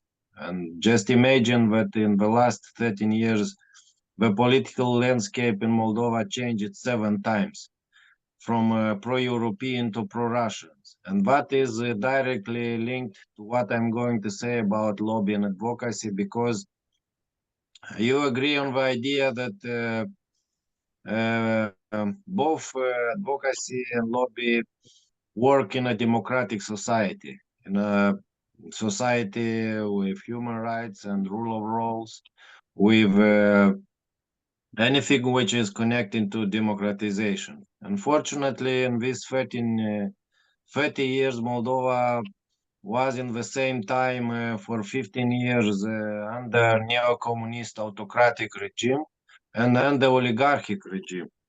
So I would say with Piotr said about Poland, there is a negative reaction regarding lobby in Republic of Moldova because it's associated with traffic of influence, with conspiracy, with interests of oligarchy groups, of business group, because lobbyists mostly 30 years in Moldova were trade union, NGOs and businessmen.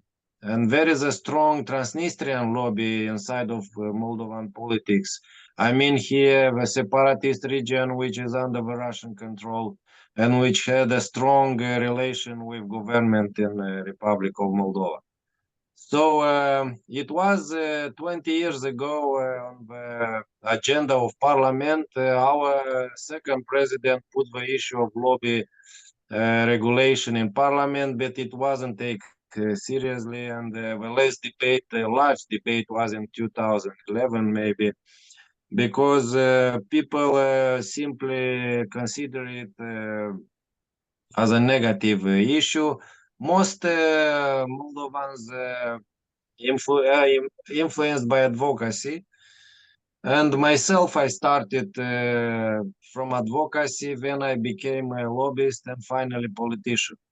And I would say that the best way to promote an idea and a cause is to start to think about politics. Because my own experience as advocacy and lobbyist for rights of Soviet regime victims showed me that it's happening only when it's democratic regime first, and for sure when you are politicians. Briefly, I will tell my own story, because our law on Soviet victims in 1991, because of return of pro-Russian forces, was changed, and almost 50,000 people were expelled from the right to be considered victims of Soviet regime. Because they told that they were born in Siberia or Kazakhstan, so they have no rights to be considered like this.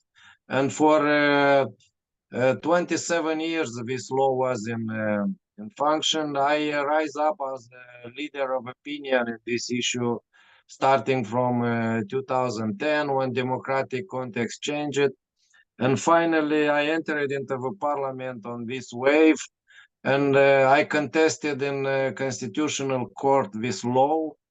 And Constitutional Court said I'm right, and they provided for almost 5,000 people. Imagine, from 50,000 they died almost 40,000 people, which were these victims of deported. They died without being recognized as such, and that means monthly loans. That means a huge amounts of rights. And finally, in 2021, we succeeded to change it. Another big problem is the property, because when the pro-Russian forces return, they change the law according to which they reduce the chances to restore properties and the lands and many other issues. So we are fighting in this way of being between the European Union and Russia, and this is a big problem not only for advocacy and lobby. This is a big problem for the future of democratization of the Republic of Moldova. As regard to NGOs, because it's a very influential, sometimes especially the influence during the autocratic pro-Russian forces as opposition force. But Moldova is such small country that when NGOs become very soon ministers or deputies, they simply forget the cause they fought for. And that's because the problem of politicization of NGO and civil society is quite high. and simply it doesn't work. What is the future? Simply, I don't know. Everything is depending on the future of Republic of Moldova, because Putin, he doesn't need a war in Moldova. He needs to win elections, presidential this year, the next year the parliamentary election. Actually, Putin had a majority in Moldovan parliament up to 2021, and he had his own Minister of Defense and Internal Affairs and government of Republic of Moldova. Why he need wars? He doesn't need the democratization. He doesn't need any change related to any kind of rapprochement between Republic of Moldova and European Union. That's briefly, bluntly, and sadly from one point of view, but this is the short story of Moldova. Thank you, thank you. So I think that Georgia, Moldova, and Ukraine moving pretty in the same direction, and I think like in some 5-10 years, you also will have some regulation, because I see also the same trends in elections and campaigning. So something like starting to be trendy as like a tool in Ukraine, then it's became to be trendy in Georgia, then in Moldova. So it's pretty the same trends. So let's move to experience from Central Asia, and Mr. Toktogulov, Kadir Toktogulov, who was ambassador of Kyrgyzstan to the US and Canada, which great honor. And I think you very deep understand difference without this mentality, right? And difference in business culture. So can you explain to us like your vision on regulation on lobbying regulation of lobbying in Kyrgyzstan? Because Kyrgyzstan used to understand here in Washington DC as more like democratic dynamic state, even than Kazakhstan, for example. So what do you think about regulation? Do you need this regulation? And what do you see as, also some new tools for Western business to work in Kyrgyzstan? Like regulation will help with that or no? So share your like thoughts about that, please. Floor is yours. Yeah, thank you very much. It's a great honor to be part of this discussion. And I was in Washington just last week, so I missed this just by a few days. So it would have been great to be there in person with you.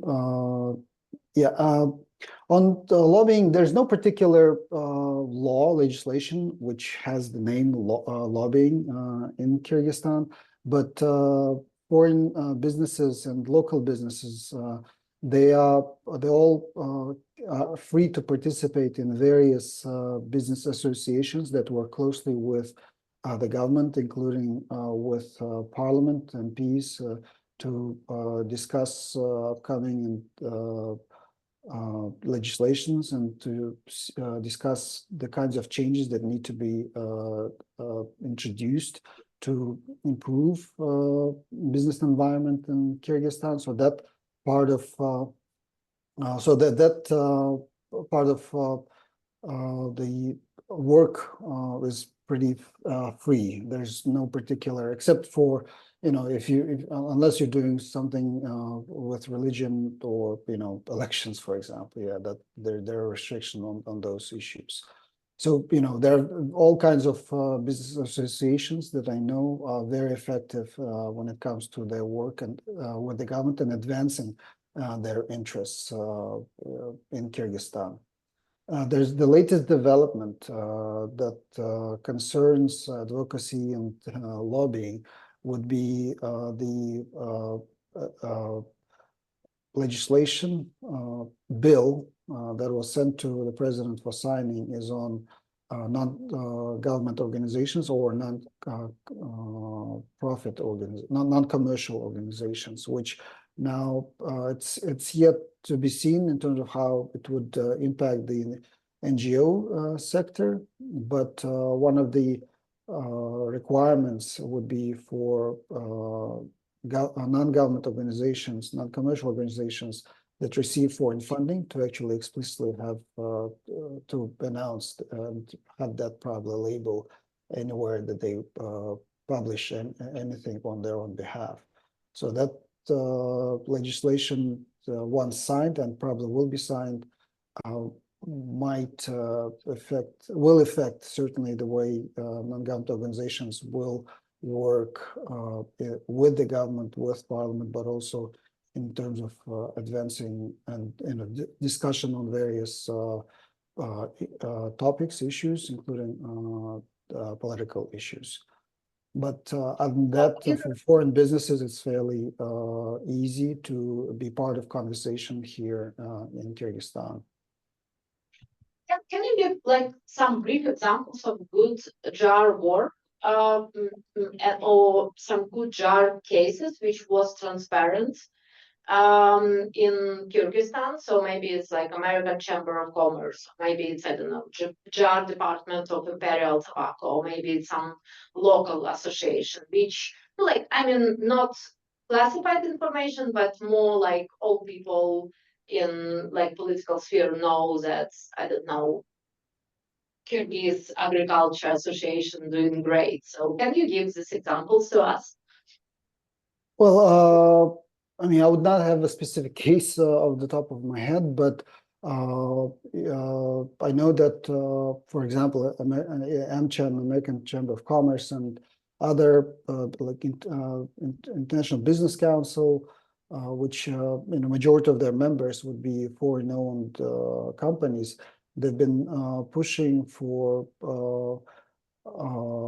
lessening the burden of companies in Kyrgyzstan. So payments to the social fund are expected to decrease in near future.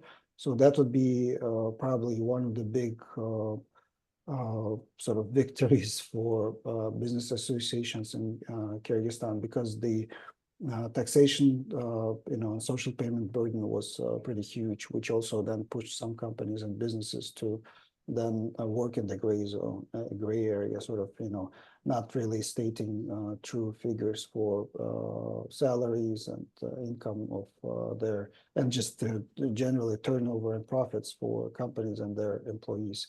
So that would probably, sort of one of the recent cases that I can tell you about. But, generally, business associations are pretty effective and are able to work freely with the government.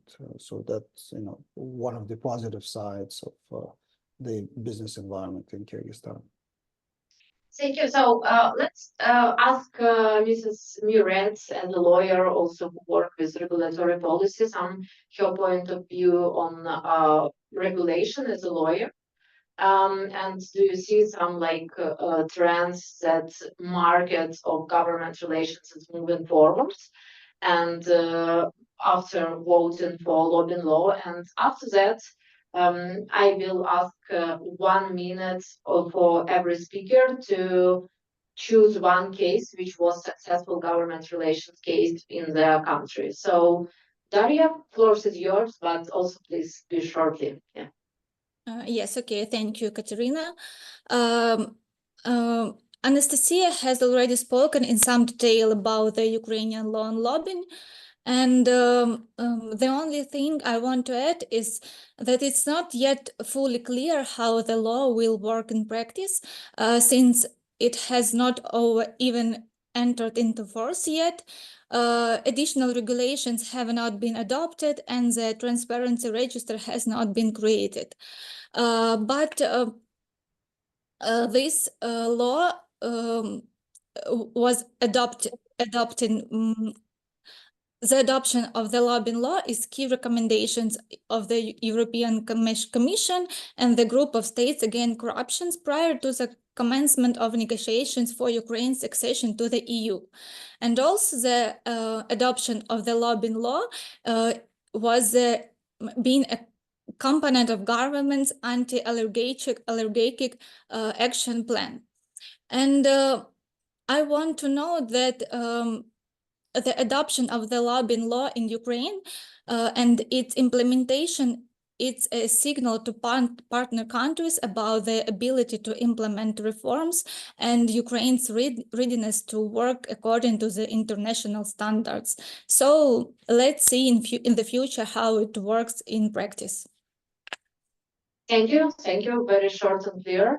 So, Octavian, which case you can like point in Moldova as good government relations advocacy or lobbying case in your country? It can be international, can be local, can be grassroots. So just 1 minute, like the most interesting case from your side in your country.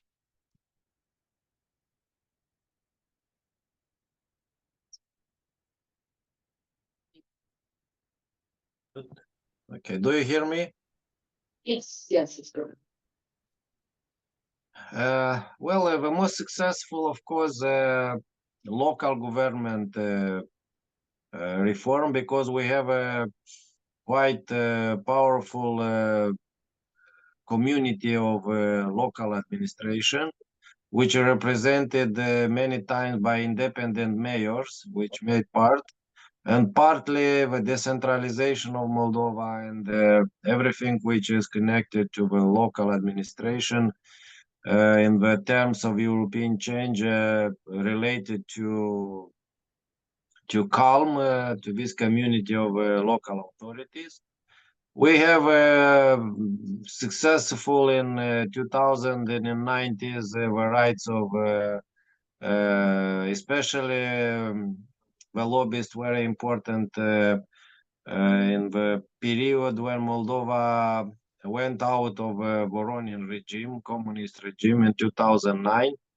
And the pro-European government started to work with NGOs. It's very important the support of international organizations which work with NGOs, because they provide they empowers in some time this NGO to act and to put pressure on government. And of course, it's important that many of previous advocates of lobbyists became politician influencer, or they came from this sector of lobby and activists. This is a particularity of Moldova, because being a very influential lobbyist or advocacy, especially advocacy, you have a good chance to become politicians. It's not a key of success in implementing this issue, but in many cases it works. In ecology, we have also especially related to Transnistrian sector, where we have factory of Transnistrian oligarch related to Russia, which ended the law. But in any case, you should know that on Transnistria issue, we have a lot of problems. I was thinking when you asked me what to present about the advocacy for human rights in Transnistrian region, which is provided by Promolex, a very influential NGO which is working on the sector of human rights, respect of human rights in Transnistria region, and mostly because of their activity in making noise and public this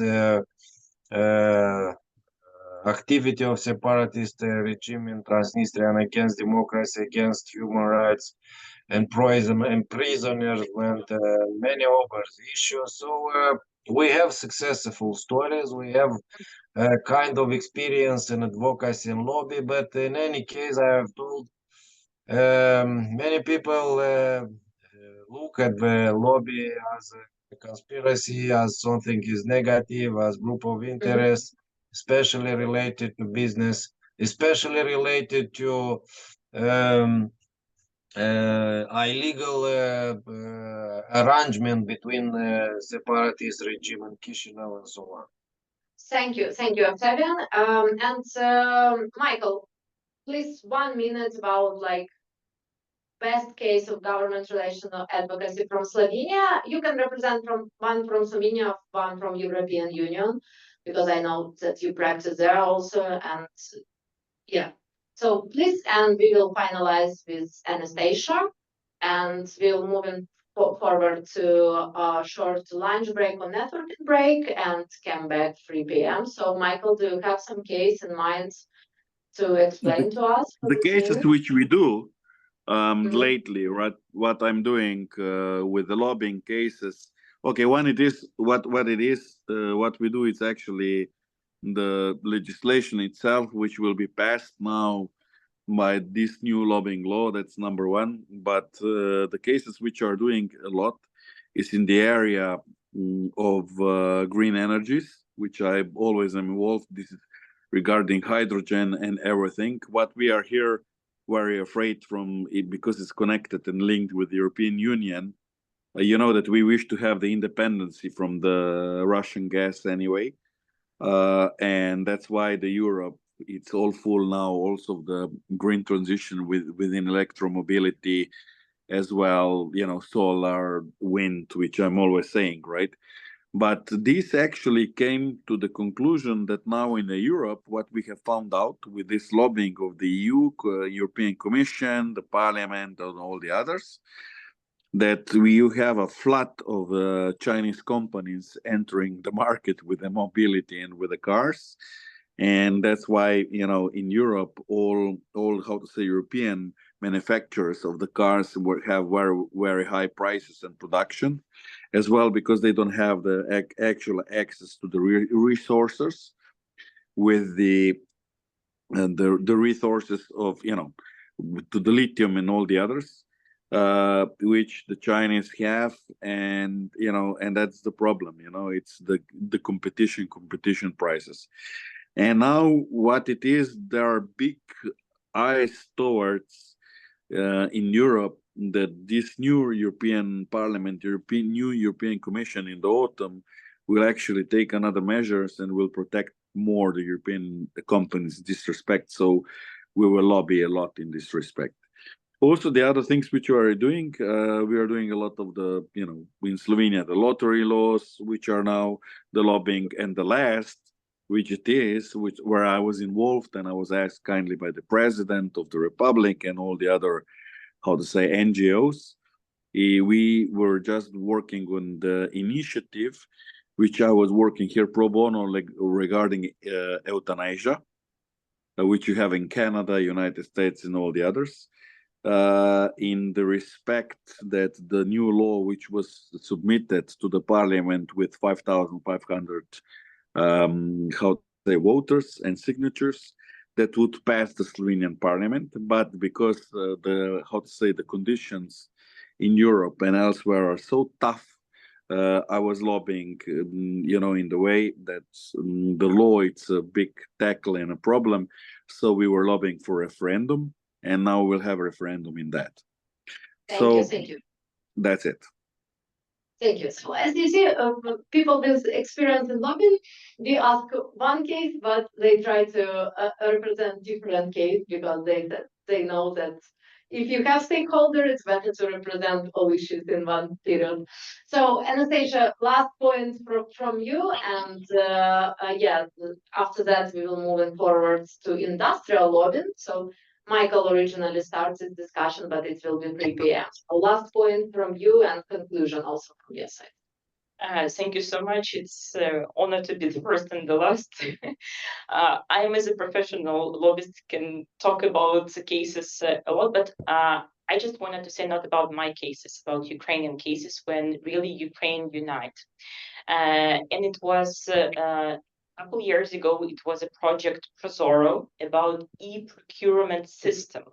And World Bank even mentioned that this is the best instrument about the e-procurement in the world. And Ukraine is happy to share our experience. Right now, in the wartime, we unite on a project of a dream. It's a digital ecosystem of reconstruction of Ukraine, where all companies united on a one platform, and you can see in what regions who reconstruct Ukraine and which money we used. That's why we try to be in some moments the first. It's a pity that war press us to move quickly and speed, but we are ready and we are open to share our experience even in a wartime. About the lobbying law in Ukraine, It's a new journey for Ukraine, and I hope we can show our integrity not only to European Union, to all over the world. And it's very important for democratic countries. Thank you so much. Yeah, so good example of lobbying, it's lobbying on lobbying law in Ukraine. It's like, it looks a little weird, but it's a good example. Okay, friends, we have 40 minutes pause in our conference, so we can use this time for networking or as lunch time. But we will start a little earlier, so our panel must be 3:10, but we will start straightly at 3 with our next moderator with great experience in lobbying and campaign management, Liv Larsen. I will represent him a little later, but we will start strictly 3 p.m. So I ask all be here like quarter to 3. Thank you and enjoy lunch. Thank you to everyone. Bye bye. I'm also having here a dinner. I will go to have chewapchichi. So have a good rest of the conference. Yeah, thank you. I am. No, okay. Thank you. Okay. Thanks. Yes, we'll probably do from the funding. Partners, yeah.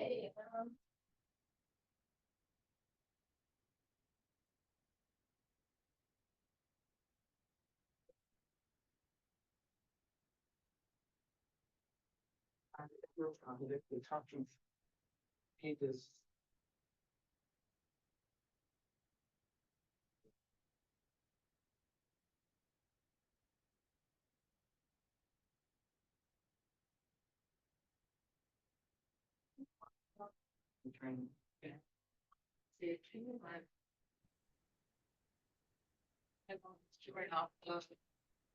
There.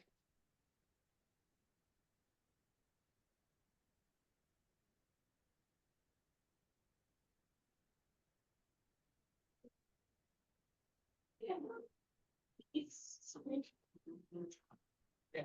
So we need more time. So question,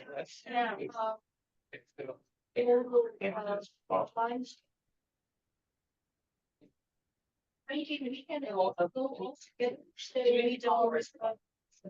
It wasn't how we would Maybe it's here on. to me, it's very obvious. It's better to collect everybody with that number. Going all together, or yeah, it's really or yeah, please. Well, yeah. Either February or there. They told me the third. When my baby gets the third is their nutrition. Get her to see it. I've been able to sleep out. I'm both of them. I'm trying to feel right.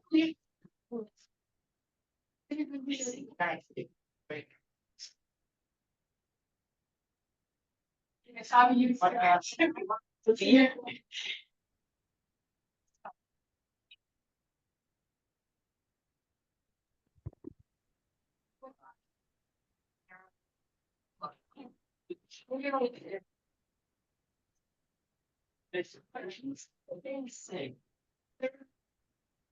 Maybe can I word. Yeah, together.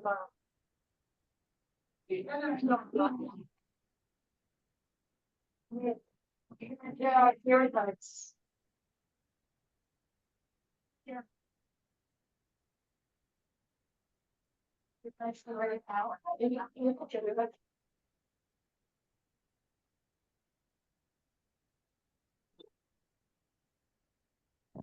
Hello.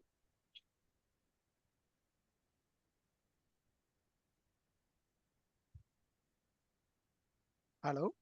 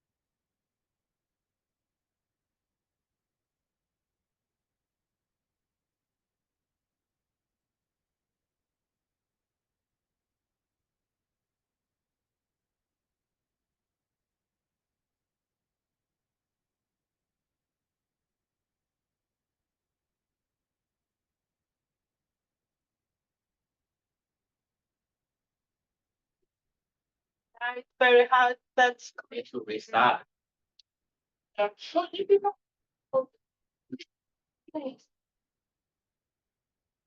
We try to yes, sure. We speak up. Love anybody who will take photos.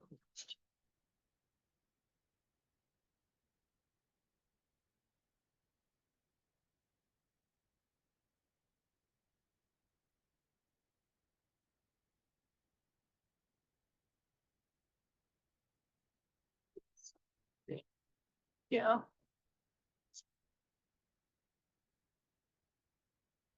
You need a side. That would be great.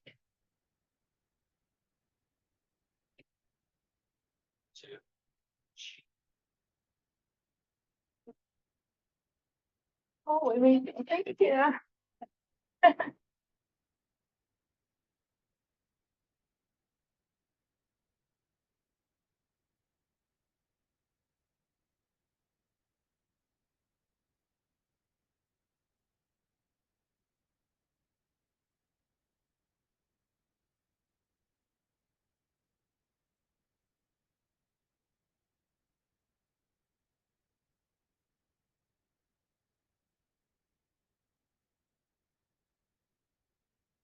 Or they taking a break. Definitely.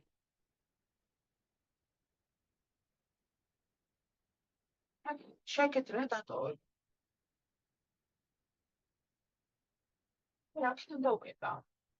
Ama bu bir tane de ben çarptım da. Ama diğer karısı da.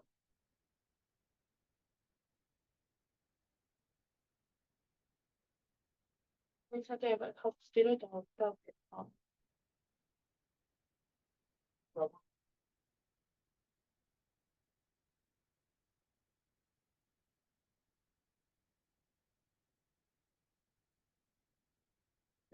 Ara işte ben sarılı. Tamam şey bekleyin.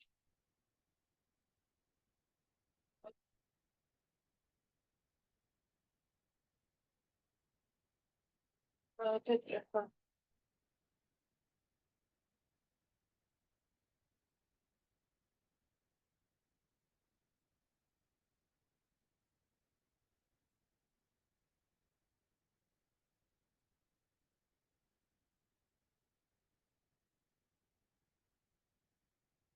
Evet şey evet çamur.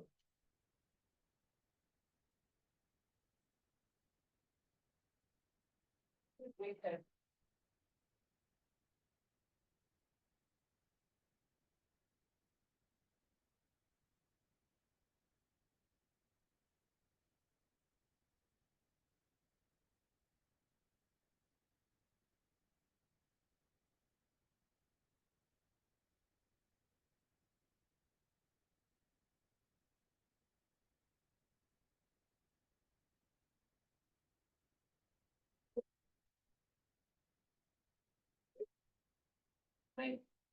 They're not in.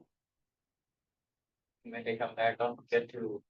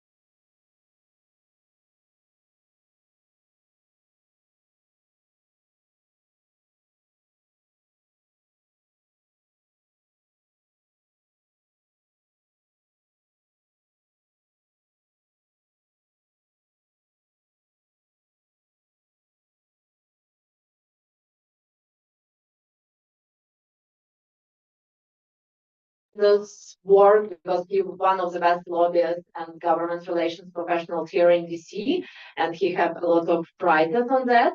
And he will represent also our speakers for this panel. So, Liv, please. Thank you, and I'd like to thank everybody for coming, both online and those that are joining us in Washington, D.C. Just a few quick comments on today's panel. The panel today, right now, is lobbying regarding the crucial aspects that it plays in the democratic process, allowing organizations and individuals to advocate for their interests. They're influencing legislative decisions. Today's panel will focus on the practical lobbying cases across a wide range of industries, including healthcare, technology, finance, and energy. In the healthcare industry, for example, they heavily rely on lobbying to shape healthcare policy in the United States and abroad, regulations and funding. Pharmaceutical companies, insurance providers, and healthcare organizations all engage in lobbying efforts to ensure their voices are heard and the information they have gets to those making decisions regarding healthcare legislation and regulations. Similarly, technology sector seeks to influence legislation on issues such as data privacy, cybersecurity, and intellectual property rights. Lobbying in this industry is often driven by large corporations, as well as by advocacy groups and trade associations representing various technology interests. In the finance and energy sector, lobbying is also pervasive, with financial institutions and energy companies working to sway legislation and regulations that impact their operations and their profitability. This panel will offer insights into the diverse ways lobbying is utilized across these different industries, providing real-world examples of how lobbying efforts can shape policies and the legislative outcome. Today's panel, I hope attendees will take away and gain a better understanding of the significant role lobbying plays in shaping the business landscape and the broader society. Today, we have a gathering of distinguished professionals who have amassed a wealth of experience and specialized in the field of lobbying on many complex regulations that govern this trade. And I hope he's on with us now, and I don't mispronounce his name too badly. Mr. Sagar Singamesetti is the founder and manager and partner of Gray Space Law and Policy Consulting based in Brussels. He has over 15 years of experience in legal regulatory compliance, policy matters across Europe and beyond, which allowed him to gain international experience in regulating sectors such as transportation, trade, technology. He's online with us today. Also online is Mr. Alnar Damaria, founder of the London-based Euro-Atlantic Group, the owner of a majority share of Cosmolat. He is also joining us today, and we thank him for participating and offering his insights on many of these issues. Also joining us is Jason Shelton, former mayor of Tupelo, Mississippi. Some of us that are online and from around the world may not know where Tupelo is, but everybody in the United States has heard of Tupelo, Mississippi. And he's representing the Democratic Party today. He is an appointee, a political appointee, and when he starts in with helping us today, I'd like him to explain exactly to some of our international watchers and viewers what a political appointee really is and does. We also have with us here today Mr. Brian Darmati. Did I say that right? There we are. He's a Chief Strategy Officer for the Association of University Research Parks. And you'll give us a quick real brief on, some of you may not know what we refer to as a park sometimes in the United States, but it's not a green space all the time. These are government labs, universities, and regions that help further research and are geared towards those areas in those developments. He was also he worked as a staff member to members of Congress and members of the Maryland House of Delegates and the Office of Attorney Advisors, U.S. Healthcare Financing Administration. Oops, I'm sorry, I slipped on to the next person. Yeah, no, I got Brian as well. There we are. We'll keep going. I had you down as online, but you're actually right here. And then we also have our host who's joining us, Katerina, also. So we have quite a big panel here tonight. I'm hoping everybody is online. If you're online, Jason, I can see you. Do you want to give us a quick example or a quick explanation of what is a political appointee? Sure, and thank you so much for having me here. I hate that I couldn't be there in person today. It's a fantastic event, and again, thank you for allowing me the opportunity to be a part of it. Political appointees, they occur at all levels of government in the United States. So from the President of the United States to the local mayors, where I served for 8 years in Tupelo. When a candidate runs for office and is successful in winning that position, if that person is in the executive branch, they typically are allowed a certain number of political appointees. So for the President of the United States, you think of the Secretary of State or the Secretary of Commerce. Those are extremely high-level political appointees, but the president, when the president takes office, they have several thousand people that get appointed to different positions in government. The long and short of it is that the executive is allowed to bring people, members of his team, so to speak, or his political party, or people that share his ideology to the government with he or she. And the same is true for mayor. It's just on a different level. So as mayor of the city of Tupelo, political appointees for me were like the Park and Recreations director, or the Public Works director, or the local convention and tourism director, things of that nature. People that would share my political or governing philosophy to help enact the agenda of the executive. So that's kind of a nutshell of what a political appointee is. Great. Well, I'm going to throw our first question to one of our online guests, Mr. And I hope I'm saying this right again, Singamasetti. Are you with us right now? Hello? Yes, good afternoon. Good afternoon. I'm audible? Yes. I'd like to ask you real quick, and then I'll throw this to a couple other people too. What are the current trends that you see today that may have changed since the coronavirus lockdowns and issues? Absolutely. So thank you once again to the organizers and to invite me, and being based in Brussels. I'm too far away to actually come to DC, but I'm glad that I'm able to participate. So thank you once again. So let me just maybe, I'm sure there are other questions coming up as part of the discussion, but let me just broadly paint a picture. I think the good news is influence is going to be at the heart of everything that we are doing. I think especially political influencing is going to remain, very important, right? At least going to play a critical role. And I think as influencers, I think we have particular role, and this is probably where I think we as lobbyists and as influencers, I think we have become more and more important, or at least started taking more and more important role because of the communication that we do with politicians or with the other stakeholders. So I think just going back to your question very quickly, I think from COVID to now, I think what the European Commission or the institutions have been really focusing, and probably what will remain as part of their focus areas for the future, because they're all going into elections, as you know. All these 700 parliamentarian seats are up for elections in next couple of months here in Europe and across the Union as well. There are elections taking place. So there are three things. One is transparency.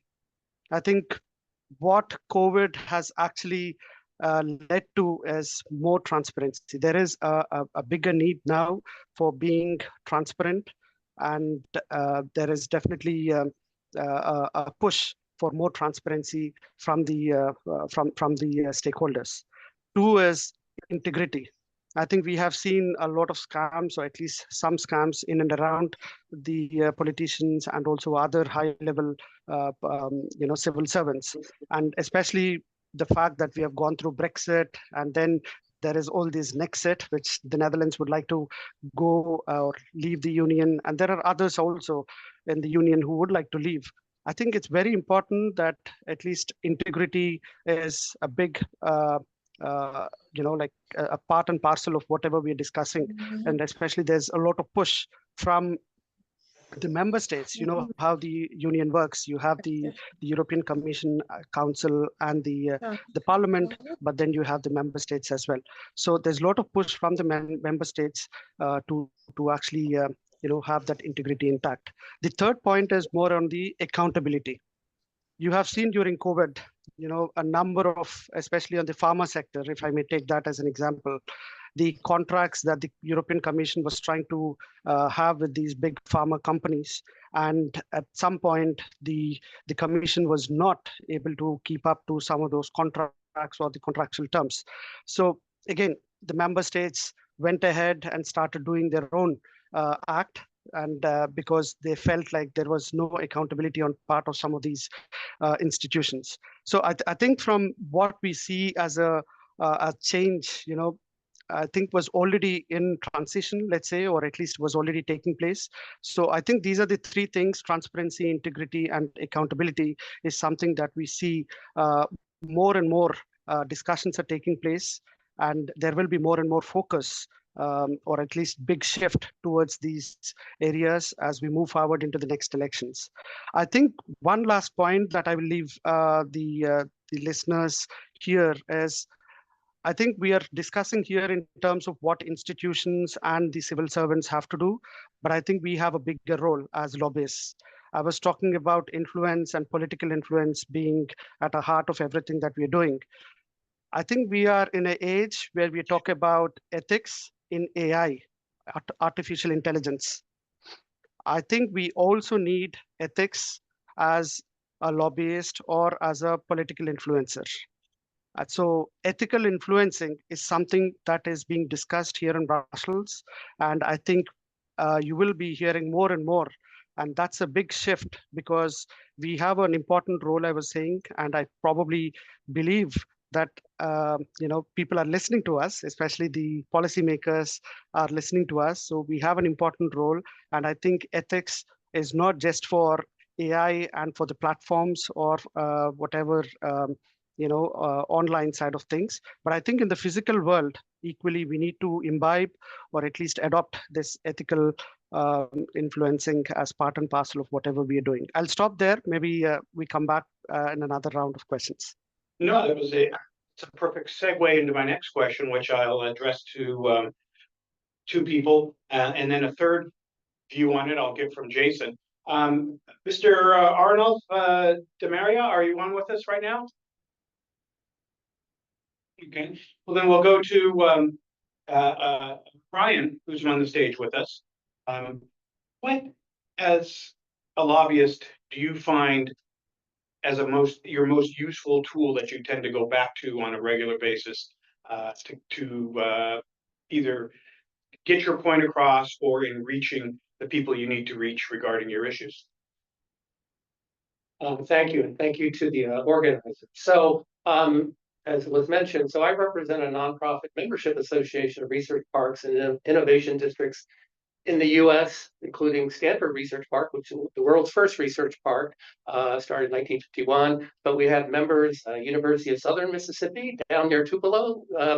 But we also have other members across the world. And so one of the best things for I go back to is a lot of states, a lot of countries they want to have research parks or innovation districts. And so I kind of represent, fortunately, a bipartisan kind of project. So in the US, we passed something called the CHIPS Plus Science Act on a bipartisan basis. So it's investing billions of dollars into tech hubs, not just in places like Stanford or Boston, but in places like near Tupelo and other parts of the country. So that kind of model, I think the EU is doing that, and I'll be speaking at the University Industry Innovation Network in Madrid in May, because they want a panel to talk about how the EU can emulate some of the things that the US has been doing. So to some extent, I, represent a bunch of industries. So, you mentioned pharma, you mentioned all these other industries. So in our parks, we are sort of technology agnostic.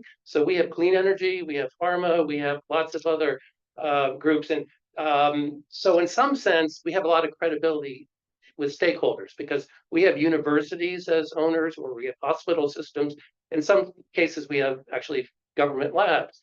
So we are, we pick and choose a lot of our issues. One of them is importance of patent rights. There's something called the VITO Act in the US. A lot of other countries have emulated it, and I won't go into detail, but there's some pushback on that policy in the US. So we're working on topics like that. We want to keep the, to your point about what's changed, economic competitiveness for countries is still top of mind for most people. And innovation is part of it. And we see research parks and innovation districts as making countries more competitive. We won't delve into the Eastern District of Texas courts and all.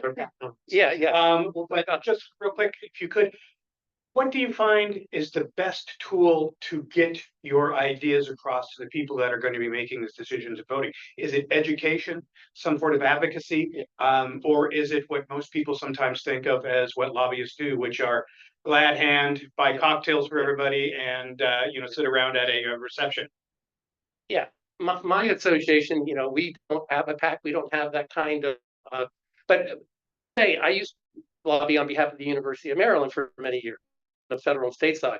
And the thing we don't have enough money to give donations and things. And what I realized is a lot of elected officials want good ideas and more so than donations. And so, I'll just give you one quick. We built an incubator network in the state of Maryland, and I had the idea, instead of it being in the university's each budget, it would be in our the Maryland Department of Commerce budget. And so I knew some people, and they were able to move this budget into the state budget. So it wasn't, a university didn't have to decide to cannibalize its own capital budget to build these incubators.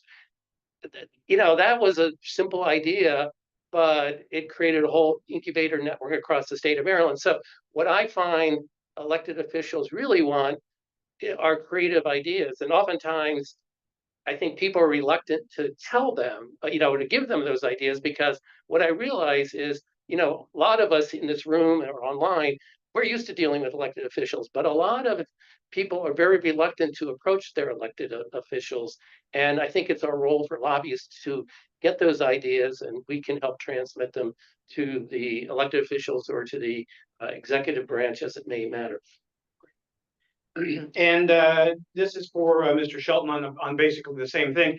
You, as a political appointee, are coming from the other end of this. And we'll also touch on the basis of what is ethical and maybe regulations that govern what you can do or what people can bring to you. What do you find is the most useful tool for lobbyists bringing issues and things like that to political appointees or members of Congress or the executive branch? What really do you think moves the needle? I think the comments that were just made were very poignant and very accurate.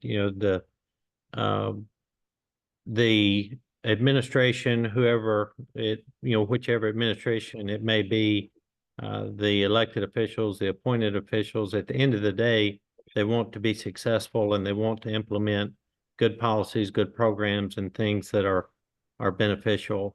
Now, in my role currently as a political appointee, I'm pretty insulated from any lobbying. I'm not allowed to accept or to do anything along those lines. But now as mayor, as the chief executive of the city of Tupelo for 8 years, we regularly dealt with lobbying firms. We had our own firm that represented the city of Tupelo and Jackson to advocate for the city of Tupelo. And then we had, different lobbyists and different groups or representatives of groups that vendors, so to speak, that would come to the city of Tupelo, seeking to do business with the city of Tupelo. And, what you're looking for is sort of just that win-win. Some of the engineering projects, for example, they can come not just with the good idea of how to, do a great project, infrastructure project in your city, but also to help with the grant writing or find a funding source to help implement that infrastructure project in your city. So, it's it's just part of the system, and there's a lot of positives to it. The advocacy, the connecting the right people to make a project successful. Those type things. At the end of the day, the elected official, they have their beliefs and they have their core values, and they have their constituency. They know the politics of the situation. They know whether they're going to be on the right side or wrong side of the politics, so to speak, with the project. But the different groups, the advocacy groups, they can help create win-win situations where good policies get implemented that ultimately help the citizens. Right, and looking back at some of the things when you were mayor, and currently things that you see when issues are brought forward, and we'll have a couple other people comment on this. How many times does it take to carry out a dialogue on some regulatory changes in discussions in order to properly educate a regulator, or also a legislator or their staff? Is a leave behind enough? Is a couple meetings needed in order to do this? Is it the elevator pitch on the way to the floor? What do you find as the most effective means, and how many times does it need to take to get to your point or a point across to the people making decisions? Yeah, and again, I need to emphasize, my current role, I don't, that's not part of my job, and I don't have any of those engagements. But as mayor, I would kind of say a little bit of all of the above. It just depends on what it is. Sometimes there's something simple that could be the elevator pitch, so to speak, but the more common, the norm, I would say, would be long-term engagement, developing a relationship, and then really exploring the nuts and bolts of whatever the proposed project is. You have to kind of, if you're familiar with the phrase herding cats, even in a small municipality like Tupelo, you have the mayor, and then you have 7 elected council members that each have their own principles and beliefs and agendas that they want to implement for the city. And so when you get to the state or the federal level, there's a lot more players. So you have to spend a lot of times, months and months, and sometimes even years, developing the consensus, making sure that you have the buy-in on the project, developing the trust and the relationship of who the partners of the project will be. So there's not a easy answer for that. It sometimes can be any of the above, but the relationship building to me is key. The long-term trust, knowing that the person, has the integrity that is needed, that you can rely on them when they say something to mean it and to follow through. Because at the end of the day, everyone wants to be successful. Everyone wants to be able to tell their constituents or their fellow board members or fellow legislators, whoever it may be, that it's a successful project. Perfect. Mr. Singh-Massetti, real quick, we mentioned on the idea of a personal connection. Real quickly, if you could, how long do you usually take to build these personal connections, and how long does it usually take to present information to get a bill passed? And if you could do that real quickly, give me a quick answer. I know those aren't quick answers, but we'll try. I think in the EU, any legislation is taking around 24 months, you know, from the time when you start actually. So around 2 years by the time you actually see the light. Okay. And like yesterday, the AI Act, the Artificial Intelligence Act, when the discussion started exactly 4 years ago, and yesterday it was adopted. So I'm sure there were a number of thousands of meetings that went around. But I just wanted to second the thought of Mr. Jason, who said, you know, or in other words, I would say, you know, what are the plans in good times? And this is exactly what has helped us during the COVID, because I come from the transport sector. Okay, so nobody thinks of transport except for the fact that we all use transport. We are kind of taken for granted, that people working in the transport sector, irrespective of which mode of transport you're talking about.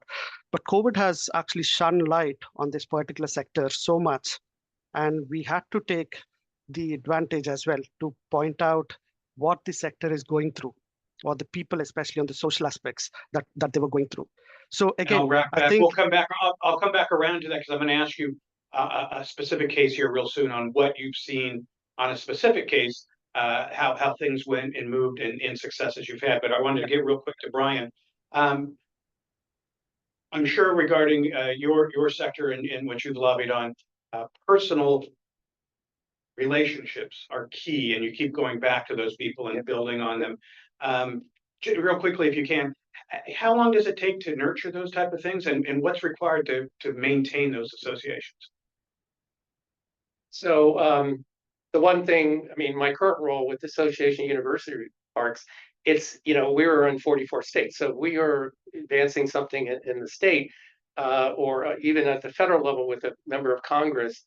You know, I have the luxury of being able to bring, you know, if it was in Mississippi, you know, the folks from Mississippi when we're lobbying the Mississippi senator. So it's really taking advantage of people that already have those personal relationships, because I can't have a personal relationship with all 50, all 100 senators or 50 governors. So we are able to utilize, you know, existing relationships. And the other thing, it kind of was mentioned, is the importance of staff. I think a lot of times people, it's not necessarily building a relationship with the elected official. It's oftentimes very important to build that relationship with the staffer. And, you know, that's sort of been my experience. And finally, with universities, finding alumni, people who have gone to that school, is oftentimes a very useful connection point, because at the end of the day, people are social and they want some sort of common connection. So using alumni connections, which we have a lot in the US, maybe not so much in the EU. People don't, you know, connect, but that's certainly something that in the US that we utilize. Gotcha, great. And we're going to round off, I think, the discussion here with some quick thoughts on successes or failures. If somebody wanted to comment on one that they have some insight on that type of thing. And I'm going to turn to our host here, Katerina, and if she could give me a quick breakdown. What was either a success or a failure in a lobbying project that you had? And you know, give us a quick insight on how you think it was, how it succeeded, or something that you think maybe caused it to fall the wayside. You know, I work a lot with like industrial examples. So we are not used to talk about the industry of like working with foreigners, foreign interests, and also political lobbying, because the United States also like center here in Washington, D.C. on like foreign affairs policy, foreign affairs aid. And I think we not talk enough about para registration and about working for different groups outside of US. I think it's issue that United States, it's too American centric, but sometimes we don't see how much interest in like behind, even like Persian people here, right? Or Chinese people here who also pay, I think, the biggest bill to lobbyists. I don't know, lobbyists or foreign people who work with cryptocurrency. So it's like huge sector, and I will represent to you like some bright issue. It's issue on advocacy, right? So it's like not commercial lobbying, and I think that advocacy for Ukraine and Israel, it became very successful cases because it's was all methods. So it was method of grassroots campaign, it was method of classical advocacy, it was method of political lobbying, which like registration for FARA when you represent like Ukrainian government. So it's, you know, example of all tools which we can represent here. And I think we must do more educational projects and more experience exchange project between classical lobbyists here and you know, foreign professionals who want to work in United States and here in DC, because it's so different cultural maps, so different business practice, and so different legal systems that sometimes like classical American lobbyists can't work with pretty professional lobbyists from, I don't know, Moldova or Ukraine, because it's just different cultural map. So it's my insight, like it from industry, which like I'm working on and represent, and I think that this industry a little underestimate, but I give good example like Israeli and Ukrainian advocacy, but we also discuss a lot about bad examples. It's like how China do that, right? How like through disinformation other countries do that. It's also part of their advocacy, which unfortunately sometimes effective. So I will be shortly because other next panel will be about advocacy, and it's nice speakers there. Great, thank you. And I'm just going to throw this to Brian next, but Jason, you're on deck as another American-centric idiom. I'll throw that out there. And then Sagar, we're going to come to you to finish off with this one. So have that in mind. And just, you know, real quick, again, a success or a failure, why was a success and what made it a success? Maybe what caused something to fall away. Sure. I already mentioned this, something called the CHIPS Plus Science Act. It was passed on a bipartisan basis last year, maybe it was the year before. The years sort of rolled together. But it was $1 billion plus, you know, bipartisan effort to build economic competitiveness in the U.S. in technology, tech hubs, lots of money, billions of dollars. And in the U.S., we have a difference between authorization and appropriation. So this was authorized, meaning we're going to do this. But then when it came time to pay the bill, the appropriations, Congress, unfortunately, did not come through with all that funding. So I consider passage of the bill a great success. I think, and they provided some funding, but I think scientists from across the U.S. have been disappointed in the amount of funding. So I consider it also a quasi failure. Okay, Jason, you're up now. Success that you've seen, or possibly a failure, and why either one was what they turned out to be. Yeah. So, as mayor, I saw a lot of both in advocating for different projects within the city of Tupelo. You're as a mayor of a city of that size, you're lobbying usually for infrastructure projects. So from a new bridge to a drainage project or something like that. Sometimes they're more tourist related, cultural centers, things of that nature. So we saw a lot of successes in getting those funds, and then there were a lot of times where we made the request and it was denied for whatever reason. One thing that kind of popped into my mind as you were asking the question, though, on successes and failures and getting things through the system, so to speak, I think it's always, especially in the United States, to be mindful of at what cost. So if you are the mayor and you're trying to push something that you're really passionate through the city council and using the bully pulpit of the office, so to speak, to build public support for your project, you might ultimately win, but you also might create some tension that lingers on and makes future projects more difficult. So Winning is important, getting your measure passed is important, but it's also always important to be mindful of at what cost and to keep those relationships intact. You don't want to lose an ally because you wanted to get this one thing passed. Sure. And Sagar, real quickly, success, failure, and the reasons why. Yes, I would go back to COVID again and try to emphasize on the about the transport sector. So I think the good part of the success story there was to the fact that we were able to raise the profile of the transport sector and what they were doing as real heroes.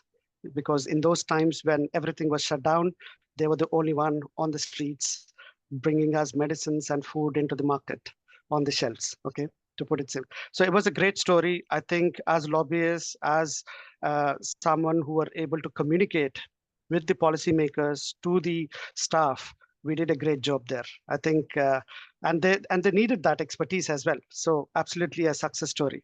I think what we failed, I suppose, is on one hand, we have highlighted and raised awareness, educated what the sector was going through, but we could not bring them any funds.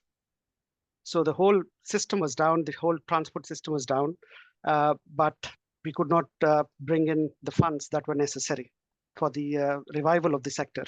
We are glad that we see some positive revival now, but I think what, again, going back to some of the positive stories, we were able to bring some personal stories at a grassroots level. So from member states, from the cities far, let's say in Barcelona or Rome, or just take any city from anywhere, you could go and say to a bus operator or to a small medium-sized operator, whether it's an airline or a cab operator, we were able to bring out their stories and make it personal and we tried our best to bring those stories to the commission and to the parliamentarians here who were able to come up with some kind of a fund.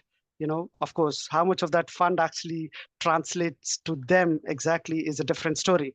But overall, I think it was a big success story. And as I think one of the panelists was saying, it's about building relationships, and your expertise is as a lobbyist comes in handy. And especially if you're in the sector and you know those relationships, or you have already built those relationships, because of the integrity and the trust you have built with them, always adds.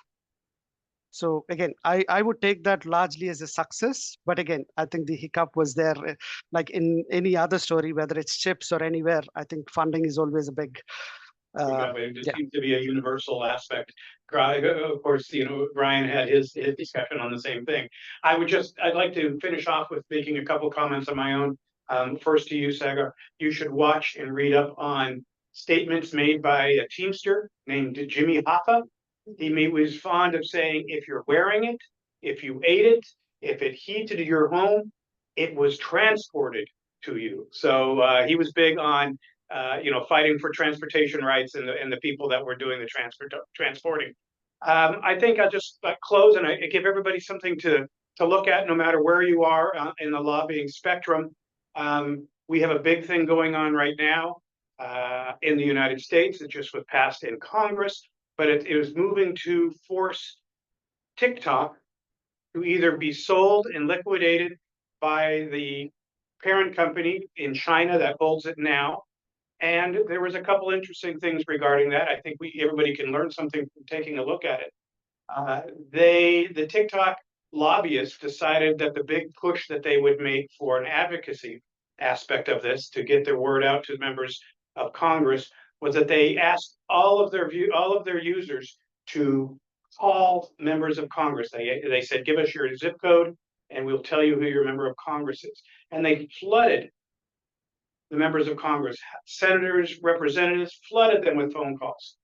I think that was the only reason that we had a split partisan Congress vote 350 to 67 or something along those lines in favor of pushing this bill forward, because most of the members said we had to turn our phones off and the heck with everybody in TikTok. I couldn't get my work done. So that was an idea that may work on a lot of other things, but when it comes to it didn't really help. It upset members of Congress who were getting ready to cast a vote on that. I think that actually probably drove maybe 40 or 50 people to go the opposite way.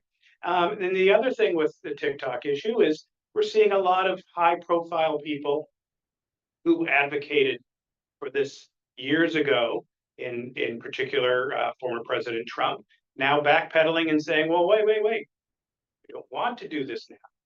And the reasons are, becoming, why doesn't he? And it turns out that maybe political donors who are large billionaires have been speaking in their ear, because when you donate $150,000 to $250,000 to a political campaign on some different level, you get an invitation to Mar-a-Lago or Camp David, and you get personal time, and sometimes that is effective. So I think the ongoing TikTok argument is a good one for everybody to watch and to possibly learn from and to take away some examples. So I'd like to thank everybody online. Jason, Sagar, thank you very much for your participation today. Brian, thank you for being here with us. It was a pleasure. And of course, our host, Katerina. And we look forward to you staying with us and to our next panel. Thank you. Thank you so much. Thank you. So our next panel will be a panel about advocacy, which have like high interest.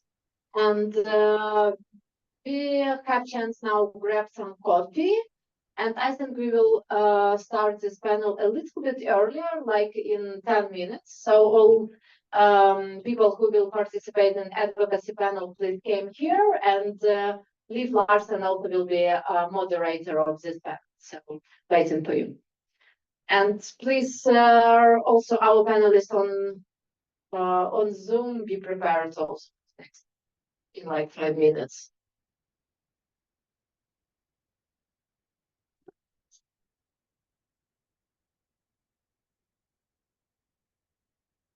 Yeah, hello, thank you for joining. Yeah.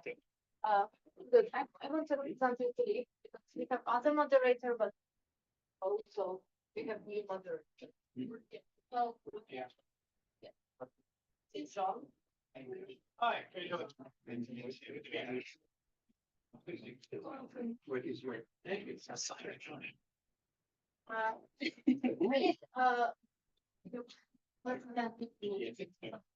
Yeah. John. What? Oh, yeah. I know. Adesso I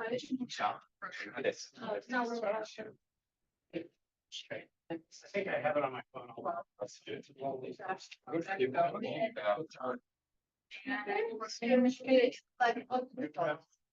Yeah. Now you're seeing. So it's not you. No. You didn't apply on it.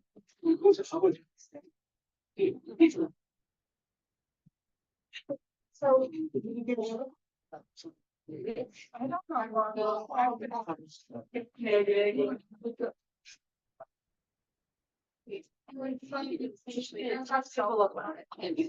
One chair guessance. It's a bit hard because some people from IE panels, they want to go to New York earlier. So, yeah. So a strong woman. That's how much it helps to strong lady. Okay. Another strong lady. You know how it goes. But we need to check that screen will not appear. In our faces. Yeah, not screen, but the projector. What if we sit right here? Yeah, Oh, this is nobody's gonna sit here. Right now, it's fix it in a minute. No, It's this here. the light. All the other panels were fine, but for this one, we're making major adjustments. Agnes, Olga, from Originally from Russia, but From Russia. I live in Michigan. in Michigan. I'm originally in Belarus, Okay. but here living in DC. Oh, you are. Yes, these are my two affiliations. Very nice. Okay. I very. Karina, you talk. So, but yes, it's. Sure. Sorry, we want one more chair for this pen for Prince from Veteran Affairs. So Can we let's move move it? it. Let's move it. The thing is, we cannot push it like backward because otherwise The light will be the in projector project. will. So, Sure. Marina, I think this will be fine. If he He's came, on the way. He said he's on the way. He's on the Prince. way. Okay, well, then we'll just leave her on here. That's good. I think we'll. Yeah, So which one? I'll grab in the center here. See the screen. Olga, I'm sorry. So Just move it. No. This okay. way. Oh, I'm sorry. Yes, and be careful. The. Okay, I got it. So they have this one here. If that's possible, if this side can use this microphone, In that. yeah, and that side, this microphone, that would be amazing. Perfect. You can just hold it, I guess. Just let me know whenever you're ready to. So we have these chairs for speakers who will take. Yes. Yeah, they should be here in Prince and some. And on the station. Ah, On the station, what we will put on the station. Prince now station. And, Ah, he's on the stage right now with us. Good. So we need to add two Alice more Alex people. Yeah. Two more. two more? Start. I'm just gonna pass the mic. Let's start, and if Anastasia will, like, she will be in the end, maybe somebody just changes here. Who's online with us for this? right? Mr. Vitaly Herzog. Okay, So, but he needs translation, so Gotcha. maybe it's weird. anybody else? No, other people. will Okay, also- gotcha. Yeah, Okay. yeah. Well, then I'll pass the mic around and everybody introduce themselves. Yes, yes. Whatever, you want me to start? To introduce everybody. It also takes some time. Well, I have some people on here that I get, I'm Rico Schmidt. right. Rena is right here. Rico Schmidt is. I don't do photo tape. Thank you. That's why I'm just gonna, oh, there we are. I'll just pass around with everybody. Yeah, let Do good. maybe. Wherever you did your TEDx talk. On TEDx, on online? Yeah. My ex-wife did a lot of TEDx stuff. My wife. Yeah. I went to a lot of TED events. Okay, let's see. No. Oh.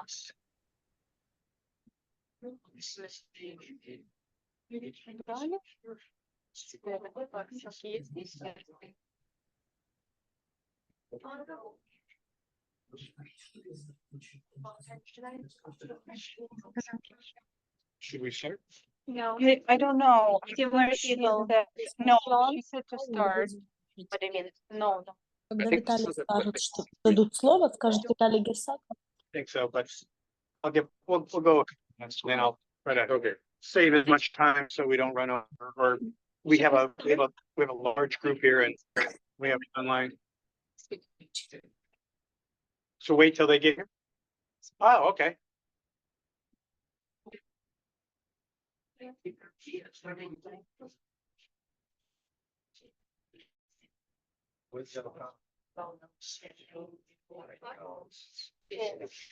We need to have one more chair. Okay. Because Jim also joined us and will be one more speaker. Yes. So, What is in, what is in? John, I'm sorry, can you join us if possible? Yeah, and we can see it. Yeah, it's perfect because I always get the firefighters associations that back my candidates. Yeah. And then the IAFF never does for you. Good, how are you? They're on the union side of things. So You did a great Oh, job. yeah, I mean, right now I'm working with Oh, whoa. We got it a little bit too close there. There we go. I always, yeah, because I mean, it's always, you look like. you'll get the. The Republicans. They get a always grand say- entrance. Chiropractors are the Police Benevolent Association, and then of course the official unions. the others. Liv, maybe you will be. Steve, you bet, that's And fine. We have one more speaker. You got it. Sorry, your panel is most popular panel. Exactly. and you have two. And then I'll pass it on. So what we're gonna do here is, I'm gonna hand off the mic here, and they're gonna use the mic on that side. It will be great panel. You will see. Yeah. Lights are out. Here we go. Well, this is going to be a great now. And this panel is, as you can tell, we have full stage here, and we also have people online joining us from overseas, I believe in Ukraine. The panel today, today's panel today. Camera's right there. So we stay somewhere here or there. Oh, I was gonna move out of the way. Maybe you can move the chair and sit down there. No, I'll just stand over here. Yeah. I'm not in trouble. The panel right now is on advocacy. And for those of you who wonder what is the difference between lobbying and what is the difference between that and advocacy, we're here to discuss that. The panel will explore the intricacies of advocacy and the art of running an effective advocacy campaign. And I do believe that's a correct way of describing it. In today's dynamic and ever-changing social and political landscape, advocacy we're driving change, influencing policy decisions, and amplifying voices on important issues.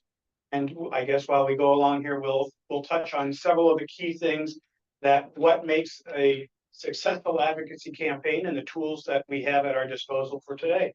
But I'm going to hand the mic down along the line, and everybody just kind of give, if I can ask you real quick, a quick introduction of who you are and some of your expertise that gives you some insights on advocacy. Hi, my name is Jim McBride. I'm on the communications team of the American Coalition for Ukraine. I'm also on the outreach committee, which is similar, but a different thing. It's more of a grassroots task force. I also have about 3 decades in communications and politics. And so I hope to provide some of my background today and how it can work for you. Well, hello, my name is Alis Yakhnovich. I'm representing Belarus. In particular, I'm economic advisor of Svetlana Tikhanovskaya, national leader of the Democratic Belarus, and also vice president of the Association of Belarusian Business Abroad. And this is something I can share with you, our experience, how to build business community abroad. Good afternoon, or good morning, or good evening, wherever you are. My name is Prince Taylor. I am here representing my own interests as a U.S. veteran. I have helped create grassroots organizations or programs to support veterans, and so I'm here to help share more information about that.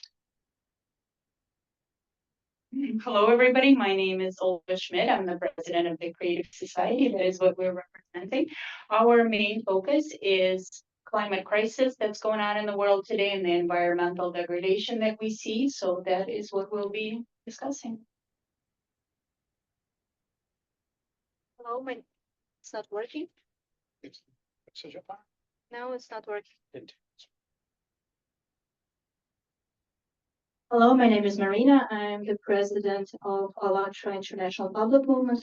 We have been studying changes that are occurring on our planet for more than 27 years.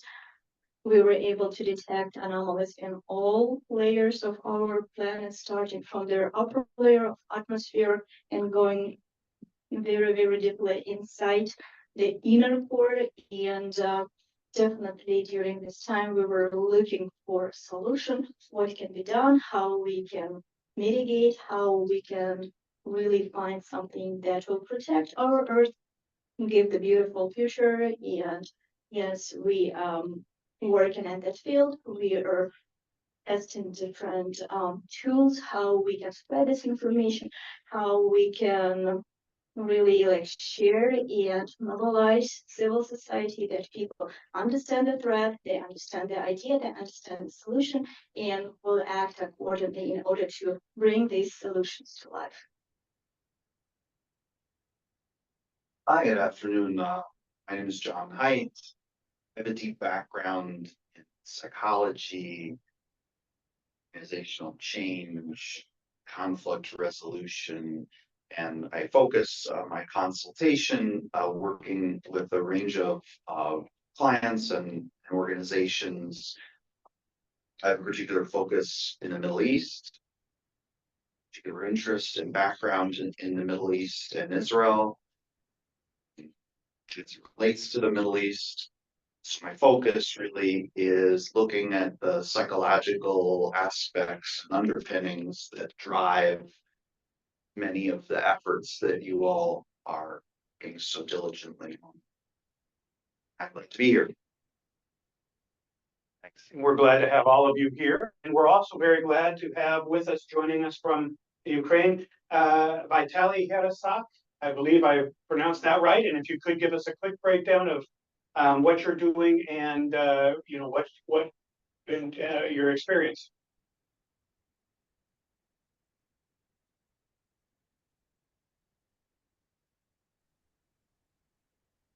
Yeah. Hello. Чути мене? Can you hear me? Yes. Yes, да, так.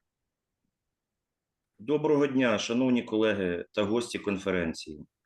Good Мене afternoon, звати, dear colleagues and guests of the IGAPA conference. мене звати Віталій Герсак. Я є доброволець Збройних сил України і є засновником громадської організації «Вільні та вірні». My name is Vitaly Hersak. I am a volunteer at the forefront and also the founder of the NGO Free and Faithful. Моя місія полягає у підтримці та розвитку ініціатив, які сприяють благополуччю та інтеграції ветеранів війни в Україні. My mission is to support and develop initiatives that promote well-being and integration of war veterans in Ukraine. Громадську організацію «Вільні та вірні» було створено з метою надання голосу саме тим, хто захищає нашу країну. Free and Faithful was created to give a voice to those who defend our country. Ми також працюємо над тим, щоб наші ветерани мали всі необхідні ресурси для повноцінного життя після повернення з фронту в цивільне життя. We're also working to ensure that our veterans have all the resources they need to lead a full life after returning from the front. Однією з наших ключових ініціатив стала організація міжнародної конференції «Дієва ветеранська політика» в Україні. One of our key initiatives was the organization of the international conference Effective Veteran Policy in Ukraine, International Experience and Action Plan. Міжнародний досвід та план дій на цій конференції. Ми під час конференції зібрали 55 експертів з 7 країн світу, в тому числі України, США та Європи. At this conference, we brought together 55 experts from 7 countries, including Ukraine, the US, and Europe. А також представників влади, політиків, військових та громадськість, щоб обговорити та розробити ефективні стратегії підтримки наших ветеранів. We also invited government officials, politicians, military personnel, and civil society to discuss and develop effective strategies to support the veterans. Після проведення даної конференції ми створили робочу групу, яка вже працює над планом дій адаптації американського досвіду до українських умов.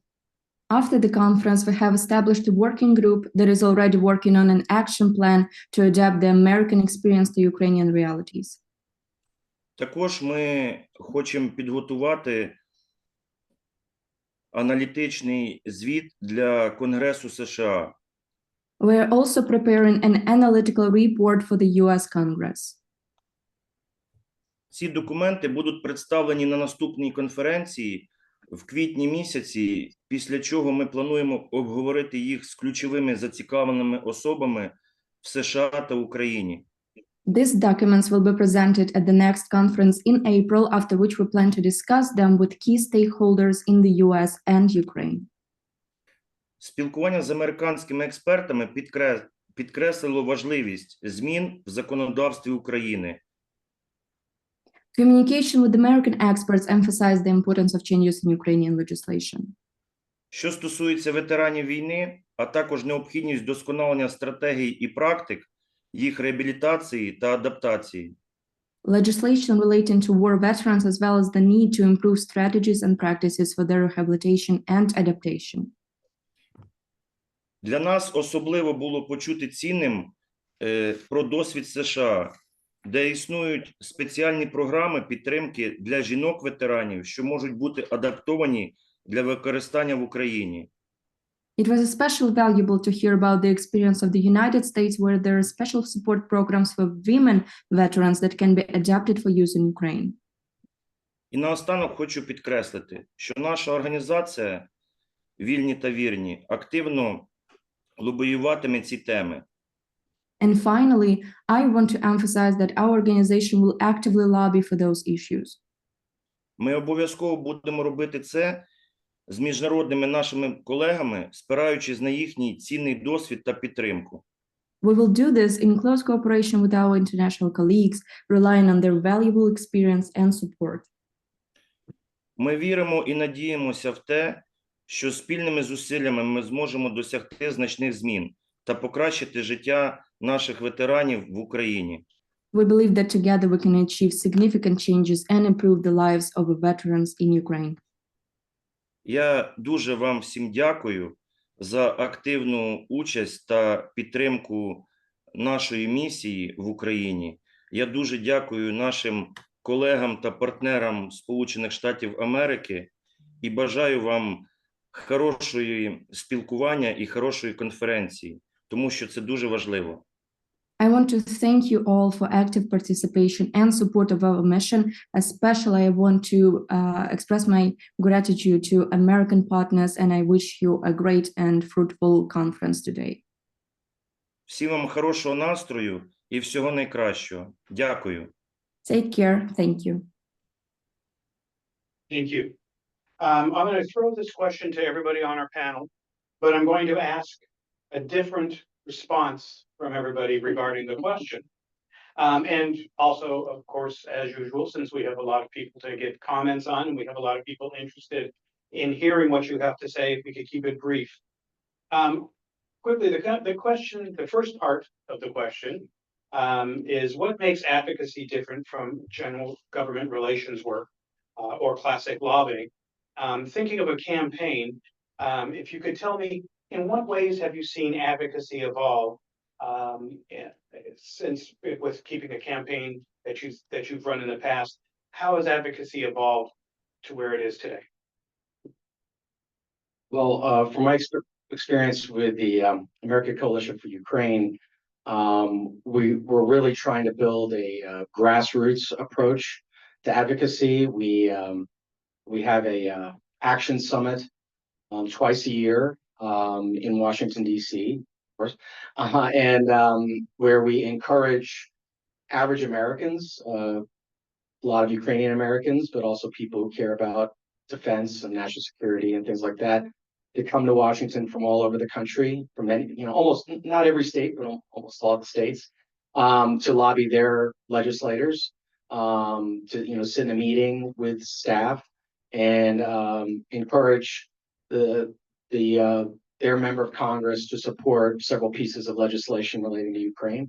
And what we're trying to do is bring in a wider network of folks that we have not reached yet, because a lot of people don't know how to get involved.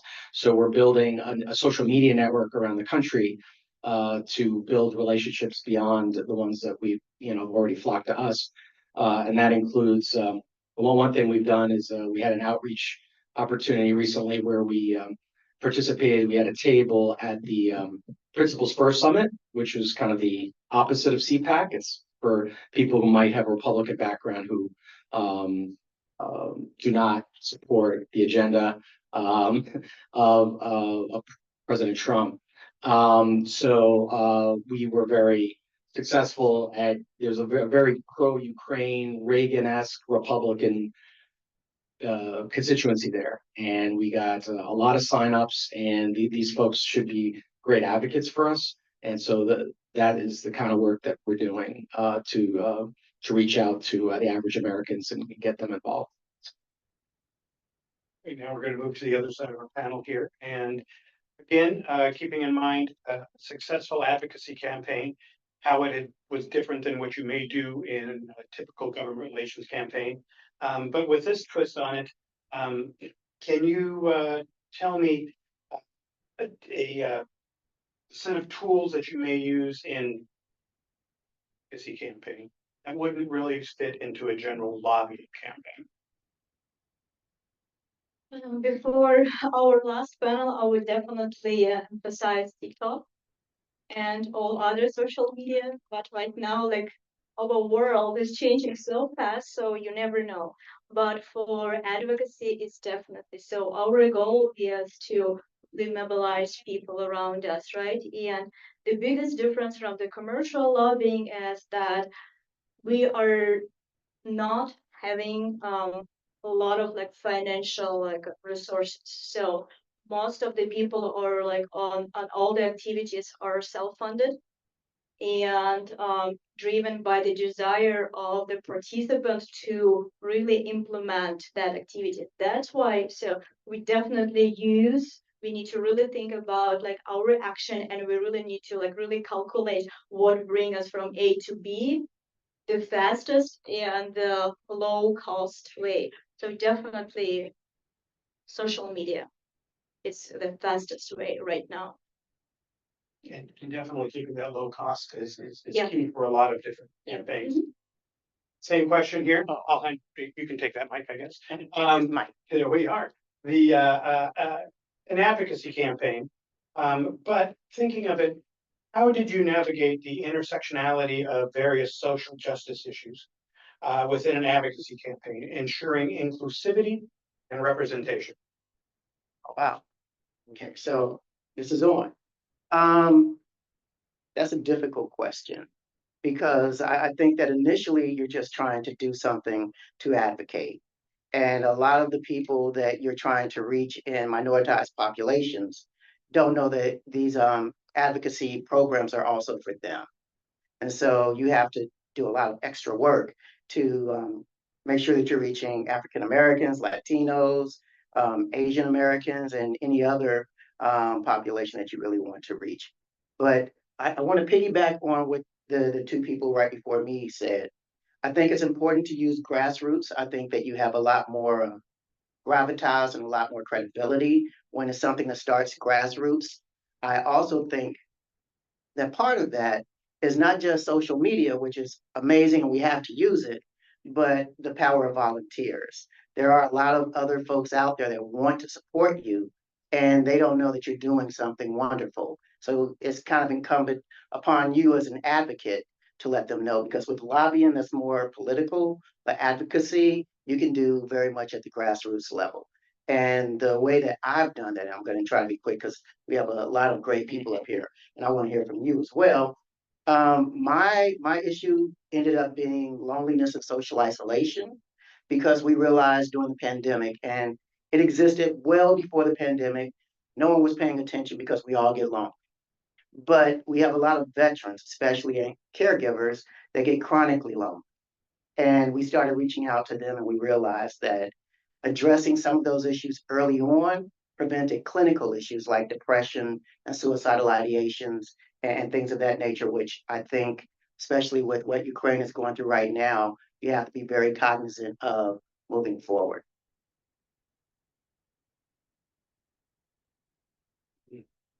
Same question again, successful campaign, but if you could include also the creative society aspect of it, how did you work that in, and did you find it to be a useful tool? Thank you. So Creative Society is a volunteer project that's been around for over, well, we've been doing research for over 27 years, scientific research, and we have volunteers. So all people are volunteers from over 180 countries. And as we were talking about inclusivity, 180 countries, we have millions of volunteers from all over the world. So today, from doing the research, we understand that we have problems with the core of our planet. And here comes the question of, we understand that there's anthropogenic factor, that climate is changing, but also that there is another problem. There is something going on with the core of our planet. So in terms of advocacy, we're saying that we need a unified scientific center where we can unite all the scientists together around one table and work on this problem all together, where they can solve not only the climate crisis issue that's going on in the world and will affect everyone soon, but also the environmental problem. which is the pollution of the ocean. And we talked about microplastic with some of you. We know how big this problem is. And we also look at this. We study what we can do, how we can clean up the oceans. So this all needs to, we can see that today it's all coming from people themselves, from volunteers sharing it on social media. We do social media campaigns as well as forums. We host forums in over 150 languages, which is incredible, all done by volunteers. There's one, Global Crisis, the Responsibility was the last forum that we've done where we show all the scientific research and so on. So advocacy is important. It's important to speak out even on issues that you care about on social media through volunteers, talking to your neighbors and so on. Great. And I'm gonna throw this to both of you, and whoever wants to take it, grab it first. But same thing, a successful social advocacy campaign, but with this twist on it. With how did you utilize and to what success digital information services, social media? Either one of you wants to take it if you have an example on how you use those to successful needs. I'm going to defer to these amazing people in a minute, but what I can say is when I talk with some clients about this very issue, right, you think about communication, and that depends on, of course, on language, right? So as someone, you know, a psychologist, and that's how I look at communication. And I think, right, social media, one of the things that is so powerful is the communication is concise, it's personalized, and it's widely accessible. I think a lot of times, especially with different types of advocacy, I think one of the challenges that they run into is using language that's not accessible and that people can't relate to. And this is such a critical thing, because obviously, like, none of the things going on with the earth started yesterday, but there's a certain, I think, anxiety that people have, and the way that I'm sure you go about phrasing things, right, that can either get people on board or move them away further into some denialism or other types of things. So I think approaching it, you know, from the psychological standpoint of figuring out where people are at, what their mood is on a particular issue, and then how to make a highly personal, really brief appeal is so powerful. But turn it over to you who are actually doing it right now. For you next. Thank you so much. Oh. All right, I'm trying to answer both of your questions. One regarding the advocacy, how do I understand it? I'm not an expert, but I guess that there are certain definitions regarding both lobbyism and advocacy. In my very simple understanding, lobbyism is more commercial. It is dedicated to organizations who already have certain capacity, financial capacity, organizational capacity. Advocacy is softer, and advocacy, I agree with you that advocacy can be joined by massive, by en masse, but by many people, including volunteers. Why not? But advocacy is also not only on behalf of your organization, but sometimes also on behalf of the wider society. And the case of my organization is Association of Belarusian Business Abroad.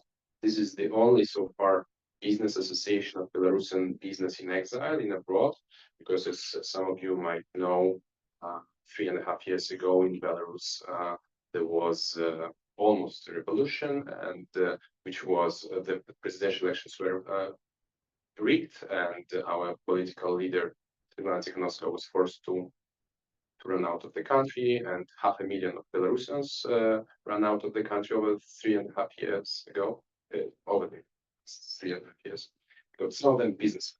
So we established 2.5 years ago, established such business association where only business units can join this association.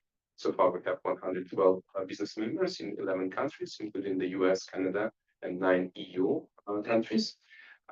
We use, this is my second answer to the second question. We use definitely digital tools in order to communicate with each other. So we have a chat in Telegram, we have email list, we have webinars, we have some when we have annual meetings with our members. Obviously, we do it in a hybrid mode. So we use definitely social media as an association of Belarusian business. So the country which has very negative image to Belarus, it's co-aggressor, the war in Ukraine, Russian war in Ukraine. We also, our mission and then our advocacy campaign should include also positive image and positive statement and distinction between the regime of Lukashenko, which is an evil and is responsible for the war as well as Russia, but to distinct it from the Belarusian society, which is against this war and against both regimes of Putin and Lukashenko. So we use social media to create this positive narrative to show that you can be proud to be honest Belarusian business, and only as an association, only as a group, we can defend our rights. We can advocate on behalf of our association, but also wider on behalf of our Belarusian diaspora in abroad. Great, thank you very much. I just wanted to highlight something that was said, and I'll throw it out there for everybody to kind of respond to. But there was a thing that was said that, you know, a good advocacy campaign will make this something people feel personally tied to. They have a stake in it. And we have two people here with us, one in Ukraine, John, who's done a lot of advocacy work on behalf of Israel. They are in situations that it's not only personally people feel a stake in, people are personally dying. And I think that's a unique scope of advocacy when you have people who are being put not just in harm's way because of a regulation or a law or healthcare needs. They're actually being killed and shot, and families are being destroyed. Thank them for their hard work. And Vitaly, thank you very much. If you're still with us, you know, you're in a tough spot, and I think it's a it's a difficult position when you're so close to the issue, and you're doing a fantastic job, and we'd like to, you know, thank you personally for it. And John, of course, I'm sure you have lots of stories of people who are hurting now because of the ongoing conflict on both sides, you know, and it's a difficult thing. And I just wanted to kind of, I'll segue and then I'll just give a closing for all of you to go back around again and highlight, since we are discussing advocacy, it's due that you guys get to highlight the programs that you're advocating for. But, and I'll throw myself out there as maybe I'm the evil advocate. It was said that a lot of times advocacy highlights the positive. Having done a lot of advocacy work targeting elected officials, I've often used what I like to call the carrot and the stick. If we have a member of a legislative body who isn't supporting my client's bill or philosophy, we offer the stick, which is we will start beating them about the head, you know, calling them into question in front of their constituents, especially in an election year, for having been on the wrong side of something. And the carrot we offer them is we will stop beating you about the head and do some nice things for you on social media, as saying, this person came to see the light. Thank you. You know, you're doing a great job for the people that elected you. And so I think there's two aspects of that. There's the often positive thing. And another example I'll throw out there is a gentleman I went to college with and played rugby with. He started an association called Power to the Patients. I wish I was involved in it because it's a fantastic organization and he's got some fantastic advocacy things that are going on. And his thing is somewhat of shaming members of Congress. Recently, if any of you that live in DC, he hosted an event with the rock group Foo Fighters at the anthem. Thankfully, I know him, so I got VIP pass, and it was fantastic, and we got to meet the groups and everything else. Like I said, I wish we had those type of campaigns on that I was involved with, because I'd like to do more things with rock groups like that. But it was it's used to bring in people in large groups like that who see themselves as supporters or moved by these musicians or these creative people, and they're put opposite of, we're glad you're here today. We're glad your heroes are here supporting us.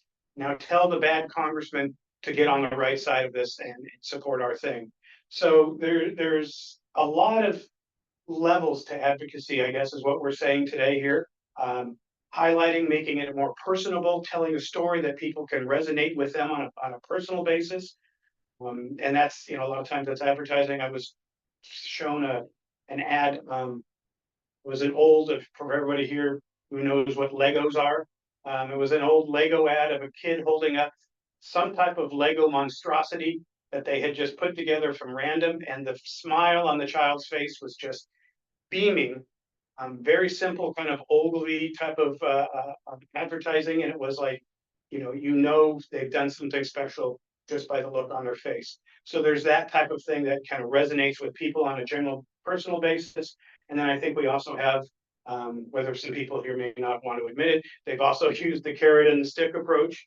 And then there's also the aspect of, shaming people of, shame on you for being on the wrong side of this. Personally, I just wrote an article that went after shaming Senator Tuberville for his no-win scenario type of thing, especially on the anniversary of the Miracle on Ice 1980 U.S. hockey team beat the Soviet team, where nobody thought they had a chance to win, and they come out of nowhere and won that game. Shame on him for doing that and saying the things he did about the Ukraine. But I'll just close off, everybody, give you a chance again, mention who you are and the group that you are advocating. Well, yeah, my name is Jim McBride, and I'm with the American Coalition for Ukraine. And one thing I did want to get people thinking about, because it's actually very rarely discussed these days, but it should be, is the importance of community engagement internally, creating platforms where the community can motivate each other and educate each other on a daily basis, to encourage each other to keep advocating, because one thing that is actually needed in advocacy is for grassroots advocates to be consistent and reaching out to their members of Congress as much as every weekday, because every day their tally starts at 0 again, and they count all the calls that come in. So we use Signal, and we're trying to move to Slack because it's a little bit better for community management. But I definitely recommend that once you have a supporter network, try to encourage them to get into smaller communities where you can engage them on a regular basis, and try to keep the engagement going. Because we have a very motivated community, so we have a little bit of advantage putting that together. But nonetheless, I think it's a good way to maximize the potential of your network. I just need to make a quick correction on my part. I missed somebody who is online with us right now. I'd like to introduce him and throw it over to him to give some remarks on the group he advocates for, and maybe some highlights of things that he's done to have successful campaigns. I'd like to introduce you to Joshua Bergen.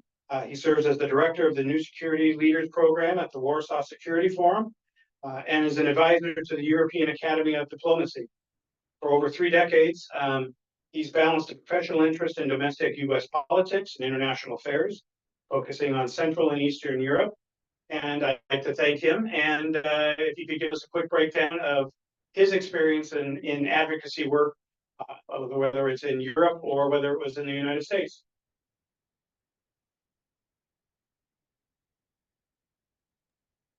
Sorry about that. Douglas, thank you for the introduction. And it's an honor to be with all of you today. Literally, for sake of time, I'm not going to go into a lot of detail about my past, other than to say I've been in campaign politics since I was 15. over 3 decades. And I wanted to reinforce 2 things that were stated today. Jonathan, I think you had commented about sort of the psychological aspects, and Douglas, you talked about story.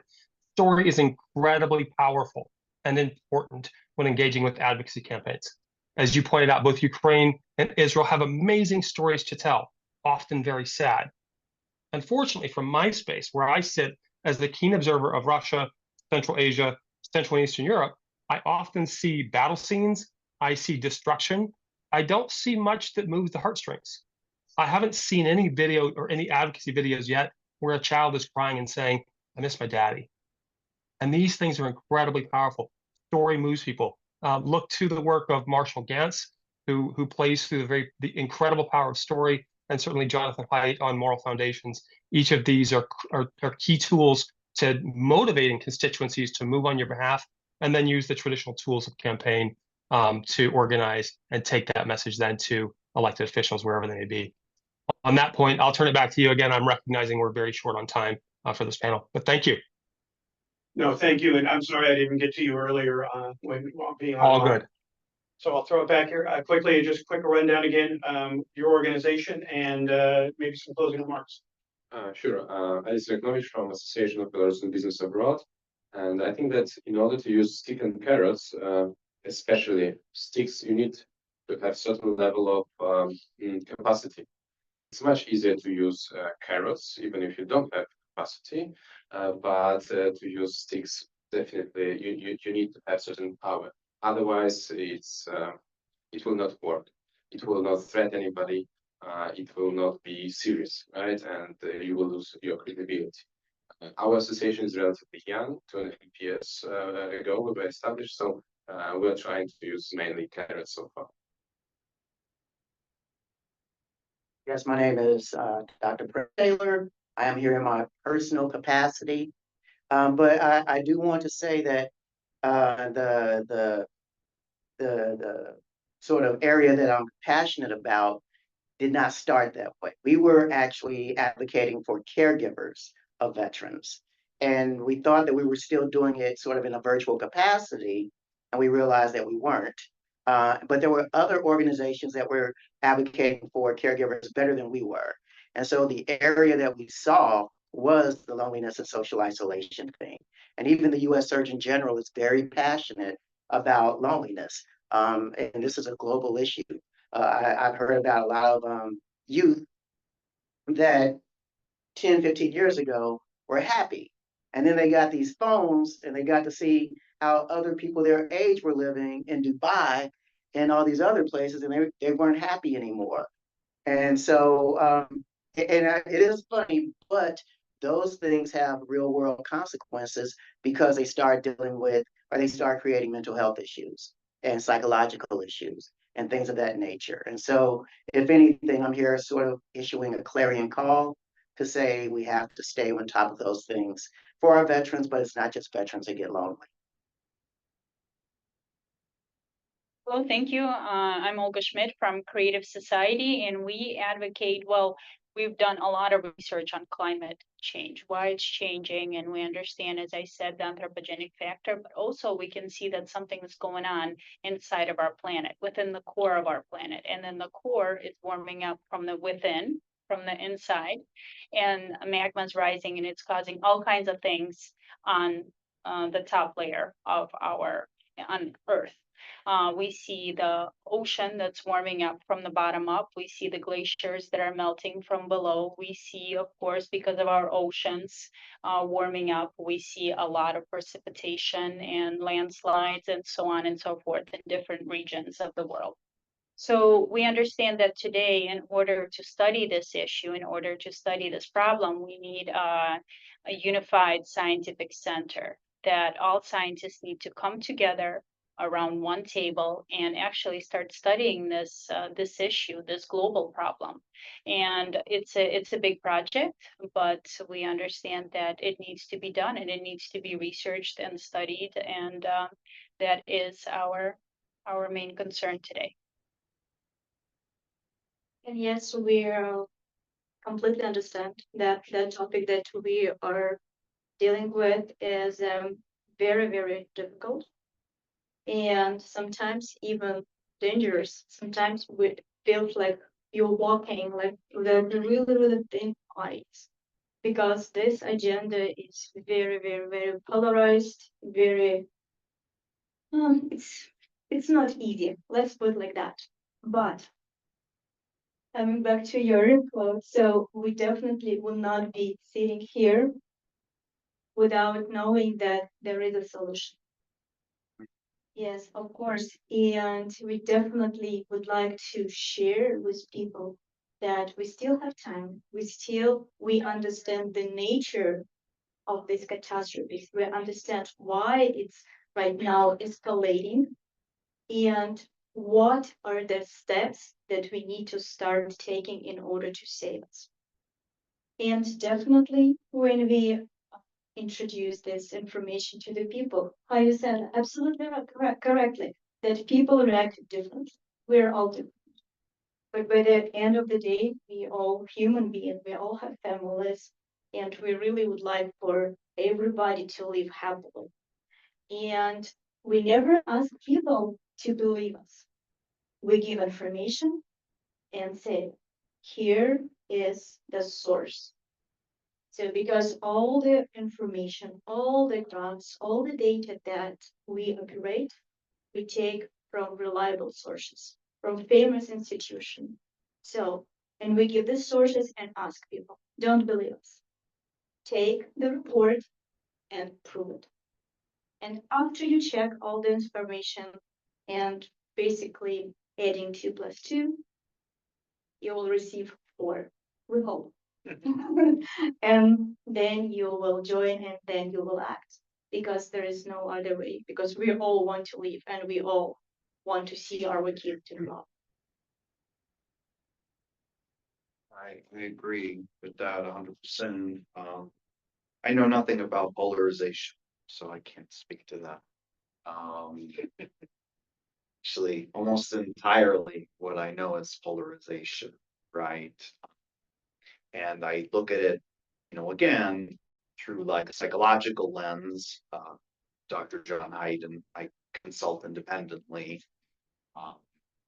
So I take a look a lot about, movements on the street. And I think we see throughout the Middle East, particularly, right, starting in 2011 with the Arab Spring, that the voice of the street is really contradicted both in Israel and many of the neighboring countries, where the voice on the street is really asking for change and is organized for change. I think one of the things that I notice, and I notice this both in Israel and surrounding countries, is there's a real drive of discontent and a real surge on the street, but there's no plan for a day after. And I think this affects many movements. And again, I think that relates to communication and galvanizing large groups in a highly organized way around a central theme that appeals to people. So that's something I'm quite interested in. I'll turn it back to you.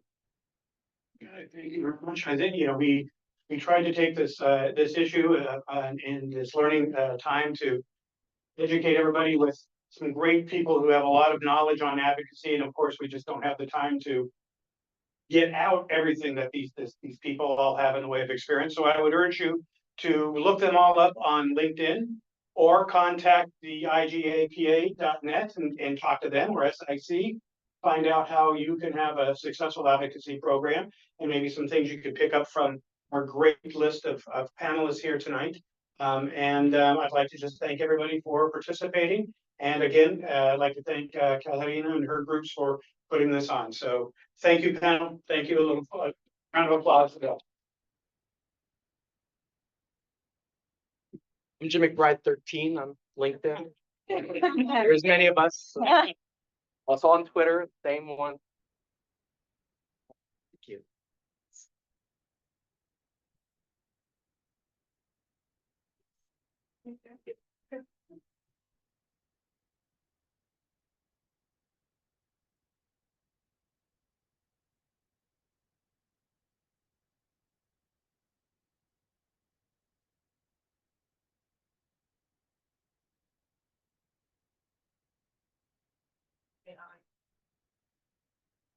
I'm going to say for the next panel, so if you're online, if you want to go grab, whether it's a coffee or a glass of water or a late night glass of hot milk or something, depending on where you're at, go ahead and do that, and we'll be right back with the next panel in about 5 minutes.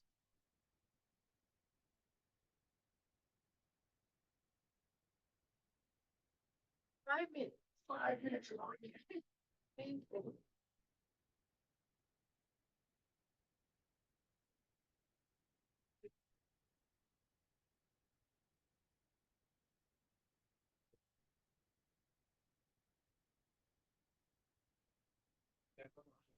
That's really, well, I was gonna mention up there, it's thing. It's an aspect.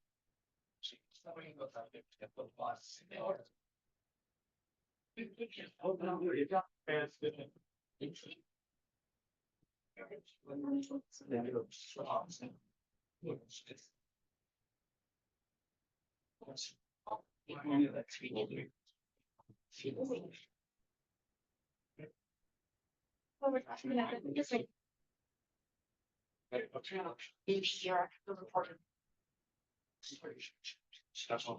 Go online. It's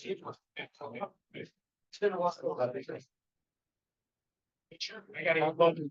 Kiss for the outstretch. Patient contact.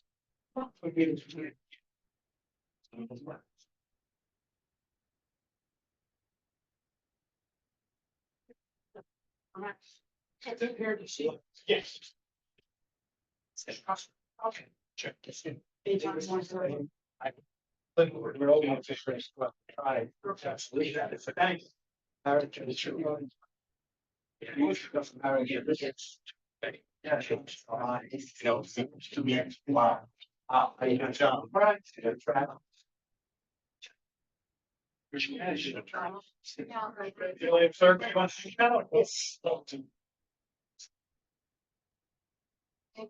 Got a final spoke.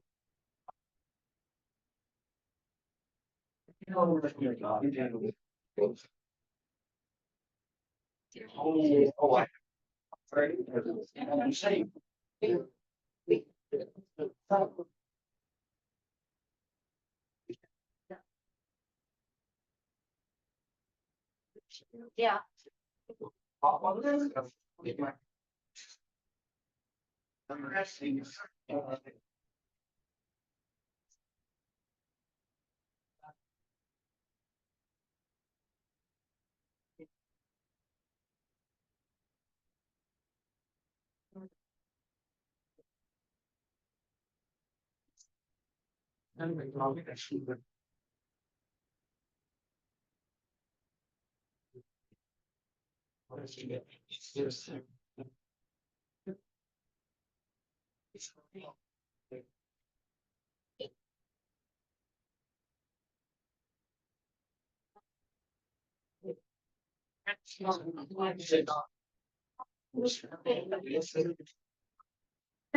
Okay, how did it 2 years? Gotcha. I saw like. Give it a song. Reputation, yeah. Oh. I mean, you are.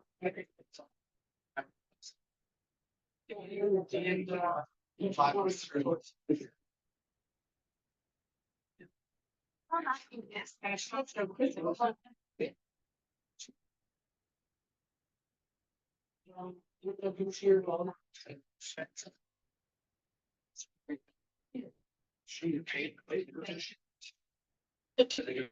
you want me to organize? Oh, yeah, we don't need a. We don't need.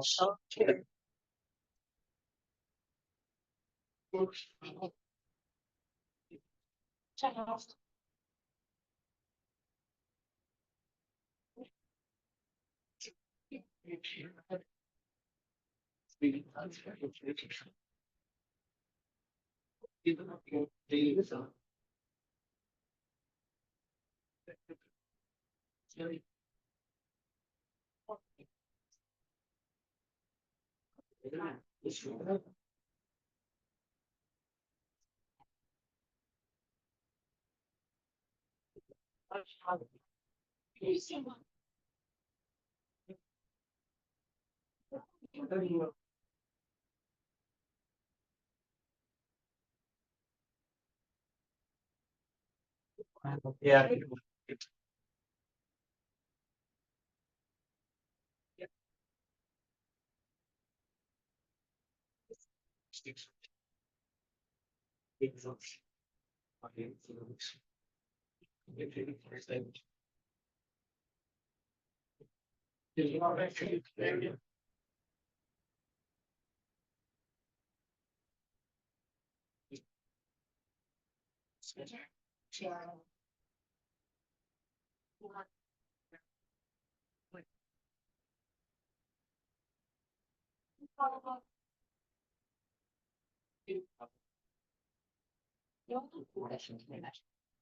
He knows they got.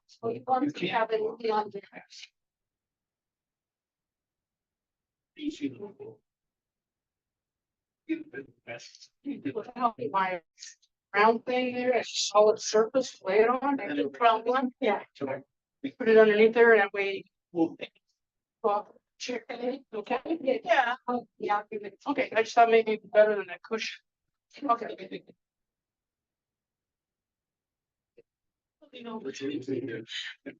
What bumps it?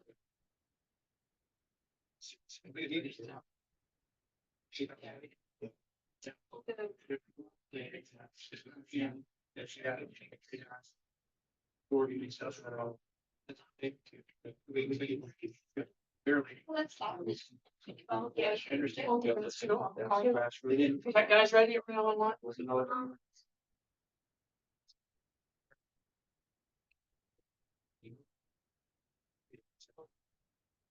Just wanna put you on your scale. I'll see if either way, Harry Wilson. Testing. Oh, hello. Okay, I think it. Yeah. Testing. No, it's not. Yeah. Okay, folks, if we want to gather back in the room here, we'll get up with next panel. One that I think everybody ought to be interested in, AI, and what's going on today in lobbying and AI. Been asked to step in and pinch hits for this one, for this panel. So if our here, is there anybody else that's on the other panel? I think we had Anastasia supposed to be here. Do we have our online folks that's supposed to be for this one? Svetlana and Shadara. I can see Svetlana there.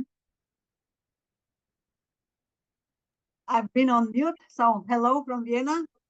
It's Hello. 9:30 p.m. here. I will try and get this so you can have a good bedtime tonight. So we'll get this rolling for you. And thanks for staying so late with us. Appreciate that. And last one I need to just double check on is Chidera.